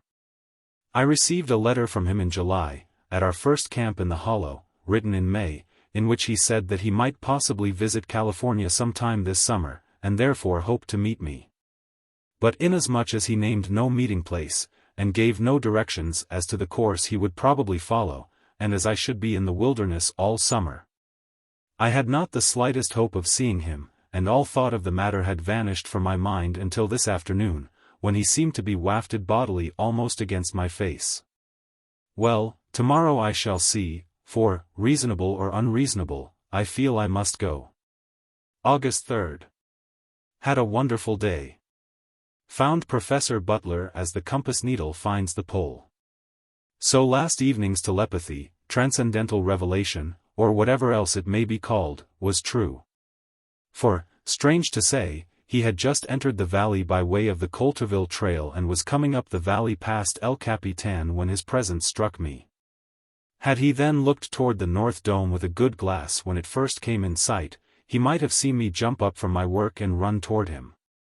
This seems the one well-defined marvel of my life of the kind called supernatural, for, absorbed in glad nature, spirit rappings, second sight, ghost stories, etc., have never interested me since boyhood, seeming comparatively useless and infinitely less wonderful than nature's open, harmonious, songful, sunny, everyday beauty. This morning, when I thought of having to appear among tourists at a hotel, I was troubled because I had no suitable clothes, and at best am desperately bashful and shy. I was determined to go, however, to see my old friend after 2 years among strangers. Got on a clean pair of overalls, a cashmere shirt, and a sort of jacket, the best my camp wardrobe afforded, tied my notebook on my belt, and strode away on my strange journey, followed by Carlo. I made my way through the gap discovered last evening, which proved to be Indian Canyon. There was no trail in it, and the rocks and brush were so rough that Carlo frequently called me back to help him down precipitous places. Emerging from the canyon shadows, I found a man making hay on one of the meadows, and asked him whether Professor Butler was in the valley. "I don't know," he replied. "But you can easily find out at the hotel. There are but few visitors in the valley just now. A small party came in yesterday afternoon, and I heard someone called Professor Butler, or Butterfield, or some name like that. Vernal Falls, Yosemite National Park." In front of the gloomy hotel I found a tourist party adjusting their fishing tackle. They all stared at me in silent wonderment, as if I had been seen dropping down through the trees from the clouds, mostly, I suppose, on account of my strange garb. Inquiring for the office, I was told it was locked, and that the landlord was away, but I might find the landlady, Mrs. Hutchings, in the parlor. I entered in a sad state of embarrassment, and after I had waited in the big, empty room and knocked at several doors, the landlady at length appeared. And in reply to my question said she rather thought Professor Butler was in the valley, but to make sure, she would bring the register from the office. Among the names of the last arrivals I soon discovered the professor's familiar handwriting, at the sight of which bashfulness vanished. And having learned that his party had gone up the valley, probably to the Vernal and Nevada Falls, I pushed on in glad pursuit, my heart now sure of its prey. In less than an hour I reached the head of the Nevada Canyon at the Vernal Fall, and just outside of the spray discovered a distinguished-looking gentleman, who, like everybody else I have seen today, regarded me curiously as I approached. When I made bold to inquire if he knew where Professor Butler was, he seemed yet more curious to know what could possibly have happened that required a messenger for the professor. And instead of answering my question he asked with military sharpness, "Who wants him?" "I want him," I replied with equal sharpness. "Why? Do you know him?" "Yes," I said. "Do you know him?" Astonished that anyone in the mountains could possibly know Professor Butler and find him as soon as he had reached the valley, he came down to meet the strange mountaineer on equal terms. And courteously replied, "Yes, I know Professor Butler very well. I am General Alvord, and we were fellow students in Rutland, Vermont, long ago, when we were both young. But where is he now?" I persisted, cutting short his story. "He has gone beyond the falls with a companion, to try to climb that big rock, the top of which you see from here." His guide now volunteered the information that it was the Liberty Cap Professor Butler and his companion had gone to climb.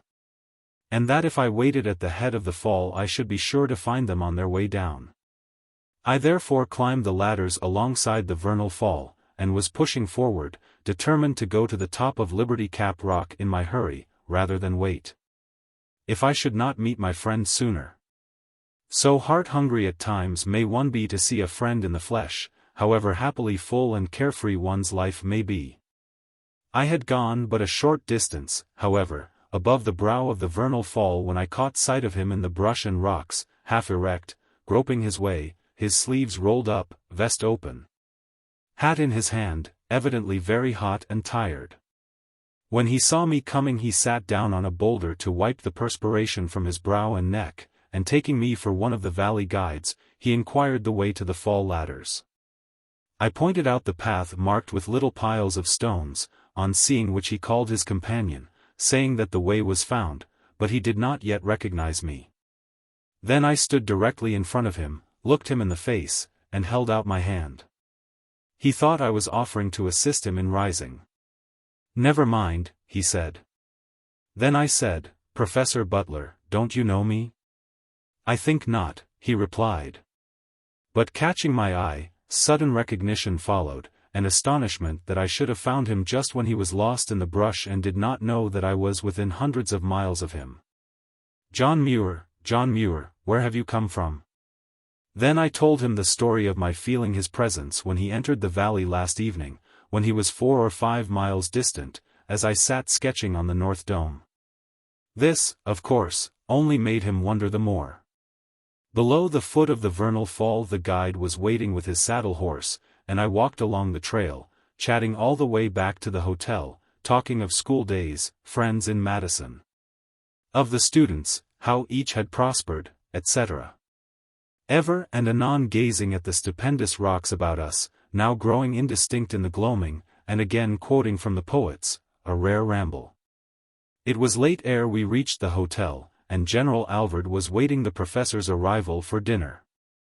When I was introduced he seemed yet more astonished than the professor at my descent from Cloudland and going straight to my friend without knowing in any ordinary way that he was even in California. They had come on direct from the east, had not yet visited any of their friends in the state, and considered themselves undiscoverable. As we sat at dinner, the general leaned back in his chair, and looking down the table, thus introduced me to the dozen guests or so, including the staring fisherman mentioned above. This man, came down out of these huge, trackless mountains, to find his friend Professor Butler here, the very day he arrived. And how did he know he was here? He just felt him, he says. This is the queerest case of Scotch farsightedness I ever heard of, etc., etc. While my friend quoted Shakespeare, more things in heaven and earth, Horatio, than are dreamt of in your philosophy, as the sun, ere he has risen, sometimes paints his image in the firmament. E'en so the shadows of events precede the events, and in today already walks tomorrow.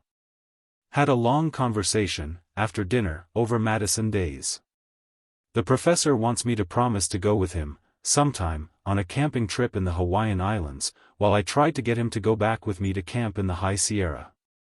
But he says, not now. He must not leave the general, and I was surprised to learn they are to leave the valley tomorrow or next day. I'm glad I'm not great enough to be missed in the busy world. August 4th. It seemed strange to sleep in a paltry hotel chamber after the spacious magnificence and luxury of the starry sky and silver fir grove. Bade farewell to my friend and the general. The old soldier was very kind, and an interesting talker. He told me long stories of the Florida Seminole War, in which he took part, and invited me to visit him in Omaha. Calling Carlo, I scrambled home through the Indian Canyon gate, rejoicing, pitying the poor professor and general, bound by clocks, almanacs, orders, duties, etc. And compelled to dwell with lowland care and dust and din, where nature is covered and her voice smothered, while the poor, insignificant wanderer enjoys the freedom and glory of God's wilderness. Apart from the human interest of my visit today, I greatly enjoyed Yosemite, which I had visited only once before, having spent 8 days last spring in rambling amid its rocks and waters. Wherever we go in the mountains, or indeed in any of God's wild fields, we find more than we seek. Descending 4,000 feet in a few hours, we enter a new world, climate, plants, sounds, inhabitants, and scenery all new or changed. Near camp the goldcup oak forms sheets of chaparral, on top of which we may make our beds. Going down the Indian Canyon we observe this little bush changing by regular gradations to a large bush, to a small tree, and then larger. Until on the rocky taluses near the bottom of the valley we find it developed into a broad, wide-spreading, gnarled, picturesque tree from 4 to 8 feet in diameter, and 40 or 50 feet high. Innumerable are the forms of water displayed. Every gliding reach, cascade, and fall has characters of its own. Had a good view of the Vernal and Nevada, 2 of the main falls of the valley, less than a mile apart, and offering striking differences in voice, form, color, etc. The Vernal, 400 feet high and about 75 or 80 feet wide, drops smoothly over a round-lipped precipice and forms a superb apron of embroidery, green and white. Slightly folded and fluted, maintaining this form nearly to the bottom, where it is suddenly veiled in quick-flying billows of spray and mist, in which the afternoon sunbeams play with ravishing beauty of rainbow colors. The Nevada is white from its first appearance as it leaps out into the freedom of the air. At the head it presents a twisted appearance, by an overfolding of the current from striking on the side of its channel just before the first free outbounding leap is made. About 2/3 of the way down, the hurrying throng of comet-shaped masses glance on an inclined part of the face of the precipice and are beaten into yet wider foam, greatly expanded, and sent bounding outward, making an indescribably glorious show, especially when the afternoon sunshine is pouring into it. In this fall, one of the most wonderful in the world, the water does not seem to be under the dominion of ordinary laws, but rather as if it were a living creature, full of the strength of the mountains and their huge, wild joy. From beneath heavy throbbing blasts of spray the broken river is seen emerging in ragged boulder-chafed strips. These are speedily gathered into a roaring torrent, showing that the young river is still gloriously alive. On it goes, shouting, roaring, exulting in its strength, passes through a gorge with sublime display of energy, then suddenly expands on a gently inclined pavement, down which it rushes in thin sheets and folds of lacework into a quiet pool, Emerald Pool, as it is called, a stopping place, a period separating two grand sentences. Resting here long enough to part with its foam bells and grey mixtures of air, it glides quietly to the verge of the vernal precipice in a broad sheet and makes its new display in the vernal fall. Then more rapids and rock tossings down the canyon, shaded by live oak, Douglas spruce, fir, maple, and dogwood. It receives the Illilouette tributary, and makes a long sweep out into the level, sun-filled valley to join the other streams which, like itself, have danced and sung their way down from snowy heights to form the main Merced, the river of mercy. But of this there is no end, and life, when one thinks of it, is so short. Never mind, one day in the midst of these divine glories is well worth living and toiling and starving for. Before parting with Professor Butler he gave me a book, and I gave him one of my pencil sketches for his little son Henry, who is a favorite of mine. He used to make many visits to my room when I was a student. Never shall I forget his patriotic speeches for the Union, mounted on a tall stool, when he was only 6 years old. It seems strange that visitors to Yosemite should be so little influenced by its novel grandeur, as if their eyes were bandaged and their ears stopped. Most of those I saw yesterday were looking down as if wholly unconscious of anything going on about them, while the sublime rocks were trembling with the tones of the mighty chanting congregation of waters gathered from all the mountains round about, making music that might draw angels out of heaven. Yet respectable-looking, even wise-looking people were fixing bits of worms on bent pieces of wire to catch trout. Sport they called it. Should churchgoers try to pass the time fishing in baptismal fonts while dull sermons were being preached, the so-called sport might not be so bad. But to play in the Yosemite temple, seeking pleasure in the pain of fishes struggling for their lives, while God himself is preaching his sublimest water and stone sermons. The Happy Isles, Yosemite National Park. Now I'm back at the campfire, and cannot help thinking about my recognition of my friend's presence in the valley while he was 4 or 5 miles away. And while I had no means of knowing that he was not thousands of miles away. It seems supernatural, but only because it is not understood. Anyhow, it seems silly to make so much of it, while the natural and common is more truly marvelous and mysterious than the so-called supernatural. Indeed, most of the miracles we hear of are infinitely less wonderful than the commonest of natural phenomena, when fairly seen. Perhaps the invisible rays that struck me while I sat at work on the dome are something like those which attract and repel people at first sight, concerning which so much nonsense has been written. The worst apparent effect of these mysterious odd things is blindness to all that is divinely common. Hawthorne, I fancy, could weave one of his weird romances out of this little telepathic episode, the one strange marvel of my life, probably replacing my good old professor by an attractive woman. August 5th. We were awakened this morning before daybreak by the furious barking of Carlo and Jack and the sound of stampeding sheep. Billy fled from his punk bed to the fire, and refused to stir into the darkness to try to gather the scattered flock, or ascertain the nature of the disturbance. It was a bear attack, as we afterward learned, and I suppose little was gained by attempting to do anything before daylight. Nevertheless, being anxious to know what was up, Carlo and I groped our way through the woods, guided by the rustling sound made by fragments of the flock, not fearing the bear. For I knew that the runaways would go from their enemy as far as possible, and Carlo's nose was also to be depended upon. About half a mile east of the corral we overtook 20 or 30 of the flock and succeeded in driving them back. Then turning to the westward, we traced another band of fugitives and got them back to the flock. After daybreak I discovered the remains of a sheep carcass, still warm, showing that Bruin must have been enjoying his early mutton breakfast while I was seeking the runaways. He had eaten about half of it.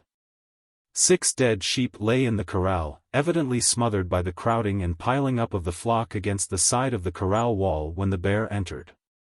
Making a wide circuit of the camp, Carlo and I discovered a third band of fugitives and drove them back to camp. We also discovered another dead sheep half-eaten, showing there had been 2 of the shaggy freebooters at this early breakfast. They were easily traced. They had each caught a sheep, jumped over the corral fence with them, carrying them as a cat carries a mouse, laid them at the foot of fir trees 100 yards or so back from the corral, and eaten their fill.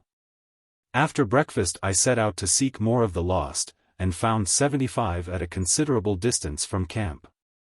In the afternoon I succeeded, with Carlo's help, in getting them back to the flock. I don't know whether all are together again or not. I shall make a big fire this evening and keep watch. When I asked Billy why he made his bed against the corral in rotten wood, when so many better places offered, he replied that he wished to be as near the sheep as possible in case bears should attack them. Now that the bears have come, he has moved his bed to the far side of the camp, and seems afraid that he may be mistaken for a sheep. This has been mostly a sheep day, and of course studies have been interrupted. Nevertheless, the walk through the gloom of the woods before the dawn was worthwhile, and I have learned something about these noble bears. Their tracks are very telling, and so are their breakfasts. Scarce a trace of clouds today, and of course our ordinary midday thunder is wanting. August 6th. Enjoyed the grand illumination of the camp grove, last night, from the fire we made to frighten the bears, compensation for loss of sleep and sheep. The noble pillars of verdure, vividly aglow, seemed to shoot into the sky like the flames that lighted them. Nevertheless, one of the bears paid us another visit, as if more attracted than repelled by the fire, climbed into the corral, killed a sheep and made off with it without being seen, while still another was lost by trampling and suffocation against the side of the corral. Now that our mutton has been tasted, I suppose it will be difficult to put a stop to the ravages of these freebooters. The Don arrived today from the Lowlands with provisions and a letter. On learning the losses he had sustained, he determined to move the flock at once to the upper Tuolumne region, saying that the bears would be sure to visit the camp every night as long as we stayed, and that no fire or noise we might make would avail to frighten them. No cloud save a few thin, lustrous touches on the eastern horizon. Thunder heard in the distance. Chapter 8. The Mono Trail. August 7th. Early this morning bade goodbye to the bears and blessed Silver Fir Camp, and moved slowly eastward along the Mono Trail. At sundown camped for the night on one of the many small flowery meadows so greatly enjoyed on my excursion to Lake Tenaya. The dusty, noisy flock seems outrageously foreign and out of place in these nature gardens, more so than bears among sheep. The harm they do goes to the heart, but glorious hope lifts above all the dust and din and bids me look forward to a good time coming, when money enough will be earned to enable me to go walking where I like in pure wildness, with what I can carry on my back, and when the bread sack is empty, run down to the nearest point on the bread line for more. Nor will these rundowns be blanks, for, whether up or down, every step and jump on these blessed mountains is full of fine lessons. Tenaya Lake and Cathedral Peak. One of the tributary fountains of the Tuolumne Canyon waters located on the north side of the Hoffman Range. August 8th. Camp at the west end of Lake Tenaya. Arriving early, I took a walk on the glacier-polished pavements along the north shore, and climbed the magnificent mountain rock at the east end of the lake, now shining in the late afternoon light. Almost every yard of its surface shows the scoring and polishing action of a great glacier that enveloped it and swept heavily over its summit. Though it is about 2,000 feet high above the lake and 10,000 above sea level. This majestic, ancient ice flood came from the eastward, as the scoring and crushing of the surface shows. Even below the waters of the lake the rock in some places is still grooved and polished. The lapping of the waves and their disintegrating action have not as yet obliterated even the superficial marks of glaciation. In climbing the steepest polished places I had to take off shoes and stockings. A fine region this for study of glacial action in mountain making. I found many charming plants, Arctic daisies, phlox, white spirea, bryanthus, and rock ferns, Pelaea, Chylanthes, Allosaurus, fringing weathered seams all the way up to the summit. And sturdy junipers, grand old gray and brown monuments, stood bravely erect on fissured spots here and there, telling storm and avalanche stories of hundreds of winters. The view of the lake from the top is, I think, the best of all. There is another rock, more striking in form than this, standing isolated at the head of the lake, but it is not more than half as high. It is a knob or knot of burnished granite, perhaps about 1,000 feet high, apparently as flawless and strong in structure as a wave-worn pebble.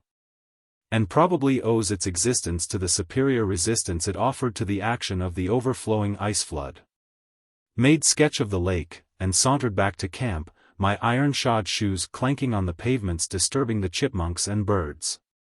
After dark went out to the shore, not a breath of air astir, the lake a perfect mirror reflecting the sky and mountains with their stars and trees and wonderful sculpture. All their grandeur refined and doubled, a marvelously impressive picture, that seemed to belong more to heaven than earth. August 9th. I went ahead of the flock, and crossed over the divide between the Merced and Tuolumne basins. The gap between the east end of the Hoffman spur and the mass of mountain rocks about Cathedral Peak, though roughened by ridges and waving folds, seems to be one of the channels of a broad ancient glacier that came from the mountains on the summit of the range. In crossing this divide the ice river made an ascent of about 500 feet from the Tuolumne meadows. This entire region must have been overswept by ice. From the top of the divide, and also from the big Tuolumne meadows, the wonderful mountain called Cathedral Peak is in sight. From every point of view it shows marked individuality. It is a majestic temple of one stone, hewn from the living rock, and adorned with spires and pinnacles in regular cathedral style. The dwarf pines on the roof look like mosses. I hope sometime to climb to it to say my prayers and hear the stone sermons. The big Tuolumne meadows are flowery lawns, lying along the south fork of the Tuolumne River at a height of about 8,500 to 9,000 feet above the sea. Partially separated by forests and bars of glaciated granite. Here the mountains seem to have been cleared away or set back, so that wide-open views may be had in every direction. The upper end of the series lies at the base of Mount Lyell, the lower below the east end of the Hoffman Range, so the length must be about 10 or 12 miles. They vary in width from 1/4 of a mile to perhaps 3/4, and a good many branch meadows put out along the banks of the tributary streams. This is the most spacious and delightful high pleasure ground I have yet seen. The air is keen and bracing, yet warm during the day. And though lying high in the sky, the surrounding mountains are so much higher, one feels protected as if in a grand hall. Mounts Dana and Gibbs, massive red mountains, perhaps 13,000 feet high or more, bound the view on the east, the Cathedral and Unicorn Peaks, with many nameless peaks, on the south. The Hoffman Range on the west, and a number of peaks unnamed, as far as I know, on the north. One of these last is much like the cathedral. The grass of the meadows is mostly fine and silky, with exceedingly slender leaves, making a close sod, above which the panicles of minute purple flowers seem to float in airy, misty lightness. While the sod is enriched with at least 3 species of gentian and as many or more of Orthocarpus, Potentilla, Ivesia, Solidago, Penstemon, with their gay colors, purple, blue, yellow, and red, all of which I may know better ere long. A central camp will probably be made in this region, from which I hope to make long excursions into the surrounding mountains. On the return trip I met the flock about 3 miles east of Lake Tenaya. Here we camped for the night near a small lake lying on top of the divide in a clump of the 2-leaved pine. We are now about 9,000 feet above the sea. Small lakes abound in all sorts of situations, on ridges, along mountain sides, and in piles of moraine boulders, most of them mere pools. Only in those canyons of the larger streams at the foot of declivities, where the down-thrust of the glaciers was heaviest, do we find lakes of considerable size and depth.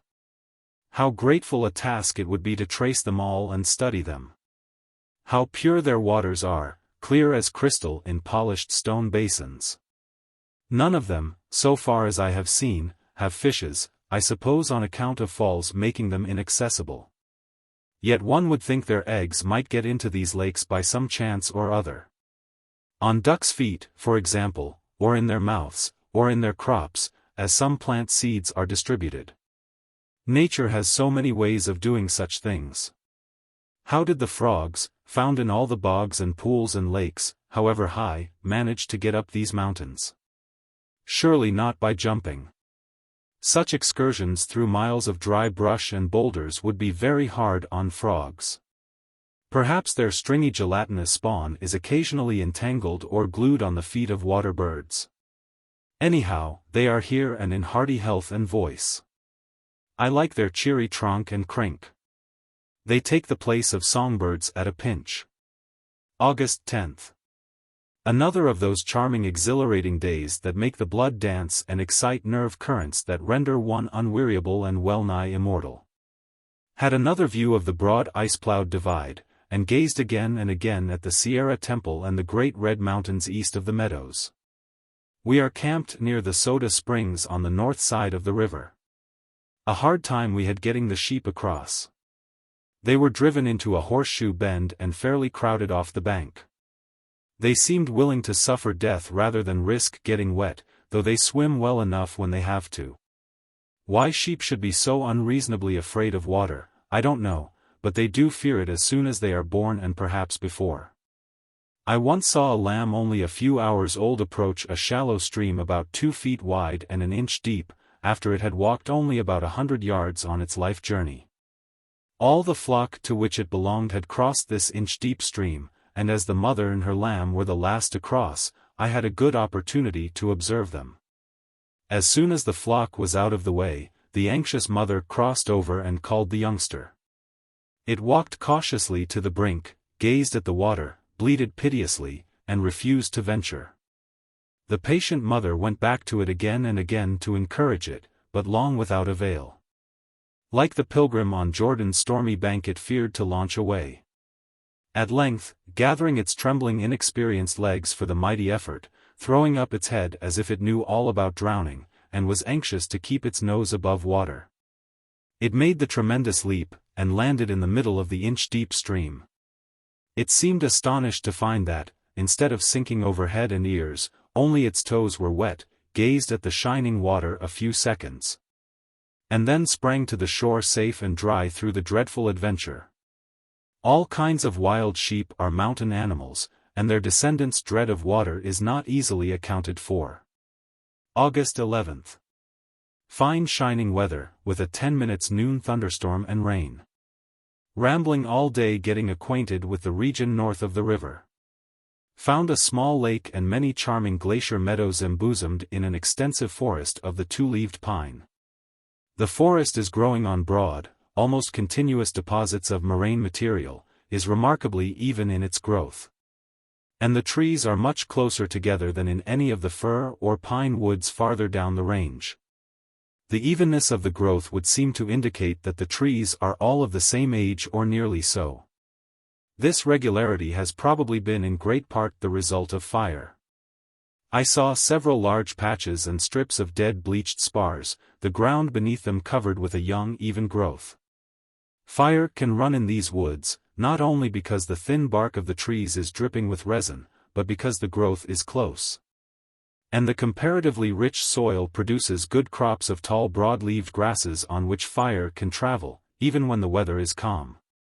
Besides these fire-killed patches there are a good many fallen uprooted trees here and there, some with the bark and needles still on, as if they had lately been blown down in some thunderstorm blast.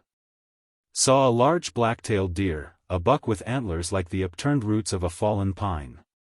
After a long ramble through the dense encumbered woods, I emerged upon a smooth meadow full of sunshine like a lake of light, about 1.5 miles long, 1/4 to half a mile wide, and bounded by tall arrowy pines. The sod, like that of all the glacier meadows hereabouts, is made of silky agrostis and calamagrostis chiefly. Their panicles of purple flowers and purple stems, exceedingly light and airy, seem to float above the green plush of leaves like a thin misty cloud. While the sod is brightened by several species of gentian, potentilla, ivesia, orthocarpus, and their corresponding bees and butterflies. All the glacier meadows are beautiful, but few are so perfect as this one. Compared with it, the most carefully leveled, licked, snipped artificial lawns of pleasure grounds are coarse things. I should like to live here always. It is so calm and withdrawn while open to the universe in full communion with everything good. To the north of this glorious meadow I discovered the camp of some Indian hunters. Their fire was still burning, but they had not yet returned from the chase. From meadow to meadow, every one beautiful beyond telling, and from lake to lake through groves and belts of arrowy trees, I held my way northward toward Mount Conness. Finding telling beauty everywhere, while the encompassing mountains were calling, "Come." Hope I may climb them all. August 12. The sky scenery has changed but little so far with the change in elevation. Clouds about 0.05. Glorious pearly cumuli tinted with purple of ineffable fineness of tone. Moved camp to the side of the glacier meadow mentioned above. To let sheep trample so divinely fine a place seems barbarous. Fortunately they prefer the succulent broadleaf triticum and other woodland grasses to the silky species of the meadows, and therefore seldom bite them or set foot on them. Glacier Meadow, on the headwaters of the Tuolumne 9,500 feet above the sea. The shepherd and the Don cannot agree about methods of herding. Billy sets his dog Jack on the sheep far too often, so the Don thinks. And after some dispute today, in which the shepherd loudly claimed the right to dog the sheep as often as he pleased, he started for the plains. Now I suppose the care of the sheep will fall on me, though Mr. Delaney promises to do the herding himself for a while, then return to the lowlands and bring another shepherd, so as to leave me free to rove as I like. Had another rich ramble. Pushed northward beyond the forests to the head of the general basin, where traces of glacial action are strikingly clear and interesting. The recesses among the peaks look like quarries, so raw and fresh are the moraine chips and boulders that strew the ground in nature's glacial workshops. Soon after my return to camp we received a visit from an Indian, probably one of the hunters whose camp I had discovered. He came from Mono, he said, with others of his tribe, to hunt deer. One that he had killed a short distance from here he was carrying on his back, its legs tied together in an ornamental bunch on his forehead. Throwing down his burden, he gazed stolidly for a few minutes in silent Indian fashion, then cut off 8 or 10 pounds of venison for us. And begged a little, of everything he saw or could think of, flour, bread, sugar, tobacco, whiskey, needles, etc. We gave a fair price for the meat in flour and sugar and added a few needles. A strangely dirty and irregular life these dark-eyed, dark-haired, half-happy savages lead in this clean wilderness, starvation and abundance, death-like calm, indolence, and admirable, indefatigable action succeeding each other in stormy rhythm like winter and summer. Two things they have that civilized toilers might well envy them, pure air and pure water. These go far to cover and cure the grossness of their lives. Their food is mostly good berries, pine nuts, clover, lily bulbs, wild sheep, antelope, deer, grouse, sage hens, and the larvae of ants, wasps, bees, and other insects. August 13th. Day all sunshine, dawn and evening purple, noon gold, no clouds, air motionless. Mr. Delaney arrived with 2 shepherds, one of them an Indian. On his way up from the plains he left some provisions at the Portuguese camp on Porcupine Creek near our old Yosemite camp, and I set out this morning with one of the pack animals to fetch them. Arrived at the Porcupine Camp at noon, and might have returned to the Tuolumne late in the evening, but concluded to stay overnight with the Portuguese shepherds at their pressing invitation. They had sad stories to tell of losses from the Yosemite bears, and were so discouraged they seemed on the point of leaving the mountains. For the bears came every night and helped themselves to one or several of the flock in spite of all their efforts to keep them off. I spent the afternoon in a grand ramble along the Yosemite walls. From the highest of the rocks called the Three Brothers, I enjoyed a magnificent view comprehending all the upper half of the floor of the valley and nearly all the rocks of the walls on both sides and at the head, with snowy peaks in the background. Saw also the Vernal and Nevada Falls, a truly glorious picture, rocky strength and permanence combined with beauty of plants frail and fine and evanescent. Water descending in thunder, and the same water gliding through meadows and groves in gentlest beauty. This standpoint is about 8,000 feet above the sea, or 4,000 feet above the floor of the valley, and every tree, though looking small and feathery, stands in admirable clearness. And the shadows they cast are as distinct in outline as if seen at a distance of a few yards. They appeared even more so. No words will ever describe the exquisite beauty and charm of this mountain park, nature's landscape garden at once tenderly beautiful and sublime. No wonder it draws nature lovers from all over the world. Glacial action even on this lofty summit is plainly displayed. Not only has all the lovely valley now smiling in sunshine been filled to the brim with ice, but it has been deeply overflowed. I visited our old Yosemite campground on the head of Indian Creek, and found it fairly padded and smoothed down with bear tracks. The bears had eaten all the sheep that were smothered in the corral, and some of the grand animals must have died, for Mr. Delaney, before leaving camp, put a large quantity of poison in the carcasses. All sheepmen carry strychnine to kill coyotes, bears, and panthers, though neither coyotes nor panthers are at all numerous in the upper mountains. The little dog-like wolves are far more numerous in the foothill region and on the plains, where they find a better supply of food. Saw only one panther track above 8,000 feet. The Three Brothers, Yosemite National Park. On my return after sunset to the Portuguese camp I found the shepherds greatly excited over the behavior of the bears that have learned to like mutton. They are getting worse and worse, they lamented. Not willing to wait decently until after dark for their suppers, they come and kill and eat their fill in broad daylight.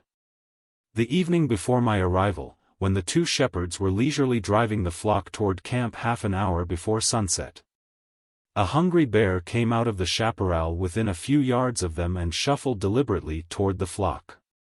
Portuguese Joe, who always carried a gun loaded with buckshot, fired excitedly, threw down his gun, fled to the nearest suitable tree, and climbed to a safe height without waiting to see the effect of his shot. His companion also ran, but said that he saw the bear rise on its hind legs and throw out its arms as if feeling for somebody, and then go into the brush as if wounded. At another of their camps in this neighborhood, a bear with two cubs attacked the flock before sunset, just as they were approaching the corral.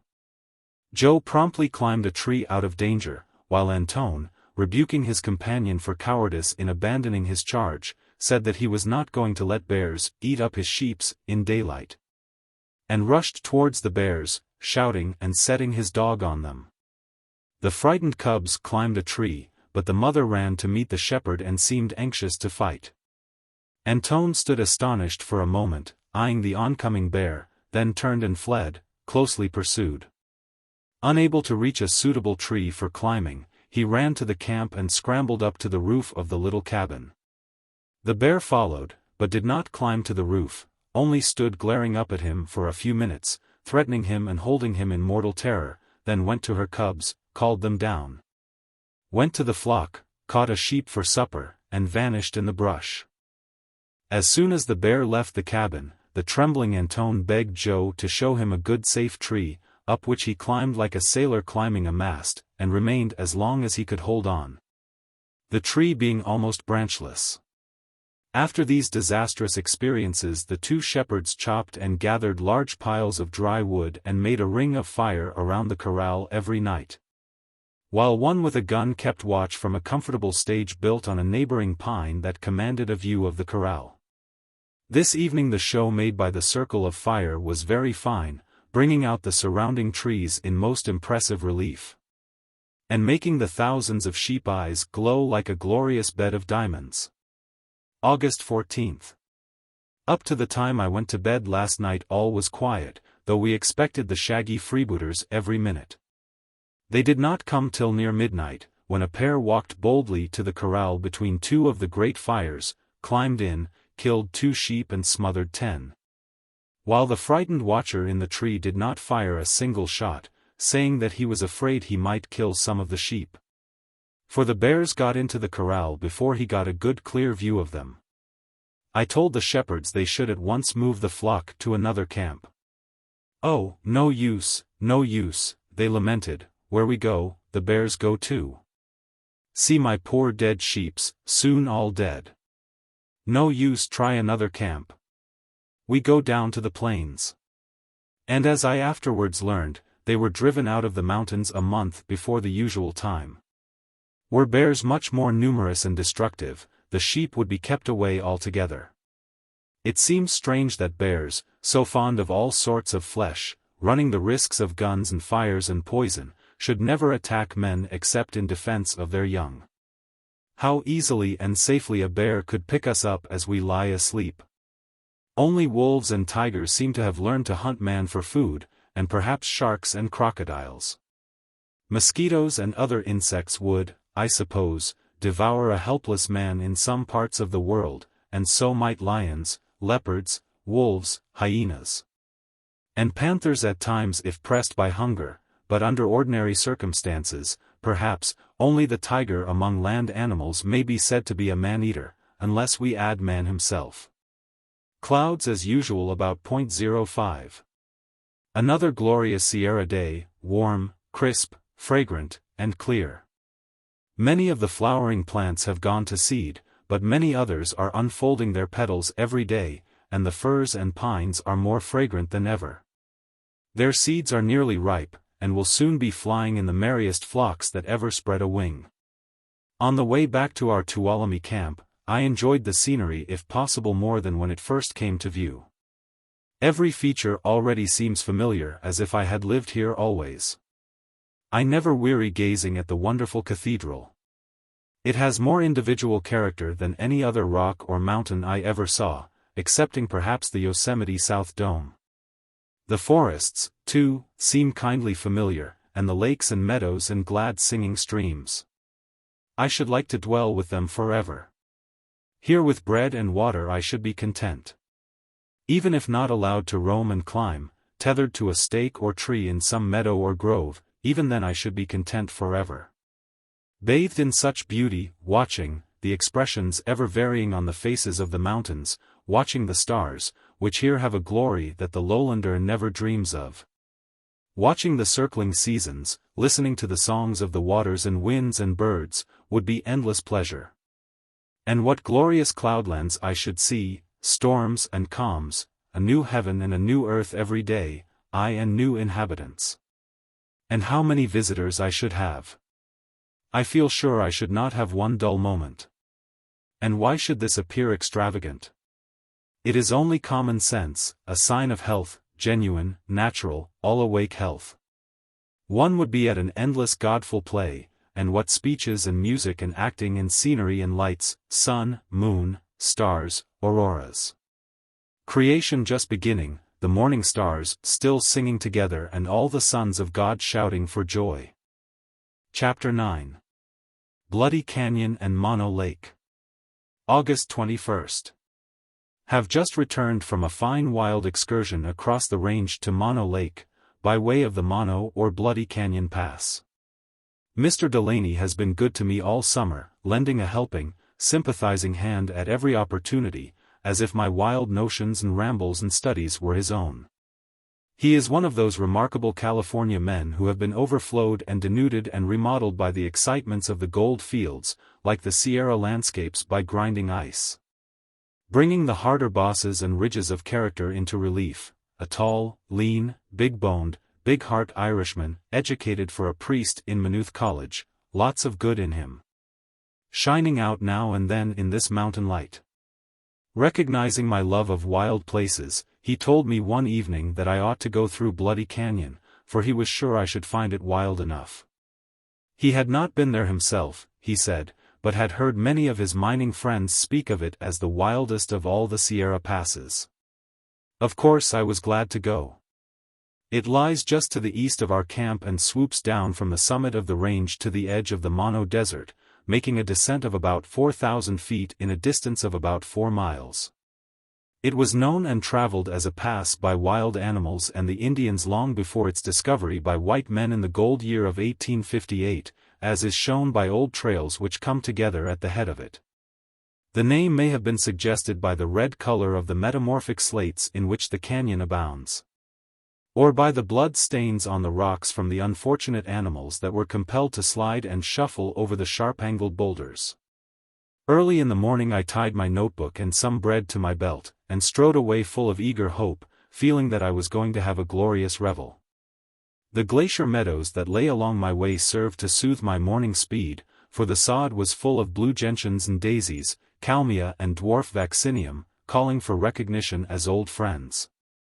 And I had to stop many times to examine the shining rocks over which the ancient glacier had passed with tremendous pressure, polishing them so well that they reflected the sunlight like glass in some places, while fine striae, seen clearly through a lens, indicated the direction in which the ice had flowed. On some of the sloping polished pavements abrupt steps occur, showing that occasionally large masses of the rock had given way before the glacial pressure, as well as small particles. Moraines, too, some scattered, others regular like long curving embankments and dams, occur here and there, giving the general surface of the region a young, new-made appearance. I watched the gradual dwarfing of the pines as I ascended, and the corresponding dwarfing of nearly all the rest of the vegetation. On the slopes of Mammoth Mountain, to the south of the pass, I saw many gaps in the woods reaching from the upper edge of the timberline down to the level meadows, where avalanches of snow had descended, sweeping away every tree in their paths as well as the soil they were growing in, leaving the bedrock bare.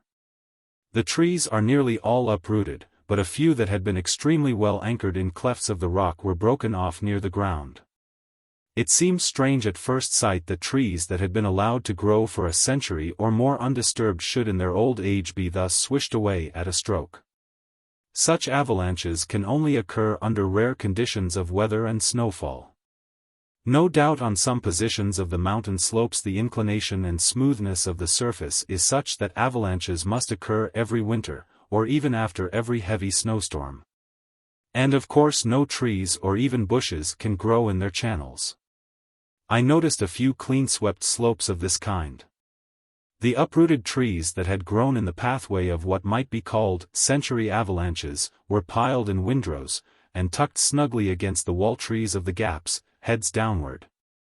Excepting a few that were carried out into the open ground of the meadows, where the heads of the avalanches had stopped.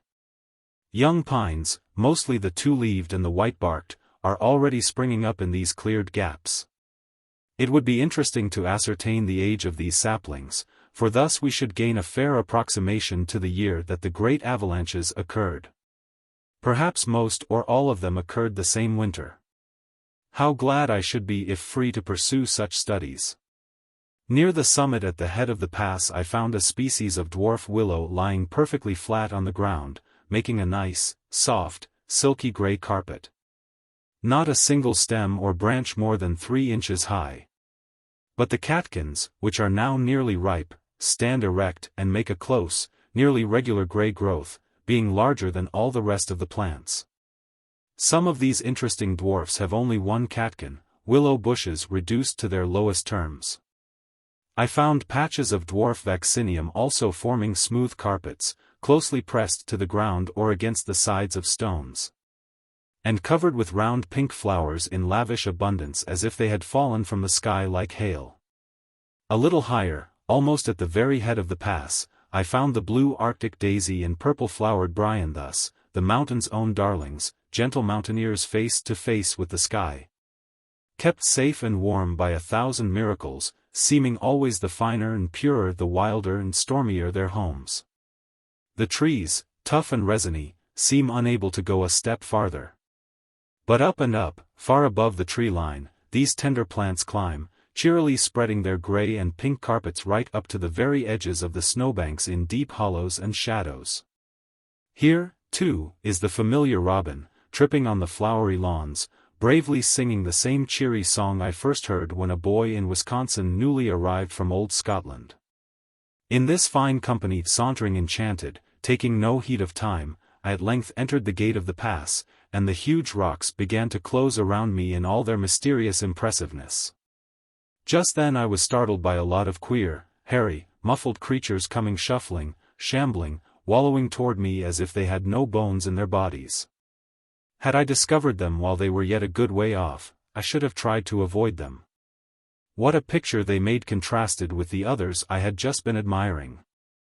When I came up to them, I found that they were only a band of Indians from Mono on their way to Yosemite for a load of acorns. They were wrapped in blankets made of the skins of sage rabbits. The dirt on some of the faces seemed almost old enough and thick enough to have a geological significance. Some were strangely blurred and divided into sections by seams and wrinkles that looked like cleavage joints, and had a worn abraded look as if they had lain exposed to the weather for ages. I tried to pass them without stopping, but they wouldn't let me. Forming a dismal circle about me, I was closely besieged while they begged whiskey or tobacco, and it was hard to convince them that I hadn't any. How glad I was to get away from the gray, grim crowd and see them vanish down the trail. Yet it seems sad to feel such desperate repulsion from one's fellow beings, however degraded. To prefer the society of squirrels and woodchucks to that of our own species must surely be unnatural.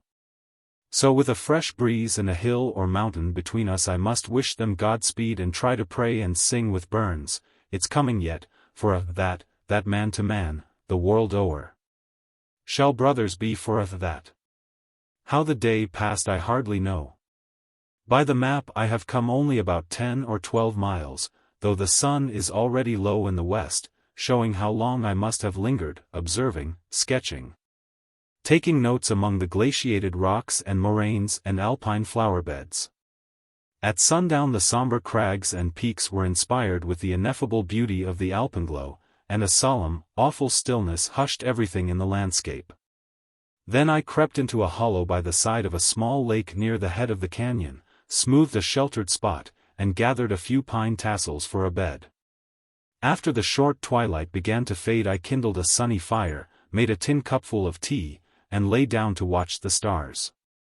Soon the night wind began to flow from the snowy peaks overhead, at first only a gentle breathing, then gaining strength. In less than an hour rumbled in massive volume something like a boisterous stream in a boulder-choked channel, roaring and moaning down the canyon as if the work it had to do was tremendously important and fateful. And mingled with these storm tones were those of the waterfalls on the north side of the canyon, now sounding distinctly, now smothered by the heavier cataracts of air, making a glorious psalm of savage wildness.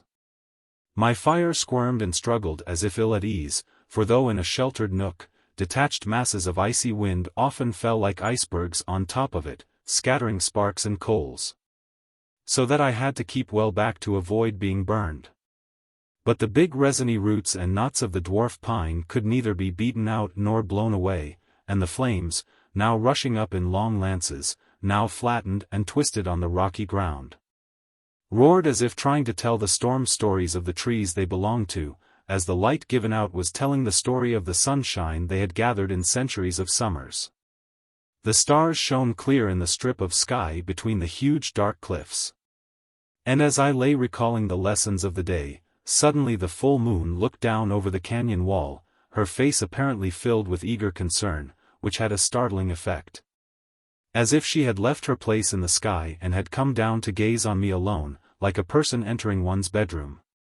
It was hard to realize that she was in her place in the sky, and was looking abroad on half the globe, land and sea, mountains, plains, lakes, rivers, oceans, ships, cities with their myriads of inhabitants sleeping and waking, sick and well.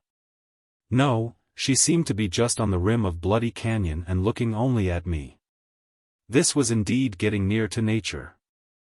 I remember watching the harvest moon rising above the oak trees in Wisconsin, apparently as big as a cartwheel and not farther than half a mile distant. With these exceptions, I might say I never before had seen the moon, and this night she seemed so full of life and so near. The effect was marvelously impressive and made me forget the Indians. The great black rocks above me, and the wild uproar of the winds and waters making their way down the huge jagged gorge. Of course I slept but little and gladly welcomed the dawn over the Mono Desert. By the time I had made a cupful of tea, the sunbeams were pouring through the canyon, and I set forth, gazing eagerly at the tremendous walls of red slate savagely hacked and scarred and apparently ready to fall in avalanches great enough to choke the pass and fill up the chain of lakelets. But soon its beauties came to view, and I bounded lightly from rock to rock, admiring the polished bosses shining in the slant sunshine with glorious effect in the general roughness of moraines and avalanche taluses. Even toward the head of the canyon near the highest fountains of the ice. Here, too, are most of the lowly plant people seen yesterday on the other side of the divide, now opening their beautiful eyes. None could fail to glory in nature's tender care for them in so wild a place. The little ouzel is flitting from rock to rock along the rapid swirling canyon creek, diving for breakfast in icy pools, and merrily singing as if the huge rugged avalanche-swept gorge was the most delightful of all its mountain homes. Besides a high fall on the north wall of the canyon, apparently coming direct from the sky, there are many narrow cascades, bright silvery ribbons zigzagging down the red cliffs, tracing the diagonal cleavage joints of the metamorphic slates, now contracted and out of sight, now leaping from ledge to ledge in filmy sheets through which the sunbeams sift. And on the main canyon creek, to which all these are tributary, is a series of small falls, cascades, and rapids extending all the way down to the foot of the canyon, interrupted only by the lakes in which the tossed and beaten waters rest. One of the finest of the cascades is outspread on the face of a precipice, its waters separated into ribbon-like strips, and woven into a diamond-like pattern by tracing the cleavage joints of the rock, while tufts of bryanthus, grass, sedge, saxifrage form beautiful fringes. Who could imagine beauty so fine in so savage a place? Gardens are blooming in all sorts of nooks and hollows, at the head alpine eriogonums, erigerons, saxifrages, gentians, cowania, bush primula.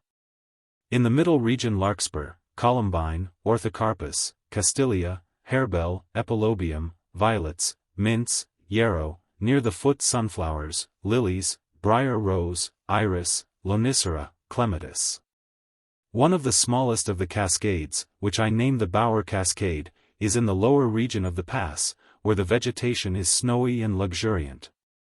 Wild rose and dogwood form dense masses overarching the stream, and out of this bower the creek, grown strong with many indashing tributaries, leaps forth into the light, and descends in a fluted curve thick sown with crisp flashing spray.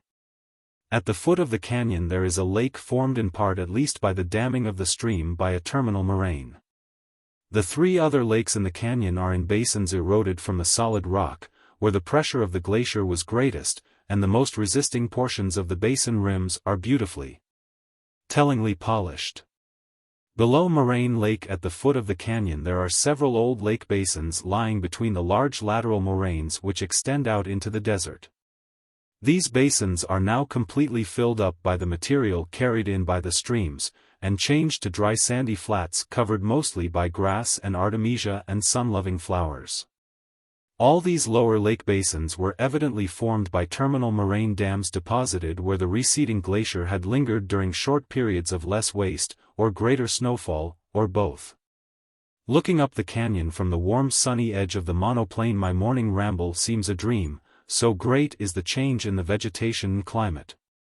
The lilies on the bank of Moraine Lake are higher than my head, and the sunshine is hot enough for palms.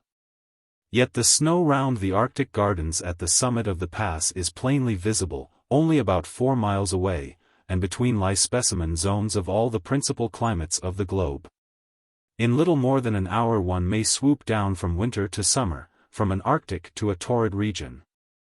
through as great changes of climate as one would encounter in traveling from Labrador to Florida. The Indians I had met near the head of the canyon had camped at the foot of it the night before they made the ascent. And I found their fire still smoking on the side of a small tributary stream near Moraine Lake. And on the edge of what is called the Mono Desert, 4 or 5 miles from the lake, I came to a patch of elemus, or wild rye, growing in magnificent waving clumps 6 or 8 feet high, bearing heads 6 to 8 inches long. The crop was ripe, and Indian women were gathering the grain in baskets by bending down large handfuls, beating out the seed, and fanning it in the wind. The grains are about 5/8 of an inch long, dark-colored and sweet. I fancy the bread made from it must be as good as wheat bread.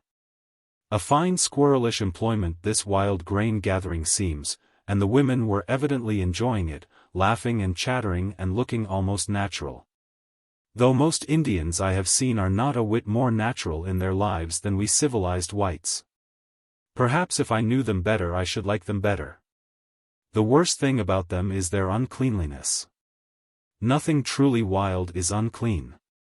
Down on the shore of Mono Lake I saw a number of their flimsy huts on the banks of streams that dash swiftly into that Dead Sea, mere brush tents where they lie and eat at their ease. Some of the men were feasting on buffalo berries, lying beneath the tall bushes now red with fruit. The berries are rather insipid, but they must needs be wholesome, since for days and weeks the Indians, it is said, eat nothing else. In the season they in like manner depend chiefly on the fat larvae of a fly that breeds in the salt water of the lake, or on the big fat corrugated caterpillars of a species of silkworm that feeds on the leaves of the yellow pine. Occasionally a grand rabbit drive is organized and hundreds are slain with clubs on the lake shore, chased and frightened into a dense crowd by dogs, boys, girls, men and women. And rings of sagebrush fire, when of course they are quickly killed. The skins are made into blankets. In the autumn the more enterprising of the hunters bring in a good many deer, and rarely a wild sheep from the high peaks. Antelopes used to be abundant on the desert at the base of the interior mountain ranges. Sage hens, grouse, and squirrels help to vary their wild diet of worms. Pine nuts also from the small interesting Pinus monophylla, and good bread and good mush are made from acorns and wild rye. Strange to say, they seem to like the lake larvae best of all. Long windrows are washed up on the shore, which they gather and dry like grain for winter use. It is said that wars, on account of encroachments on each other's worm grounds, are of common occurrence among the various tribes and families. Each claims a certain marked portion of the shore. The pine nuts are delicious, large quantities are gathered every autumn. The tribes of the west flank of the range trade acorns for worms and pine nuts. The squaws carry immense loads on their backs across the rough passes and down the range, making journeys of about 40 or 50 miles each way. The desert around the lake is surprisingly flowery. In many places among the sage bushes I saw Mentzelia, Abronia, Aster, Bigelovia, and Gilia, all of which seem to enjoy the hot sunshine. The Abronia, in particular, is a delicate, fragrant, and most charming plant. Mono Lake and volcanic cones, looking south. The highest mono-volcanic cones, near view. Opposite the mouth of the canyon a range of volcanic cones extends southward from the lake, rising abruptly out of the desert like a chain of mountains. The largest of the cones are about 2,500 feet high above the lake level, have well-formed craters, and all of them are evidently comparatively recent additions to the landscape. At a distance of a few miles they look like heaps of loose ashes that have never been blessed by either rain or snow, but, for that, yellow pines are climbing their gray slopes, trying to clothe them and give beauty for ashes. A country of wonderful contrasts. Hot deserts bounded by snow-laden mountains, cinders and ashes scattered on glacier-polished pavements, frost and fire working together in the making of beauty. In the lake are several volcanic islands, which show that the waters were once mingled with fire. Glad to get back to the green side of the mountains, though I have greatly enjoyed the gray east side and hope to see more of it. Reading these grand mountain manuscripts displayed through every vicissitude of heat and cold, calm and storm, upheaving volcanoes and down-grinding glaciers, we see that everything in nature called destruction must be creation, a change from beauty to beauty. Our Glacier Meadow camp north of the Soda Springs seems more beautiful every day. The grass covers all the ground though the leaves are thread-like in fineness, and in walking on the sod it seems like a plush carpet of marvelous richness and softness. And the purple panicles brushing against one's feet are not felt. This is a typical glacier meadow, occupying the basin of a vanished lake, very definitely bounded by walls of the arrowy two-leaved pines drawn up in a handsome orderly array like soldiers on parade. There are many other meadows of the same kind hereabouts embedded in the woods. The main big meadows along the river are the same in general and extend with but little interruption for 10 or 12 miles, but none I have seen are so finely finished and perfect as this one. It is richer in flowering plants than the prairies of Wisconsin and Illinois were when in all their wild glory. The showy flowers are mostly 3 species of gentian, a purple and yellow orthocarpus, a goldenrod or 2, a small blue pentstemon almost like a gentian, potentilla, Ivisia, pedicularis, white violet, kalmia, and bryanthus. There are no coarse weedy plants. Through this flowery lawn flows a stream silently gliding, swirling, slipping as if careful not to make the slightest noise. It is only about 3 feet wide in most places, widening here and there into pools 6 or 8 feet in diameter with no apparent current, the banks bossily rounded by the down-curving mossy sod. Grass panicles overleaning like miniature pine trees, and rugs of bryanthus spreading here and there over sunken boulders. At the foot of the meadow the stream, rich with the juices of the plants it has refreshed, sings merrily down over shelving rock ledges on its way to the Tuolumne River. The sublime, massive Mount Dana and its companions, green, red, and white, loom impressively above the pines along the eastern horizon. A range or spur of gray rugged granite crags and mountains on the north, the curiously crested and battlemented Mount Hoffman on the west. And the Cathedral Range on the south with its grand Cathedral Peak, Cathedral Spires, Unicorn Peak, and several others, gray and pointed or massively rounded. Chapter 10. The Tuolumne Camp. August 22. Clouds none, cool west wind, slight hoarfrost on the meadows. Carlo is missing, have been seeking him all day. In the thick woods between camp and the river, among tall grass and fallen pines, I discovered a baby fawn. At first it seemed inclined to come to me. But when I tried to catch it, and got within a rod or 2, it turned and walked softly away, choosing its steps like a cautious, stealthy, hunting cat. Then, as if suddenly called or alarmed, it began to buck and run like a grown deer, jumping high above the fallen trunks, and was soon out of sight. Possibly its mother may have called it, but I did not hear her. I don't think fawns ever leave the home thicket or follow their mothers until they are called or frightened. I am distressed about Carlo. There are several other camps and dogs not many miles from here, and I still hope to find him. He never left me before. Panthers are very rare here, and I don't think any of these cats would dare touch him. He knows bears too well to be caught by them, and as for Indians, they don't want him. August 23. Cool, bright day, hinting Indian summer. Mr. Delaney has gone to the Smith Ranch, on the Tuolumne below Hetch Hetchy Valley, 35 or 40 miles from here, so I'll be alone for a week or more, not really alone. For Carlo has come back. He was at a camp a few miles to the northwestward. He looked sheepish and ashamed when I asked him where he had been and why he had gone away without leave. He is now trying to get me to caress him and show signs of forgiveness. A wondrous wise dog. A great load is off my mind. I could not have left the mountains without him. He seems very glad to get back to me. Rose and crimson sunset, and soon after the stars appeared the moon rose in most impressive majesty over the top of Mount Dana. I sauntered up the meadow in the white light. The jet-black tree shadows were so wonderfully distinct and substantial looking, I often stepped high in crossing them, taking them for black charred logs. August 24th.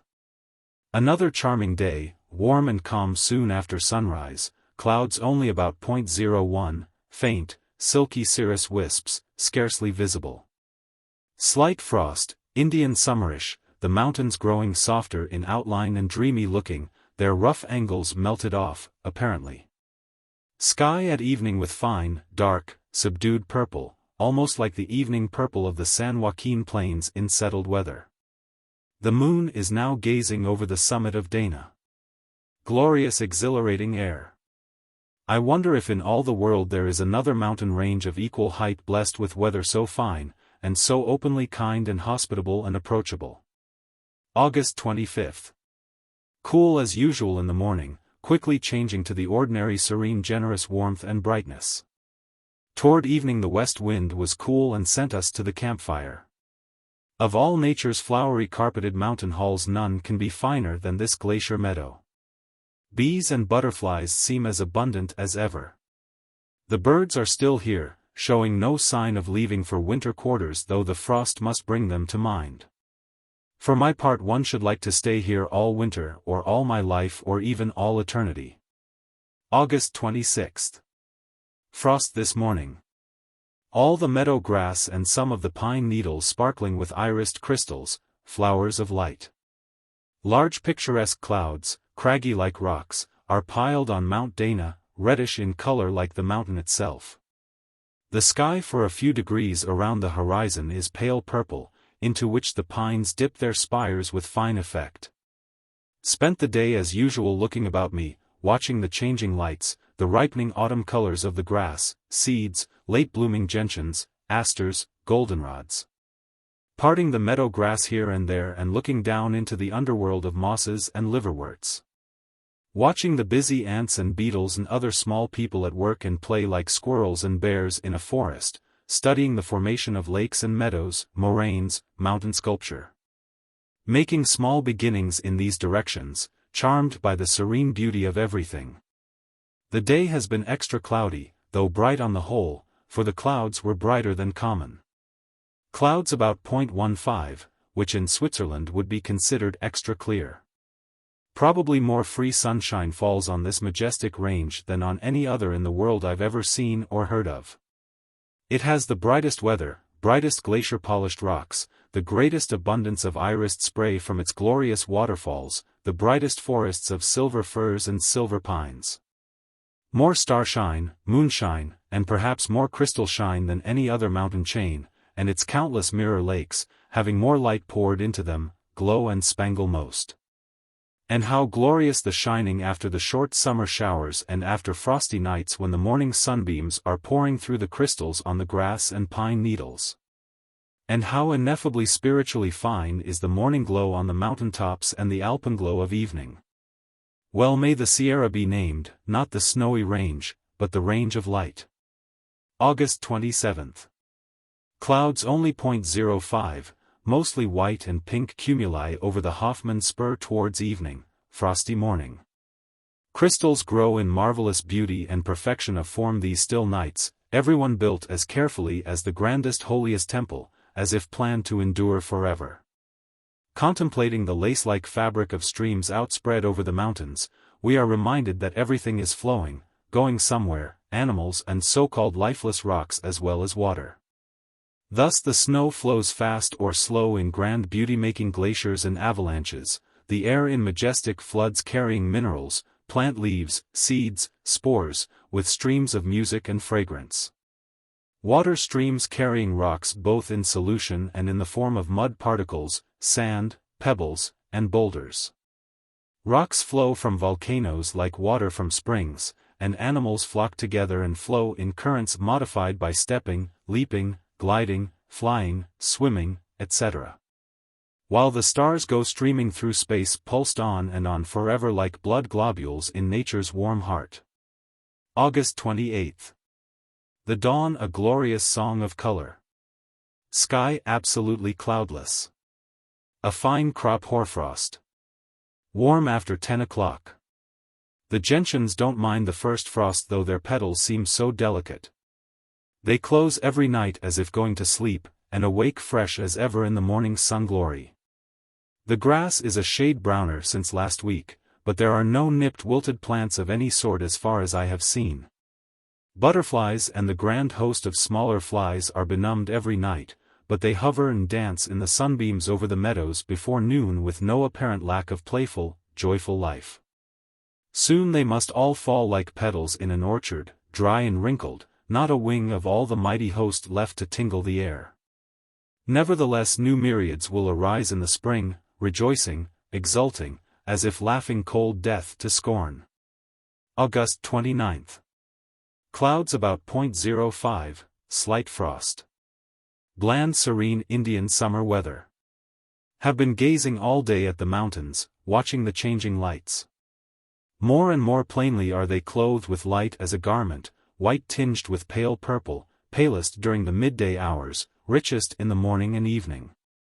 Everything seems consciously peaceful, thoughtful, faithfully waiting God's will. August 30th. This day just like yesterday. A few clouds motionless and apparently with no work to do beyond looking beautiful. Frost enough for crystal building, glorious fields of ice diamonds destined to last but a night. How lavish is nature building, pulling down, creating, destroying, chasing every material particle from form to form, ever changing, ever beautiful. Mr. Delaney arrived this morning. Felt not a trace of loneliness while he was gone. On the contrary, I never enjoyed grander company. The whole wilderness seems to be alive and familiar, full of humanity. The very stones seem talkative, sympathetic, brotherly. No wonder when we consider that we all have the same father and mother. August 31st. Clouds .05. Silky cirrus wisps and fringes so fine they almost escape notice. Frost enough for another crop of crystals on the meadows but none on the forests. The gentians, goldenrods, asters, etc. don't seem to feel it, neither petals nor leaves are touched though they seem so tender. Every day opens and closes like a flower, noiseless, effortless. Divine peace glows on all the majestic landscape like the silent enthusiastic joy that sometimes transfigures a noble human face. September 1st. Clouds. 05, motionless, of no particular color, ornaments with no hint of rain or snow in them. Day all calm, another grand throb of nature's heart, ripening late flowers and seeds for next summer, full of life and the thoughts and plans of life to come. And full of ripe and ready death beautiful as life, telling divine wisdom and goodness and immortality. Have been up Mount Dana, making haste to see as much as I can now that the time of departure is drawing nigh. The views from the summit reach far and wide, eastward over the Mono Lake and desert. Mountains beyond mountains looking strangely barren and gray and bare like heaps of ashes dumped from the sky. The lake, 8 or 10 miles in diameter, shines like a burnished disk of silver, no trees about its gray, ashy, cindery shores. Looking westward, the glorious forests are seen sweeping over countless ridges and hills, girdling domes and subordinate mountains, fringing in long curving lines the dividing ridges. And filling every hollow where the glaciers have spread soil beds however rocky or smooth. Looking northward and southward along the axis of the range, you see the glorious array of high mountains, crags and peaks and snow. The fountainheads of rivers that are flowing west to the sea through the famous Golden Gate, and east to hot salt lakes and deserts to evaporate and hurry back into the sky. Innumerable lakes are shining like eyes beneath heavy rock brows, bare or tree-fringed, or embedded in black forests. Meadow openings in the woods seem as numerous as the lakes or perhaps more so. Far up the moraine-covered slopes and among crumbling rocks I found many delicate hardy plants, some of them still in flower. The best gains of this trip were the lessons of unity and interrelation of all the features of the landscape revealed in general views. The lakes and meadows are located just where the ancient glaciers bore heaviest at the foot of the steepest parts of their channels. And of course their longest diameters are approximately parallel with each other and with the belts of forests growing in long curving lines on the lateral and medial moraines. and in broad outspreading fields on the terminal beds deposited toward the end of the ice period when the glaciers were receding. The domes, ridges, and spurs also show the influence of glacial action in their forms, which approximately seem to be the forms of greatest strength with reference to the stress of oversweeping, past sweeping, down-grinding ice streams. Survivals of the most resisting masses, or those most favorably situated. How interesting everything is. Every rock, mountain, stream, plant, lake, lawn, forest, garden, bird, beast, insect seems to call and invite us to come and learn something of its history and relationship. But shall the poor ignorant scholar be allowed to try the lessons they offer? It seems too great and good to be true.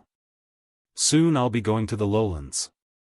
The bread camp must soon be removed.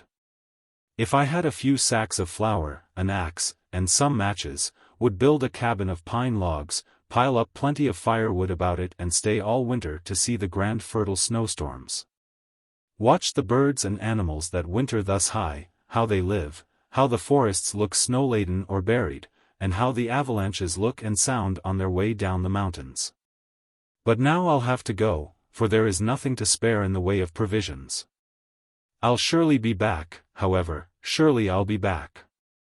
No other place has ever so overwhelmingly attracted me as this hospitable, godful wilderness. One of the highest Mount Ritter fountains. September 2nd. A grand, red, rosy, crimson day, a perfect glory of a day. What it means I don't know.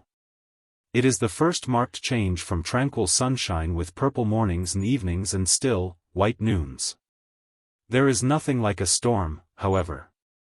The average cloudiness only about 0.08, and there is no sighing in the woods to betoken a big weather change.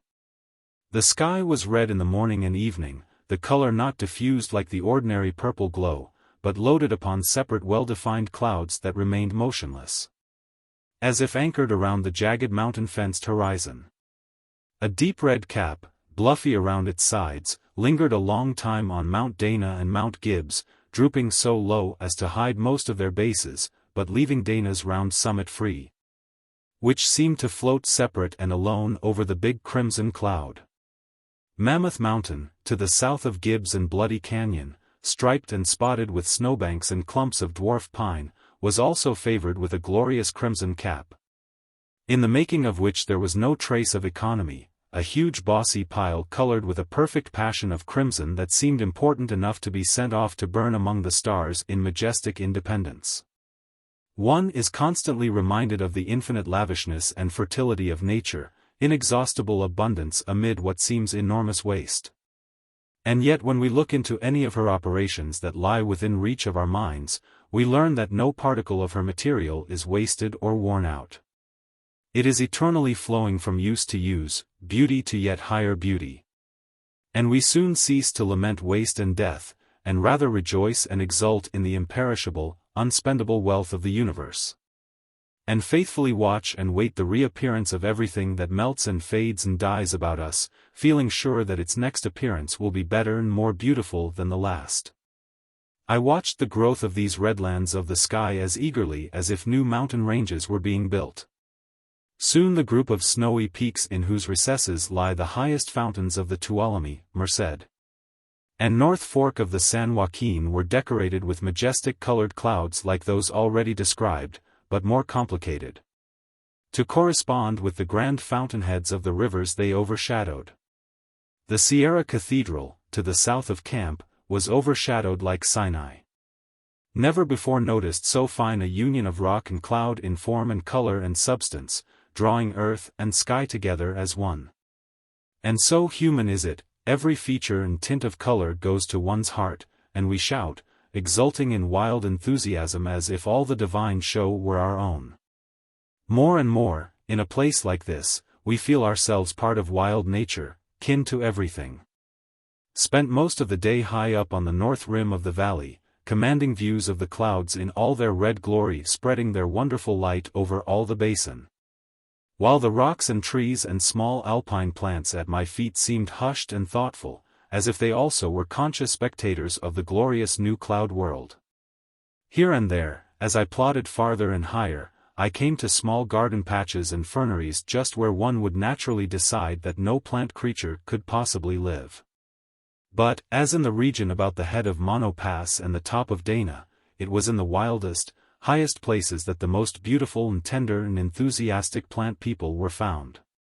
Again and again, as I lingered over these charming plants, I said, "How came you here? How do you live through the winter?" "Our roots," they explained, "reach far down the joints of the summer-warmed rocks, and beneath our fine snow mantle killing frosts cannot reach us. While we sleep away the dark half of the year dreaming of spring. Ever since I was allowed entrance into these mountains I have been looking for cassiope, said to be the most beautiful and best loved of the heathworts, but, strange to say, I have not yet found it. On my high mountain walks I keep muttering, cassiope, cassiope.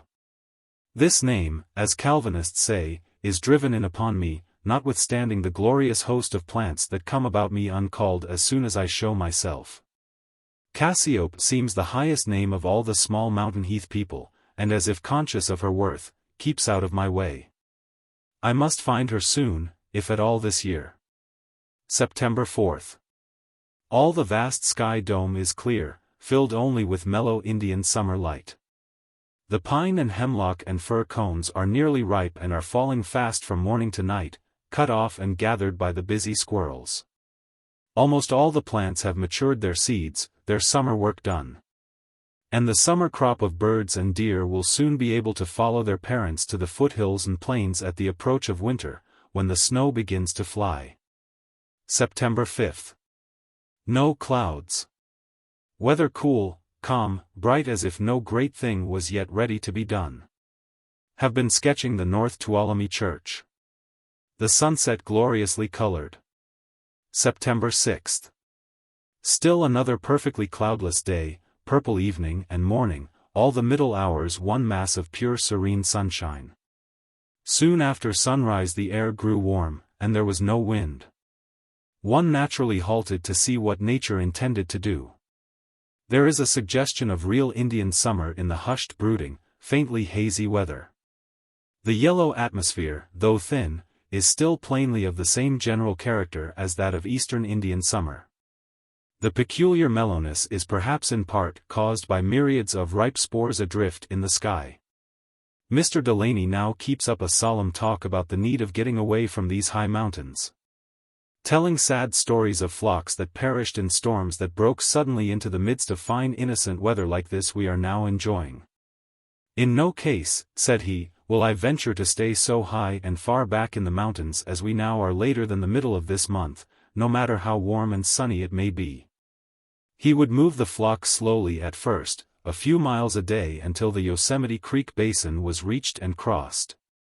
Then while lingering in the heavy pine woods should the weather threaten he could hurry down to the foothills, where the snow never falls deep enough to smother a sheep.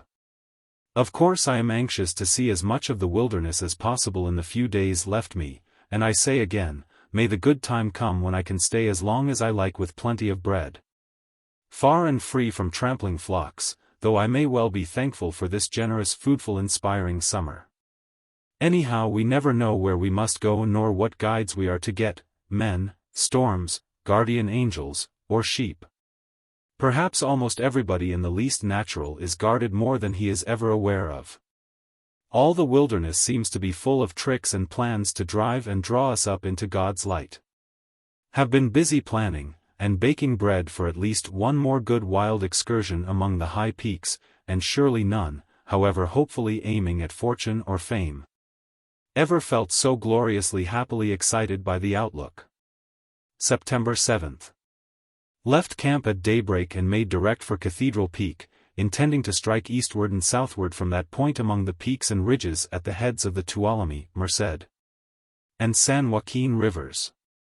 Down through the pine woods I made my way, across the Tuolumne River and meadows, and up the heavily timbered slope forming the south boundary of the upper Tuolumne Basin.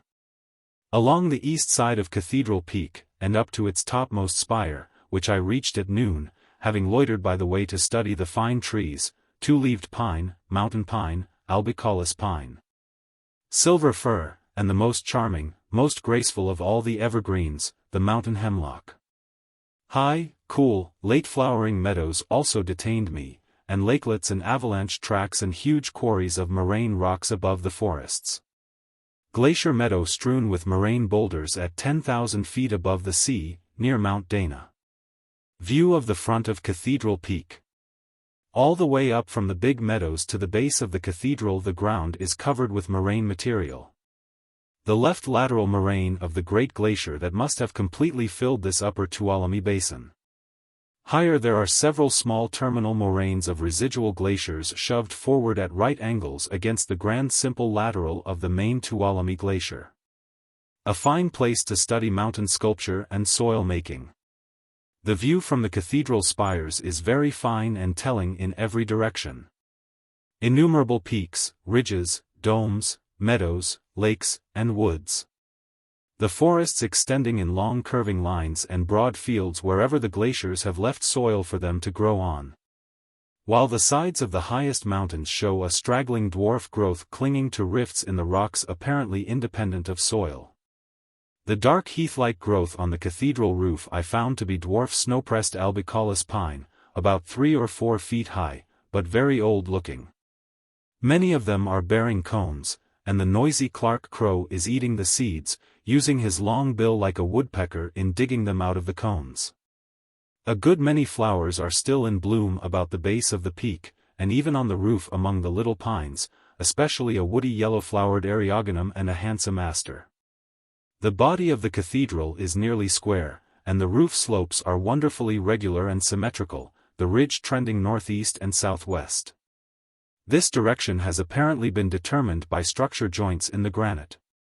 The gable on the northeast end is magnificent in size and simplicity, and at its base there is a big snowbank protected by the shadow of the building. The front is adorned with many pinnacles and a tall spire of curious workmanship. Here too the joints in the rock are seen to have played an important part in determining their forms and size and general arrangement. The cathedral is said to be about 11,000 feet above the sea, but the height of the building itself above the level of the ridge it stands on is about 1,500 feet.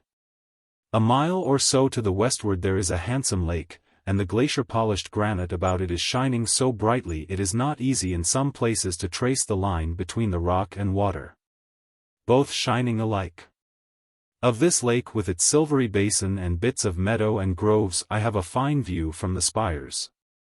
Also of Lake Tenaya, Cloud's Rest and the South Dome of Yosemite, Mount Star King, Mount Hoffman, the Merced peaks. And the vast multitude of snowy fountain peaks extending far north and south along the axis of the range. No feature, however, of all the noble landscape as seen from here seems more wonderful than the cathedral itself, a temple displaying nature's best masonry and sermons in stones. How often I have gazed at it from the tops of hills and ridges, and through openings in the forests on my many short excursions, devoutly wondering, admiring, longing. This I may say is the first time I have been at church in California, led here at last, every door graciously opened for the poor lonely worshipper. In our best times everything turns into religion, all the world seems a church and the mountains altars.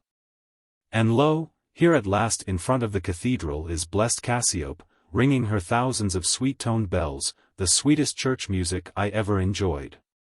Listening, admiring, until late in the afternoon I compelled myself to hasten away eastward back of rough, sharp, spiry, splintery peaks, all of them granite like the cathedral. Sparkling with crystals, feldspar, quartz, hornblende, mica, tourmaline. Had a rather difficult walk and creep across an immense snow and ice cliff which gradually increased in steepness as I advanced until it was almost impassable. Slipped on a dangerous place, but managed to stop by digging my heels into the thawing surface just on the brink of a yawning ice gulf. Camped beside a little pool and a group of crinkled dwarf pines. And as I sit by the fire trying to write notes the shallow pool seems fathomless with the infinite starry heavens in it, while the onlooking rocks and trees, tiny shrubs and daisies and sedges, brought forward in the fire glow, seem full of thought as if about to speak aloud and tell all their wild stories. A marvelously impressive meeting in which everyone has something worth while to tell. And beyond the fire beams out in the solemn darkness, how impressive is the music of a choir of rills singing their way down from the snow to the river. And when we call to mind that thousands of these rejoicing rills are assembled in each one of the main streams, we wonder the less that our Sierra rivers are songful all the way to the sea. About sundown saw a flock of dun grayish sparrows going to roost in crevices of a crag above the big snowfield. Charming little mountaineers. Found a species of sedge in flower within 8 or 10 feet of a snowbank. Judging by the looks of the ground, it can hardly have been out in the sunshine much longer than a week, and it is likely to be buried again in fresh snow in a month or so. Thus making a winter about 10 months long, while spring, summer, and autumn are crowded and hurried into 2 months. How delightful it is to be alone here. How wild everything is, wild as the sky and as pure. Never shall I forget this big, divine day, the cathedral and its thousands of Cassiope bells, and the landscapes around them, and this camp in the gray crags above the woods. With its stars and streams and snow. View of the upper Tuolumne Valley. September 8th. Day of climbing, scrambling, sliding on the peaks around the highest source of the Tuolumne in Merced. Climbed 3 of the most commanding of the mountains, whose names I don't know, crossed streams and huge beds of ice and snow more than I could keep count of. Neither could I keep count of the lakes scattered on tablelands and in the cirques of the peaks, and in chains in the canyons. Linked together by the streams, a tremendously wild gray wilderness of hacked, shattered crags, ridges, and peaks, a few clouds drifting over and through the midst of them as if looking for work. In general views all the immense round landscape seems raw and lifeless as a quarry, yet the most charming flowers were found rejoicing in countless nooks and garden-like patches everywhere. I must have done 3 or 4 days climbing work in this one. Limbs perfectly tireless until near sundown, when I descended into the main upper Tuolumne Valley at the foot of Mount Lyell, the camp still 8 or 10 miles distant. Going up through the pine woods past the Soda Springs Dome in the dark, where there is much fallen timber, and when all the excitement of seeing things was wanting, I was tired. Arrived at the main camp at 9 o'clock, and soon was sleeping sound as death. Chapter 11. Back to the Lowlands. September 9th. Weariness rested away and I feel eager and ready for another excursion a month or 2 long in the same wonderful wilderness. Now, however, I must turn toward the lowlands, praying and hoping heaven will shove me back again. The most telling thing learned in these mountain excursions is the influence of cleavage joints on the features sculptured from the general mass of the range. Evidently the denudation has been enormous, while the inevitable outcome is subtle balanced beauty. Comprehended in general views, the features of the wildest landscape seem to be as harmoniously related as the features of a human face. Indeed, they look human and radiate spiritual beauty, divine thought, however covered and concealed by rock and snow. Mr. Delaney has hardly had time to ask me how I enjoyed my trip, though he has facilitated and encouraged my plans all summer, and declares I'll be famous someday. A kind guess that seems strange and incredible to a wandering wilderness lover with never a thought or dream of fame while humbly trying to trace and learn and enjoy nature's lessons. The camp stuff is now packed on the horses, and the flock is headed for the home ranch. Away we go, down through the pines, leaving the lovely lawn where we have camped so long. I wonder if I'll ever see it again. The sod is so tough and close it is scarcely at all injured by the sheep. Fortunately they are not fond of silky glacier meadow grass. The day is perfectly clear, not a cloud or the faintest hint of a cloud is visible, and there is no wind. I wonder if in all the world, at a height of 9,000 feet, weather so steadily, faithfully calm and bright and hospitable may anywhere else be found. We are going away fearing destructive storms, though it is difficult to conceive weather changes so great. Though the water is now low in the river, the usual difficulty occurred in getting the flock across it. Every sheep seemed to be invincibly determined to die any sort of dry death rather than wet its feet. Carlo has learned the sheep business as perfectly as the best shepherd, and it is interesting to watch his intelligent efforts to push or frighten the silly creatures into the water. They had to be fairly crowded and shoved over the bank. And when at last one crossed because it could not push its way back, the whole flock suddenly plunged in headlong together, as if the river was the only desirable part of the world. Aside from mere money profit, one would rather herd wolves than sheep. As soon as they clambered up the opposite bank, they began baaing and feeding as if nothing unusual had happened. We crossed the meadows and drove slowly up the south rim of the valley through the same woods I had passed on my way to Cathedral Peak, and camped for the night by the side of a small pond on top of the big lateral moraine. September 10th. In the morning at daybreak, not one of the 2,000 sheep was in sight. Examining the tracks, we discovered that they had been scattered, perhaps by a bear. In a few hours all were found and gathered into one flock again. Had fine view of a deer. How graceful and perfect in every way it seemed as compared with the silly, dusty, tousled sheep. From the high ground hereabouts had another grand view to the northward, a heaving, swelling sea of domes and round-backed ridges fringed with pines, and bounded by innumerable sharp-pointed peaks. Gray and barren-looking, though so full of beautiful life. Another day of the calm, cloudless kind, purple in the morning and evening. The evening glow has been very marked for the last 2 or 3 weeks. Perhaps the zodiacal light. September 11th. Cloudless. Slight frost. Calm. Fairly started downhill, and now are camped at the west end meadows of Lake Tenaya, a charming place. Lake smooth as glass, mirroring its miles of glacier-polished pavements and bold mountain walls. Find asters still in flower. Here is about the upper limit of the dwarf form of the goldcup oak, 8,000 feet above sea level, reaching about 2,000 feet higher than the California black oak, Quercus californica. Lovely evening, the lake reflections after dark marvelously impressive. September 12th. Cloudless day, all pure sun gold. Among the magnificent silver firs once more, within 2 miles of the brink of Yosemite, at the famous Portuguese bear camp. Chaparral of goldcup oak, manzanita, and ceanothus abundant hereabouts, wanting about the Tuolumne meadows, although the elevation is but little higher there. The two-leaved pine, though far more abundant about the Tuolumne meadow region, reaches its greatest size on streamsides hereabouts and around meadows that are rather boggy.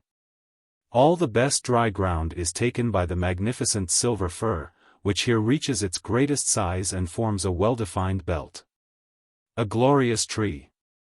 Have fine bed of its boughs tonight. September 13th. Camp this evening at Yosemite Creek, close to the stream, on a little sand flat near our old campground. The vegetation is already brown and yellow and dry. The creek almost dry also.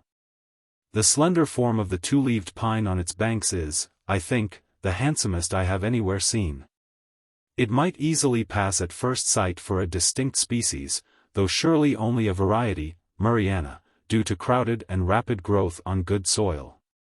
The yellow pine is as variable, or perhaps more so. The form here and 1,000 feet higher, on crumbling rocks, is broad branching, with closely furrowed, reddish bark, large cones, and long leaves. It is one of the hardiest of pines, and has wonderful vitality. The tassels of long, stout needles shining silvery in the sun, when the wind is blowing them all in the same direction, is one of the most splendid spectacles these glorious Sierra forests have to show. This variety of Pinus ponderosa is regarded as a distinct species, Pinus jeffreyi, by some botanists. The basin of this famous Yosemite stream is extremely rocky, seems fairly to be paved with domes like a street with big cobblestones. I wonder if I shall ever be allowed to explore it. It draws me so strongly, I would make any sacrifice to try to read its lessons. I thank God for this glimpse of it. The charms of these mountains are beyond all common reason, unexplainable and mysterious as life itself. September 14th. Nearly all day in magnificent fir forest, the top branches laden with superb erect gray cones shining with beads of pure balsam. The squirrels are cutting them off at a great rate. Bump, bump, I hear them falling, soon to be gathered and stored for winter bread. Those that chance to be left by the industrious harvesters drop the scales and bracts when fully ripe, and it is fine to see the purple-winged seeds flying in swirling. Merry-looking flocks seeking their fortunes. The bole and dead limbs of nearly every tree in the main forest belt are ornamented by conspicuous tufts and strips of a yellow lichen. Camp for the night at Cascade Creek, near the Mono Trail crossing. Manzanita berries now ripe. Cloudiness today about .10. The sunset very rich, flaming purple and crimson showing gloriously through the aisles of the woods. September 15th. The weather pure gold, cloudiness about 05, white cirrus flecks and pencilings around the horizon. Move 2 or 3 miles and camp at Tamarack Flat. Wandering in the woods here back of the pines which bound the meadows, I found very noble specimens of the magnificent silver fir. The tallest about 240 feet high and 5 feet in diameter 4 feet from the ground. September 16th. Crawled slowly 4 or 5 miles today through the glorious forest to Crane Flat, where we are camped for the night. The forests we so admired in summer seem still more beautiful and sublime in this mellow autumn light. Lovely starry night, the tall, spiring treetops relieved in jet black against the sky. I linger by the fire, loath to go to bed. September 17th. Left camp early. Ran over the Tuolumne Divide and down a few miles to a grove of sequoias that I had heard of, directed by the Don. They occupy an area of perhaps less than 100 acres. Some of the trees are noble, colossal old giants, surrounded by magnificent sugar pines and Douglas spruces. The perfect specimens not burned or broken are singularly regular and symmetrical, though not at all conventional, showing infinite variety in general unity and harmony. The noble shafts with rich purplish-brown fluted bark, free of limbs for 150 feet or so, ornamented here and there with leafy rosettes. Main branches of the oldest trees very large, crooked and rugged, zigzagging stiffly outward seemingly lawless. Yet unexpectedly stooping just at the right distance from the trunk and dissolving in dense bossy masses of branchlets, thus making a regular though greatly varied outline, a cylinder of leafy, out-bulging spray masses, terminating in a noble dome, that may be recognized while yet far off upheaved against the sky above the dark bed of pines and firs and spruces, the king of all conifers. Not only in size but in sublime majesty of behavior and port. I found a black, charred stump about 30 feet in diameter and 80 or 90 feet high, a venerable, impressive old monument of a tree that in its prime may have been the monarch of the grove. Seedlings and saplings growing up here and there, thrifty and hopeful, giving no hint of the dying out of the species. Not any unfavorable change of climate, but only fire, threatens the existence of these noblest of God's trees. Sorry I was not able to get account of the old monument's annual rings. Camp this evening at Hazel Green, on the broad back of the dividing ridge near our old campground when we were on the way up the mountains in the spring. This ridge has the finest sugar pine groves and finest manzanita and ceanothus thickets I have yet found on all this wonderful summer journey. September 18th. Made a long descent on the south side of the divide to Brown's Flat, the grand forests now left above us, though the sugar pine still flourishes fairly well, and with the yellow pine, Libocedrus, and Douglas spruce, makes forests that would be considered most wonderful in any other part of the world. The Indians here, with great concern, pointed to an old garden patch on the flat and told us to keep away from it. Perhaps some of their tribe are buried here. September 19th.